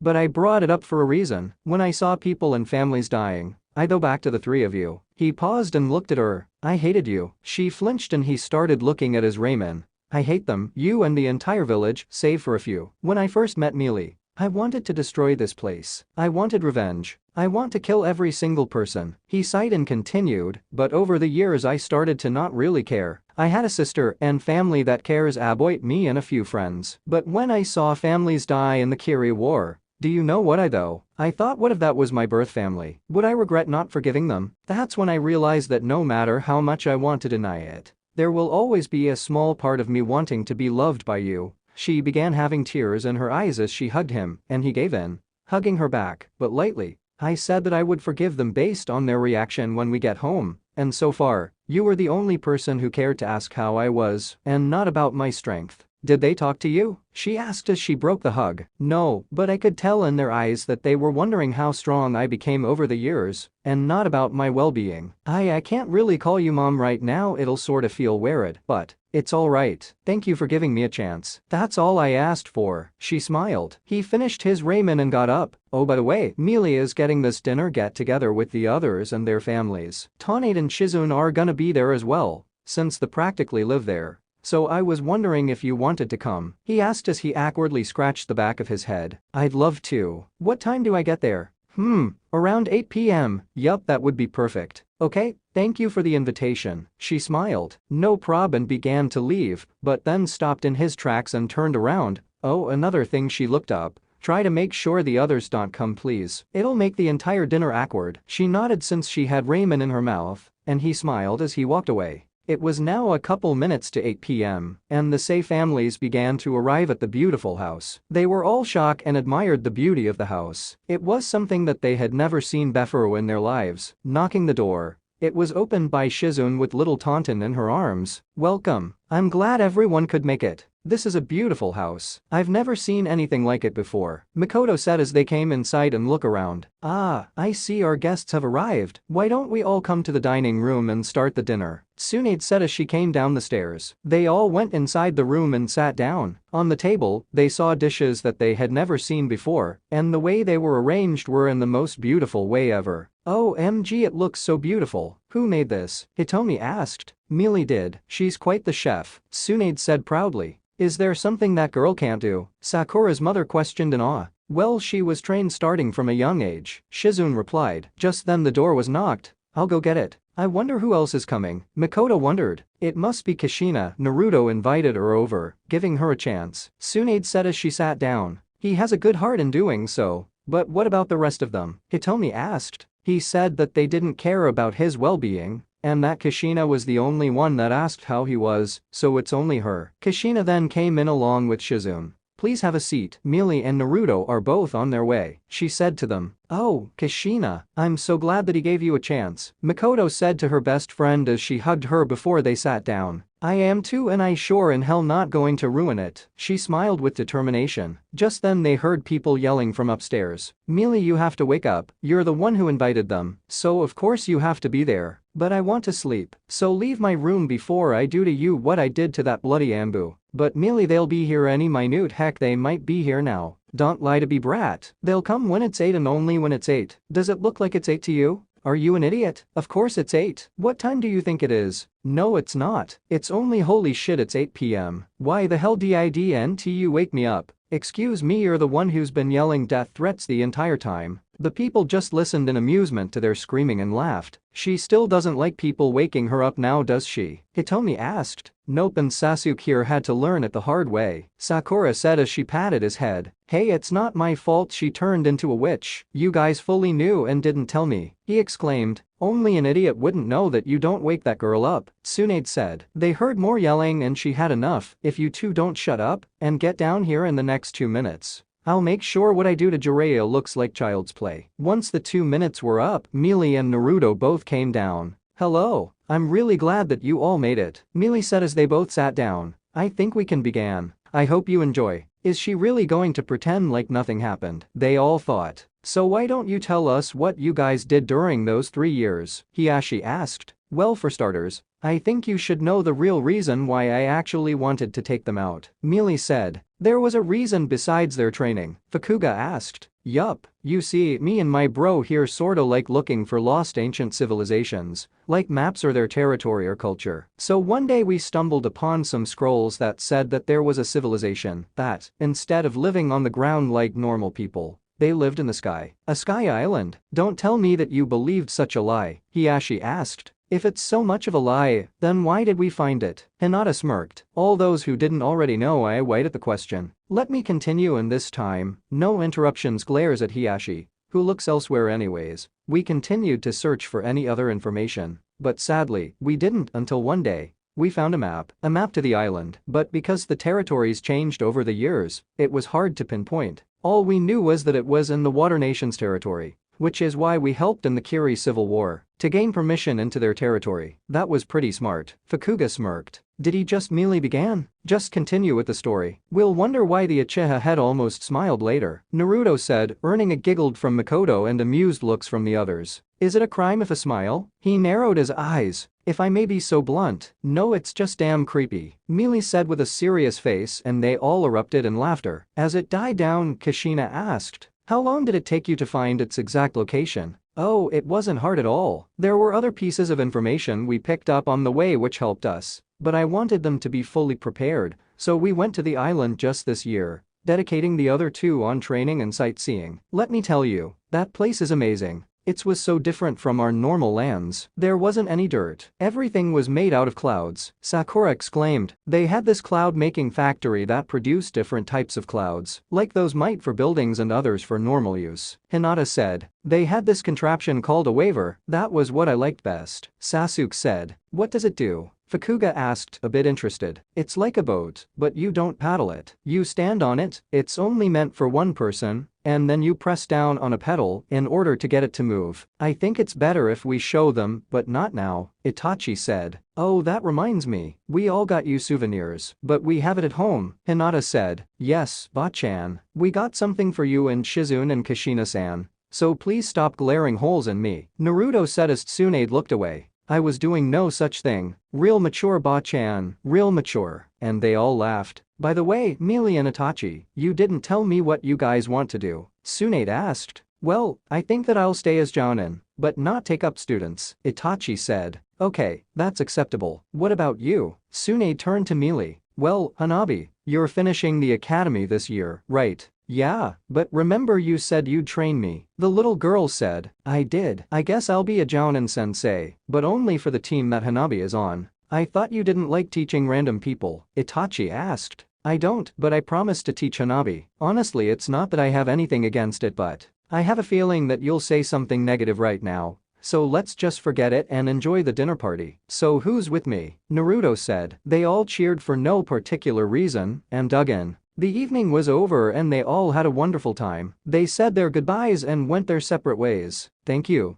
The dinner was really delicious, Kushina said as she was about to leave. Well, if you want, Naruto here is a great chef, so come over anytime, and he could teach you. Mealy said and Naruto just nodded in agreement. Then I'll take you up on that offer. Good night, she said as she hugged them both and then scurried away. I feel like I did the right thing. You? Naruto asked. Yup, you did very youthfully fine, she said, imitating Guy's pose. Please, don't ever do that again, he said as a shiver went up his spine. Yeah, that just felt weird. Wanna watch a movie? Before Tsunade. And so they left to watch a movie before Tsunade could get them to watch romance movies. Chapter 15. It's been a month since the group of 6 returned, and they fitted in with their daily routines perfectly. The war that had threatened to occur was easily dispersed. Once word of the SS rank group was from Konoha, so now everything was alright in the war. Naruto and Kushina had a thriving mother-son relationship. Their love for the sealing arts also helped, which was one of the reasons why Naruto chose Uzumaki as his surname. They began constructing a variety of seals, from storage seals that had limitless space to the loved anti-rape seal for all kunoichi everywhere. Kushina was glad that her son had finally accepted her and given her a chance, and she had shown it well. Naruto, despite all his denial before, loved spending time with his mother, Bekasu like everyone else. A mother's love is the most desired. His relationship with Minato and Naruko didn't really improve, but he could tolerate them at a civilized level. They, along with Jiraiya, kept asking him about his skills instead of his well-being, which was he refused them, unlike Kushina, who was genuinely worried about his well-being by asking about it when he first arrived. They were now all gathered in the Hyuga compound, along with the rest of the Hyugas, to watch the match between Hinata and her father for the position of clan head in their clan. It was Hinata's long dream to get rid of the cage seal that the branch families were branded, and the only way to achieve it was to become clan head. She had been training tirelessly for too long, just for this day. And there was nowhere in hell she was going to give up now, not when she finally found a way to remove the seal completely. The match will be between Hinata Hyuga and Hiashi Hyuga for position of clan head, a branch member said. The branch family always liked Hinata, not only because she wanted to set them free, but because not once did she use the seal or treat them like trash. It's why they were all secretly cheering for her to win, unlike others. Yeah, go Hinata, that's my girl. Wipe that ugly smirk off his face, Naruto shouted. Grind him into the floor, Hinata. Show him what you're made of, Sakura yelled. Beat the dude into a bloody pulp, Mealy yelled. As they continued cheering her on, the Uchiha brothers didn't cheer the same way they were, but were giving their support along with Neji. Those 3 seemingly frightened Hiashi, as his daughter became more and more confident and had a bloodthirsty grin on her face. This was one match he'd remember. Hajime, the branch member yelled and then stepped away. They both went into their Hyuga stances and battled it off. The match was fierce. Blows were traded, but the entire match didn't take long. Hinata had the match in her favor. She wasn't an S-rank nin for no entire reason. The match was finally over, Hinata as the victor. Everyone cheered and congratulated her as she received a 15-second long kiss from Naruto, which would have been longer if Neji didn't place a wedge between him and his cousin. She then began to undo the seals of the branch family, with Naruto's help of shadow clones, but made them promise that they wouldn't get revenge on the main house and try to work things out, as a family should. Just as they finished, the Hyuga elder, who God knew where they were the entire time, just arrived, saw what happened, and demanded that the branch family to get their seals back. Poor them, since they didn't get the memo that Hinata was far from the shy sweet girl from when she was younger. All she did was break a nearby wall with a tap of her finger and said, "If you try to undermine my authority again, you'll end up like that wall. Is that understood?" she said darkly. They quickly nodded and left to their quarters in full retreat. They never tried anything after that. Hiashi could only look at his daughter with pride, despite losing to her. Sakura had her own things to do as she quickly gained recognition in the hospital. She was said to have her medical skills to rival Tsunade herself and was greatly respected by the nurses and doctors. The success rate for surgeries went extremely high due to her skills, and more people kept asking for her to treat them. She became a well-known celebrity in a short time. We now see Naruto, Sasuke and Melee all headed to the Hokage Tower, each for a specific reason. "So boys, how's Anbu treating you guys?" she asked. She too was once an Anbu and knew about the harshness that they had to undergo, but because of who she was, she didn't have a problem and guessed the same with them. "Anbu is pretty alright. I thought it was gonna be hard and all, but nope, it's a breeze," Naruto said. "Same here, I actually thought it was gonna be exciting. But it's really boring," Sasuke said. She sweat-dropped at their antics. "Leave it to them to make it look like Anbu was a joke. Well, I'm going over to see who's on my team. I have Hanabi, but I sorta wish that I get my little cousin too." "You mean Konohamaru?" Sasuke said. "Yup. I am not going to leave my cousin at the hands of that closet pervert," she said with a fiery determination. Everyone knew about Abisu and how she beat him up once when he insulted her by telling Konohamaru that he shouldn't hang out with her if he wanted to become Hokage. The sad guy though that she wouldn't lay a finger on an elite shinobi. Guess he never got the memo since she beat him to a death-like state. They arrived at the Hokage Tower and was met with Tsunade, Kushina, Jiraiya, Minato, Naruto, Hinata, Sakura, Itachi, Makoto, basically everyone who was at the dinner party. Isn't the room a bit too small for all these people?" Melee said. "Thank you so much for stating the obvious," Naruto said sarcastically. "Why thank you," she smiled. "You're right, let's go into the conference room next door," Tsunade said and they shuffled themselves inside the bigger room. "Much better," Sasuke mumbled. "Agreed," Hiashi said. "Anyways, I called you all here because Naruto here wants to have a friendly spar with one of you, specifically you Melee," Tsunade said, feeling guilty that she allowed this knowing the poor girl was going to be creamed. "Are you seriously?" Melee asked, a bit shocked of the request. "Why are you scared?" Naruto taunted. "I was just wondering if you had a death wish to die from humiliation." Some people snickered at her comment,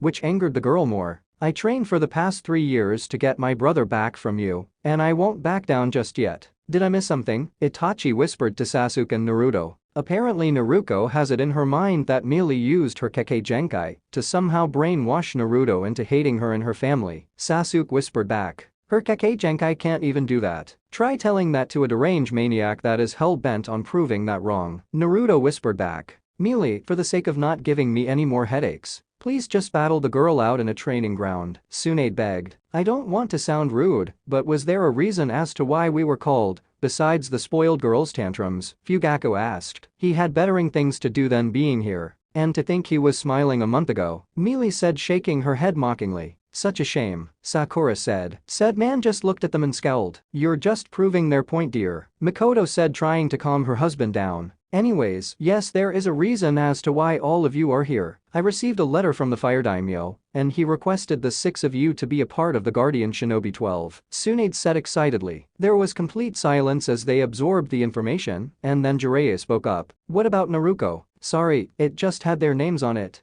So I wanted you guys to make a decision now, so I could send the letter. He needs a reply immediately." There was silence again. "Melee is not going." They all looked at the person who said it, who turned out to be Itachi with a stoic and yet determined face. Okay, she said awkwardly, not really paying attention, and then understanding what just happened she yelled, "Wait, what? Why the hell can't I? You promised some children that you would train them, and if you did go, then you would be breaking it."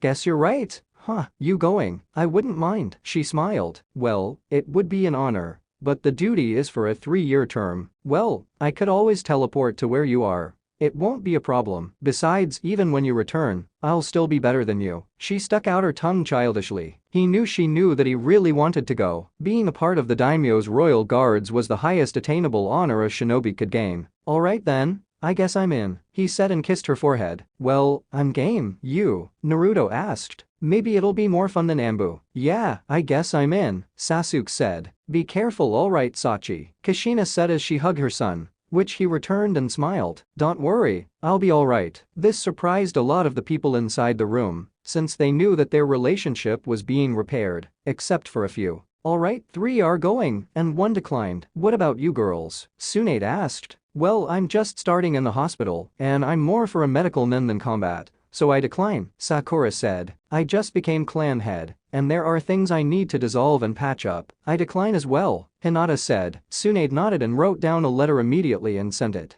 Alright then. We'll be moving to a training ground for the match between Naruto and Mealy. Which one? Mealy said, wanting to get it over with already. Training ground number 7 is free. And before she could say something else, Mealy shooshined out. So Itachi, mind telling us the real reason as to why you don't want Mealy to go? Mikoto said with a smug look. Whatever do you mean, dear mother, he said and then shooshined out. Once he was gone, Naruto and Sasuke began to laugh uncontrollably. You boys know? Hitomi asked. They nodded as they tried to straighten themselves up. Please do enlighten us, Jiraiya asked sarcastically, getting a glare from everyone in the room. Hero, was all Sasuke said, and then Hinata and Sakura began laughing. I really want to know what's so funny now, Minato said. Well, you see the fire daimyo has a grandson named Hero. We meet him while we were traveling, and he took an interest in Mealy, Sasuke said as he laughed again. Now understanding, the entire room erupted into laughter. Itachi Chiha, jealous. Sakura's mom snickered. Not only that, but he almost used a Materasu on the guy after he tried seducing her. Naruto said. Sad part is, Mealy didn't know about the advances and shrugged it off as something Itachi was going paranoid over. Hinata said. Poor guy is really afraid of Itachi, which made him feel a bit satisfied. Sakura said. I don't think he'll ever be satisfied as long as he's alive. Sasuke said. Enough chit-chat. We have a match to go to. I think we left those two lovebirds alone for enough now, Tsunade said as they all made themselves to the training ground. Match began almost immediately and ended a second later. Those who knew Mealy weren't shocked, but those who underestimated her Minato and Jiraiya were in complete shock. 1 minute they hear begin and the next second they see Naruto on the floor unconscious. Fukuga was drooling over the power she could bring to the clan when she married Itachi. But all those thoughts were erased when he saw his eldest looking at him, EMS blazing and spinning at him with a furious expression. As if he had read his mind, Itachi and Sasuke switched eyes during the 3 years. Mikoto was giving him an evil glare as well, so he decided that Mealy was off limits completely. Alright then, now that this foolish thing is over, I need to know who my students are, Tsunade, Mealy said. Right, let's go back and talk inside the office. You three looks at the boys have only today, you leave tomorrow. And off they went. Each family went their own way until all that was left was Naruto, Kushina, Jiraiya, and a now conscious Naruto. Well, I better go pack, Naruto said and decided to leave but was stopped. Narunaye, please wait, Naruto started. She knew she couldn't win,